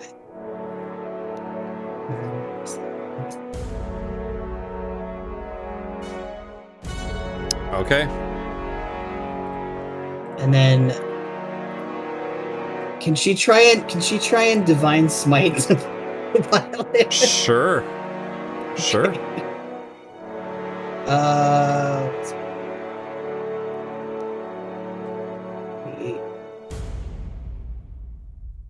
Okay. Oh, I have it on my sheet. Is this thing like undead or a fiend? It has. I'll count it as a fiend. Okay, so I get an extra D8. There, 2, whatever. Okay. Ooh, not undead, huh? Oof, yeah.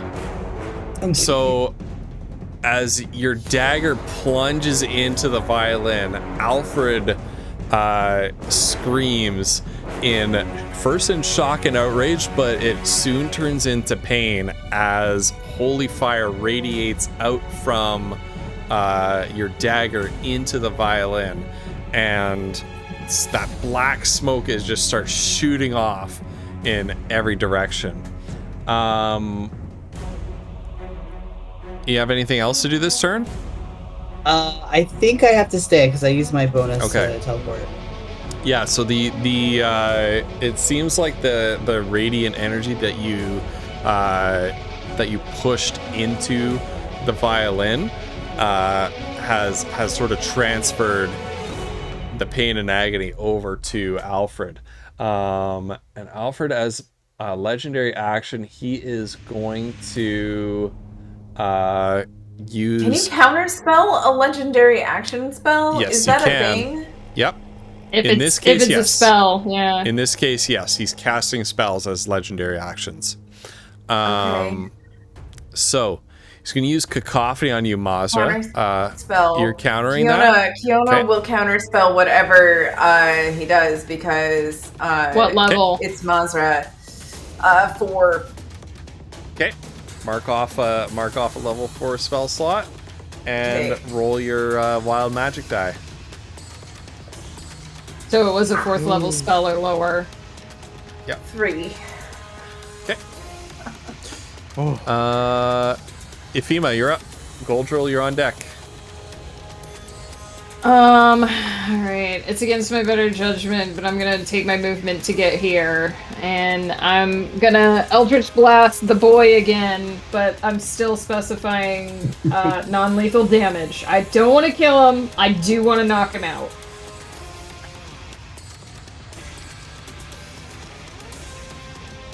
That is gonna be a 17 to hit. That's a hit.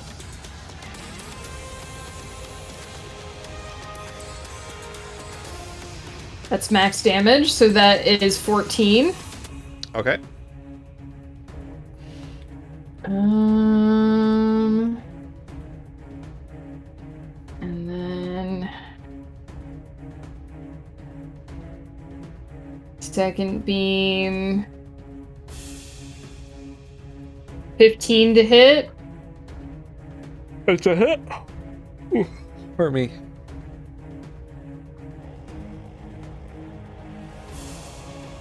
Nine damage on the second beam. Okay. He is starting to look hurt. Some strings have broken on this violin and they're just sort of curled around in the air, but he keeps on playing. I forgot to use his bonus action to have these skellies advance on you. So Kiona, the skeleton swings a crudely made rusted curved sword at you. Attack roll of 15 for 4 damage if it hits. This one, same thing, Goldrill. Attack of 15 for 6 damage if it hits. So what, 15 to hit? Was that? Yep. It misses. And Mazra, does a 23 hit? Yes, it does. 5 piercing damage. Okay. Okay. Let me make a con save. Hang on. All right. Oh. Though if I half that, would that still work? It's 10 or half the damage, whichever's higher, so it's a fail. Okay. So no more bless, everyone. No more bless. You have been unblessed. Oh, All right. my blessed. Goldrill, you are up. And Goldrill, actually, this creature right here has something called. Actually, Ifima, did you start your turn in that space, or did you move into? No, that I space? moved Okay. into that space. Okay. So this thing has an ability called Drowning Aura. You are a living, breathing creature, Goldrill, and you're starting your turn within 10 feet of It wouldn't this affect me creature. anyway. So you need to make a DC 10 Constitution saving throw. Huh. Or I guess it would, but I'd get advantage. Constitution saving. Oh, Yep. oh boy. I got no bonus in this shit. 19, let's go. Oh, phew. Hey. All right. Yeah, you're starting to feel like the air around you is becoming heavy. But you managed to shrug off its effects for now. All right, Goldrill, it is your turn. Alright, Goldrill is going to spend 1 key point for the first time in forever, so I can disengage from small skeleton boy down here. Yep. And reposition 5, 10, 15, 20 right here so that I may perform a breath attack. Okay. Now, would I get advantage on this guy because he's down? You're not making an attack roll with a breath attack. You are, they have to roll a saving throw. And hilariously, prone doesn't do anything for dex saves. For whatever reason. Alright, well, I will still be performing my Well, because if you're laying on the ground, you can still move. Yeah. And that breath attack will be going in a line. Okay. And they need to make dexterity save of 12. Okay. This one I'm gonna say this one fails because it's prone. This one fails because it rolled an 11. So they both take 11 lightning damage, and are both destroyed. Let's go. And you hear Alfred cry out in anguish and rage as he has now watched his parents die a second time. Oh God. I'll destroy you all! Goldrill, anything else? Can I also make another light bow, right? Light crossbow attack at this guy next to Kiona?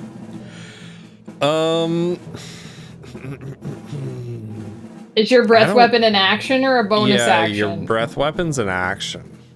I'm pretty sure. So you cannot also attack. Yeah. Unless you can shoot that thing as a bonus action. Well, the reason I ask is because of this. Okay. Yep. You get it. Yeah, but I don't think Yeah. that's only if you take the attack action and your breath weapon is an action and it's not the attack action. Yeah. Technicality. Yep.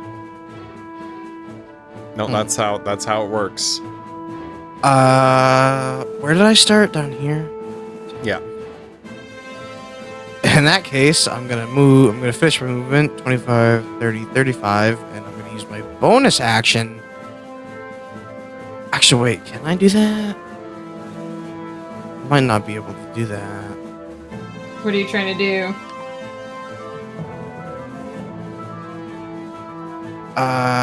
Something about bonus action doing a hit, but I think I had to do like a regular attack.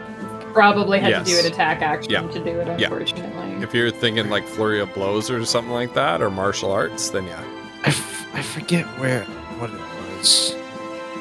The breath weapon is kind of like casting a spell. It takes the place of your attack action. Yeah. I'm trying to find it. I don't know where that. Okay. I guess for now I'll just end my turn. Okay. See if I can find what I was thinking of. Yeah. Gosh.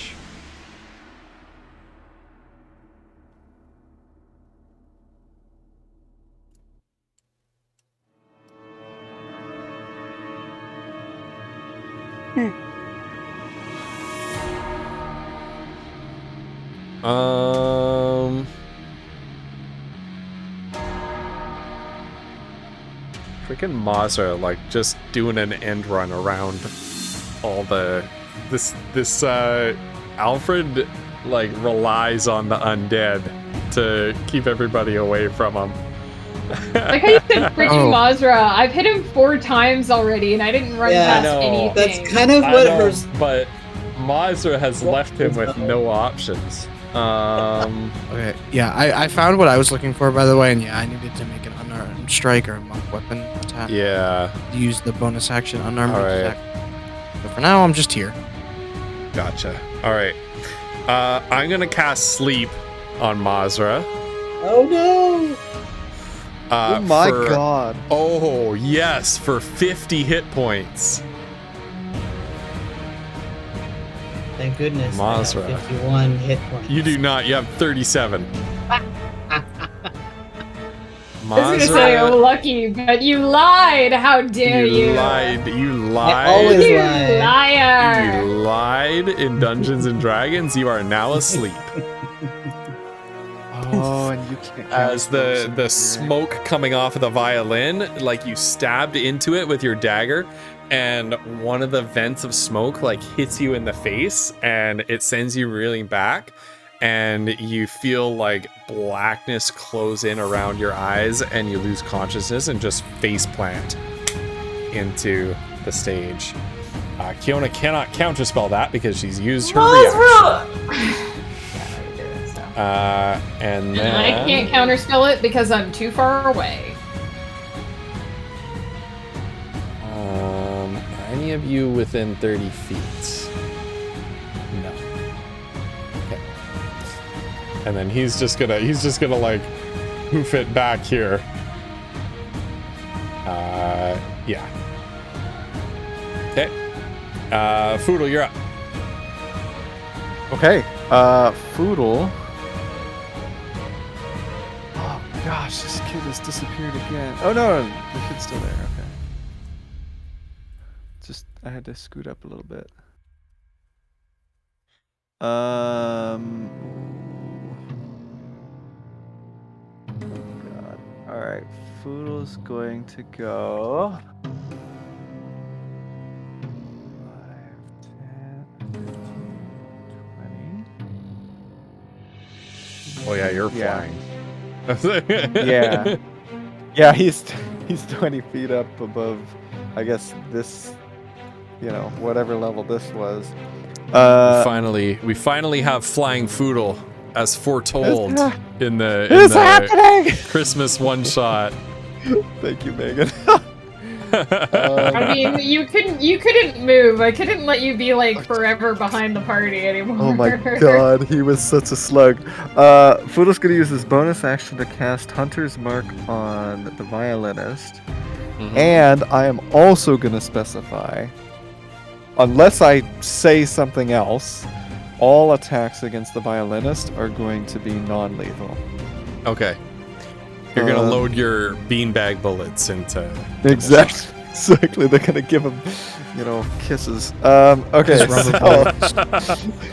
Rubber buckshot. Yeah, exactly. And then he's gonna fire twice. God, what is that roll? A 2. Okay, so 24 to hit on the first one.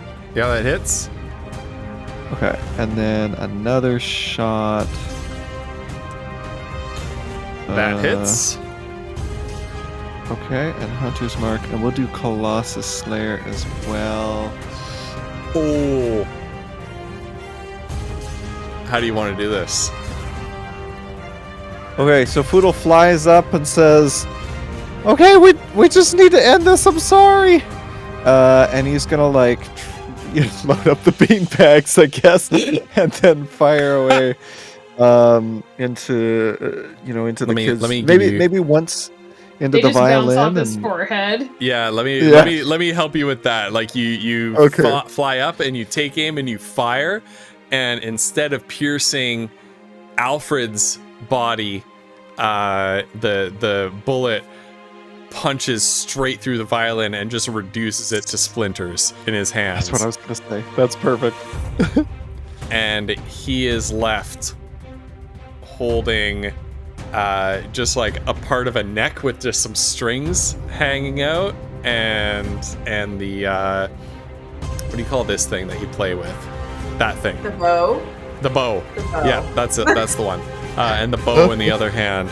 And when that happens, you see like that inky black smoke that had been coming off the violin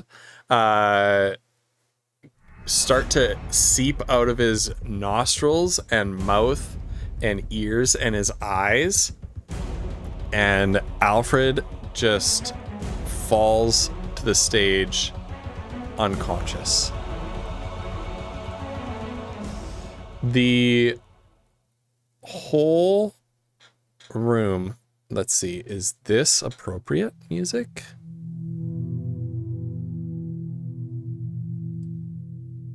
Close enough. The whole room begins to shift, and I'm gonna take us away from Roll20 now. The whole room begins to swirl and shift and distort around you. And you find yourselves in a humble inn room. You can hear the laughing and music and celebration and clinking glasses of the tavern common room directly under your feet. As if this whole expansive labyrinth that you have been exploring has suddenly just become reduced back to a normal tavern. It's very dark inside this room. There's only a glimmer of sunlight coming in through the crack between a pair of curtains on the window, illuminating just the outline of a sleeping figure in a bed. The blankets drawn up around their shoulders.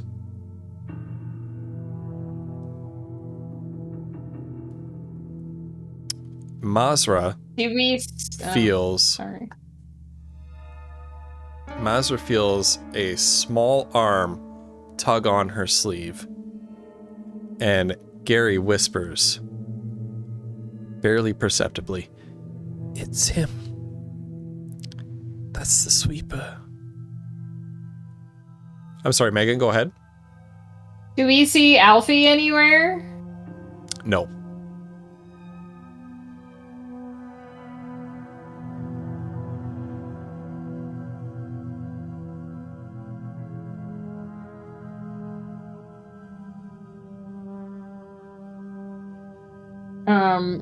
Ephema will say in a stage whisper, but I won't whisper because my mic, I don't think will pick up the Ephema voice if I whisper. Be very... Oh, that's Gary. I have a bell! Be very quiet. We probably don't want to wake him. What? We need to wake him, Granny. Why? Otherwise the dream will never end. You can't go home. What happens to all of you if the dream ends? Well, we all come back to where we were before we started dreaming. By the way, Foodle, if I could have that broom back, I'd really appreciate it. I don't want to get screwed over by the GM when we leave this place. Who's the GM? Nothing you need to worry about, dear. Okay. So you said it was a guy like laying. Is he on a bed? Or is he just like? Yep. It's just a person sleeping in the bed. I'm assuming Foodle gives her back her broom. Are the little horses gone? No, they're still in your backpack. Okay. Flutter's got her priorities. Holly is not answering, and I'm like starting to think he's stealing my broom.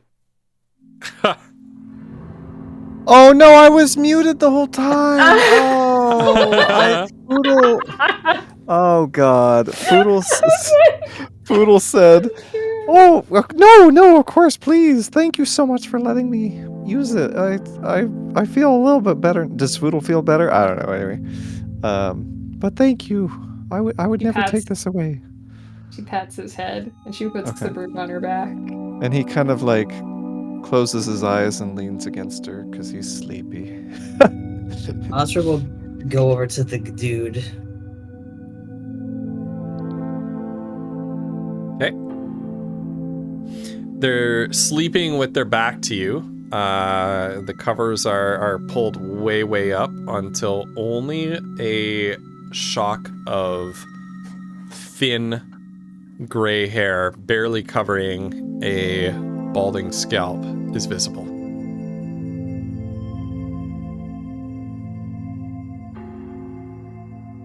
We'll try to wake him up. Okay.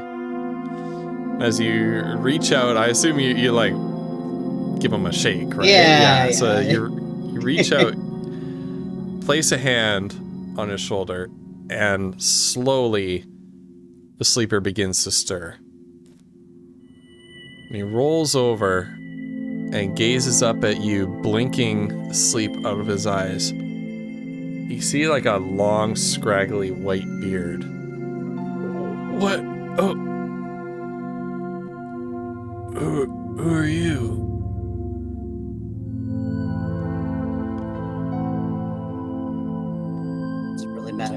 here to wake you up. Yes. Yes, I suppose it's time. Wait! I have a question. Okay. Alfie, the young man who was playing the violin, do you know what happened to him? Oh, poor Alfie. The old man sits up in his bed and shakes his head. There are things that we dream that are meant only for ourselves, not for others. I'm very regretful for what happened to him.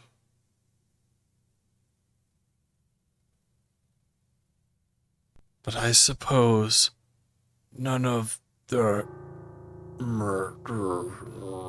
And the sound becomes distorted all around you as the world begins to spin beneath your feet. You begin to lose consciousness. And when you come to,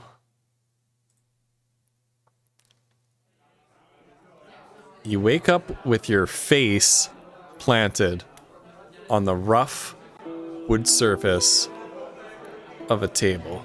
You pick yourselves up. Some of you wipe some drool from the side of your mouth. And you're in what is now a very familiar tavern. Common room. Oh! You lot are awake, eh?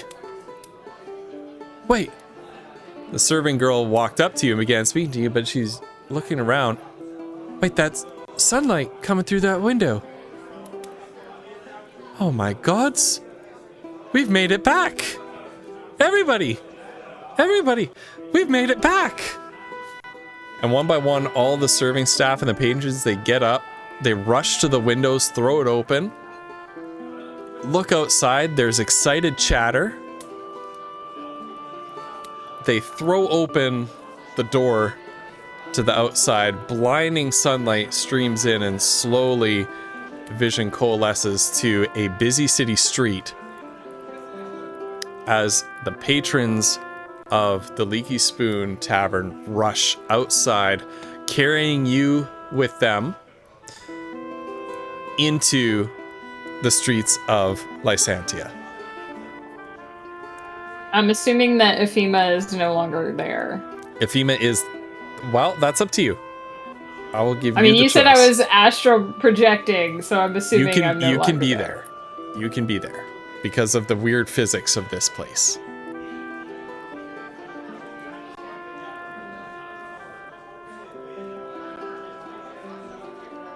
Up to you. If I look around the group of like people who are leaving, I don't see Alfie. Alfie is not leaving the tavern. Alfie, you see a frightened and anguished little boy sitting in the corner, curled up into a ball and crying. Ephema the crowd sort of melts around her, and she goes against the crowd to kneel next to this little boy. And boy, get your tissues, because I need one already.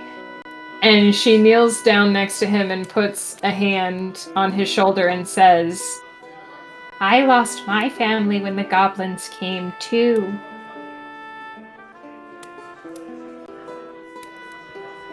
Alfie just sobs and his shoulders tremble.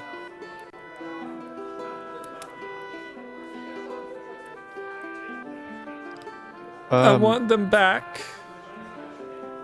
I them. know. But you didn't really have them. Those weren't your real parents. No, they weren't. We can never really bring back what we lost. But As long as we remember, we don't really lose them, do we? And Alfie looks up at you. His eyes red, his cheeks soaked through with tears. You lost your family too? I did, but instead of parents, I lost children.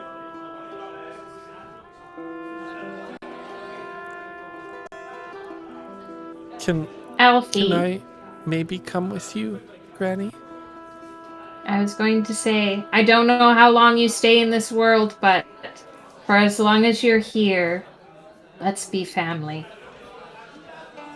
And she holds out a hand for him to take. And he just hugs her and cries. And she hugs him and cries as well. Meanwhile... what about Gowie? Meanwhile, out in the street, the shock of the onlookers in the streets turns into jubilation as Lysantians rush to meet their fellow citizens who have been away, and this myth that has persisted for centuries of the leaky spoon. They realize that, hey, their fellow Lysantians are back. People are hugging.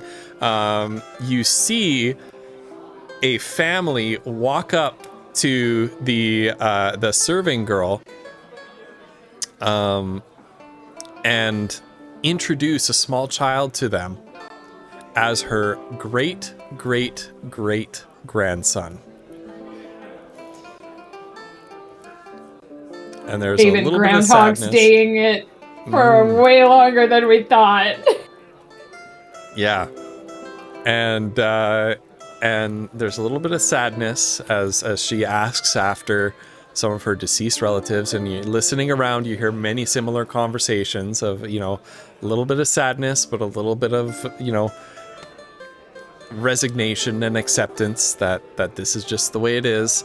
And this seems to be a cycle that plays out over and over and over again, with the patrons and the staff of the Leaky Spoon leaving on their journey to wherever it was that they've been, and coming back a cycle later to learn about their descendants and their family. Looking around you,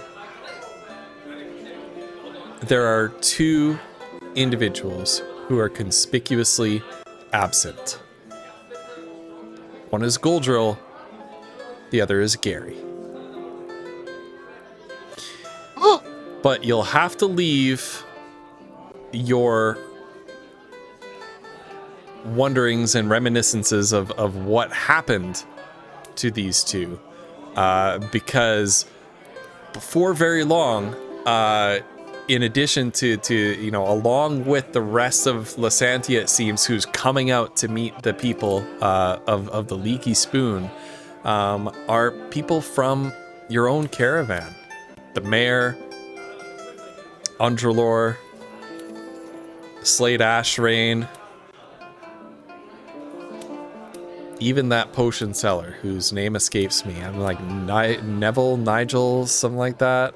Bruno better not Nestor be there. Kane. Nestor Kane, that's it. Thank you, That Nestor motherfucker's Kane. got some beef. I remember that. Even Nestor Kane is out to greet you. And for the next week, there are just wild celebrations in the streets of Lysantia, while their lost brothers and sisters are here. Yes. Still have 3 tiny horses.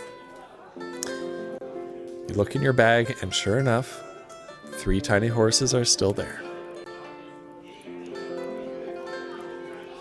Holy shit, he gave her tiny horses. And that is the end of today's session. At least as far as most of you are concerned. What? If we turn our attention back. I need to get my music back.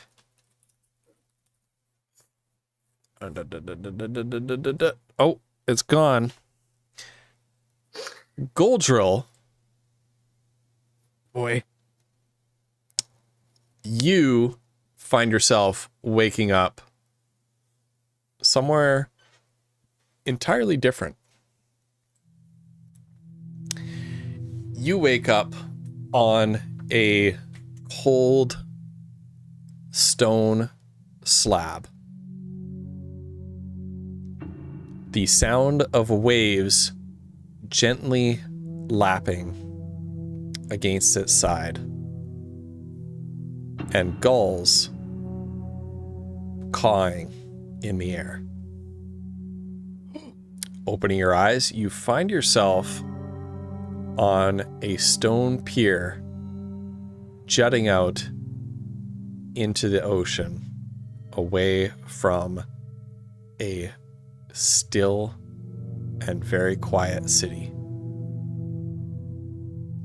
Next to you, on a ragged and tattered bedroll set out next to a tent, an old man stirs awake.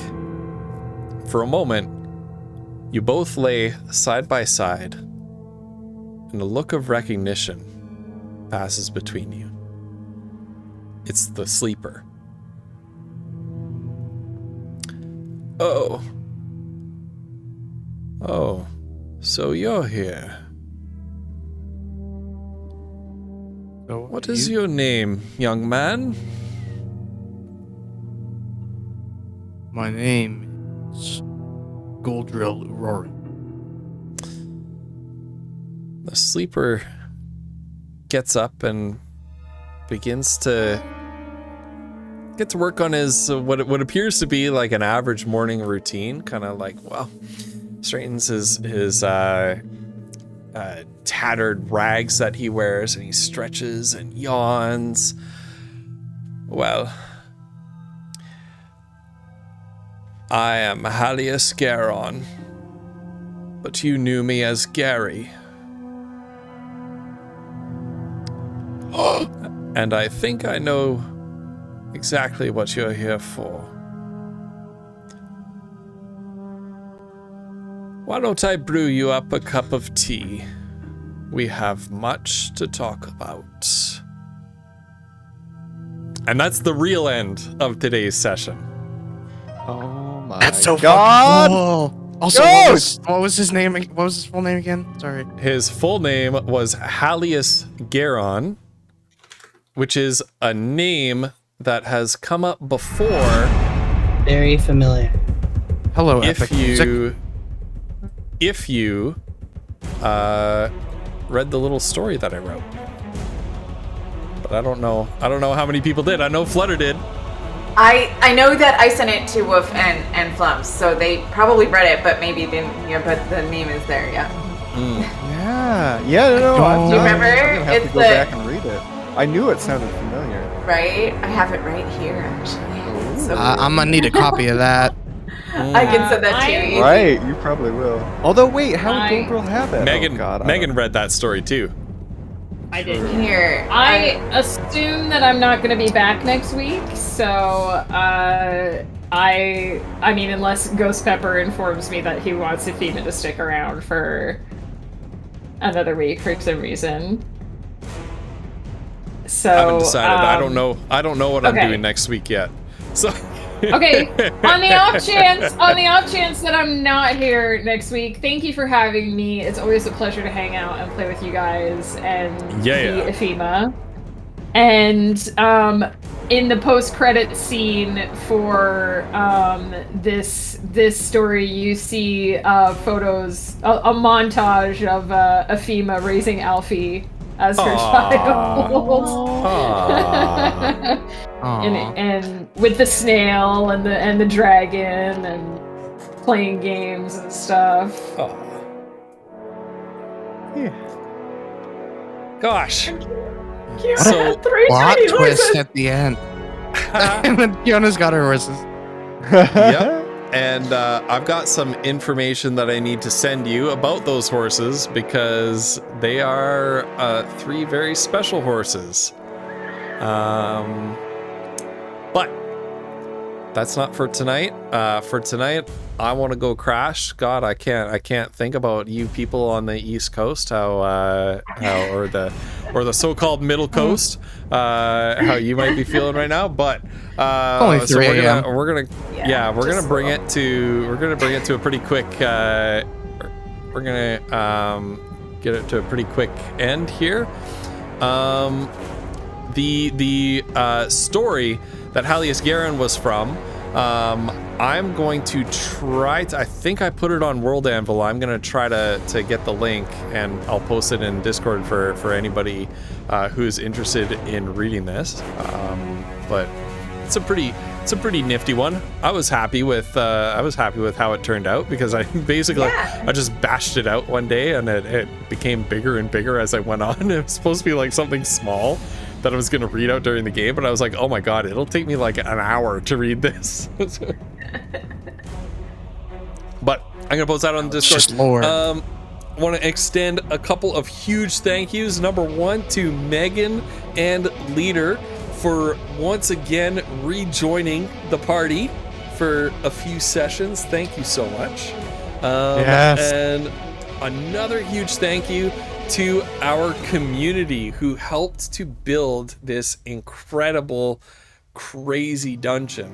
I'm going to try to name everybody who worked on it, but I will probably miss a few. I know that Jay Chili made some contributions, Flannelsaurus, ATM Zero, Snozberries, Bow the Distance, Neo, Squanchy, Metal Gear Kirby.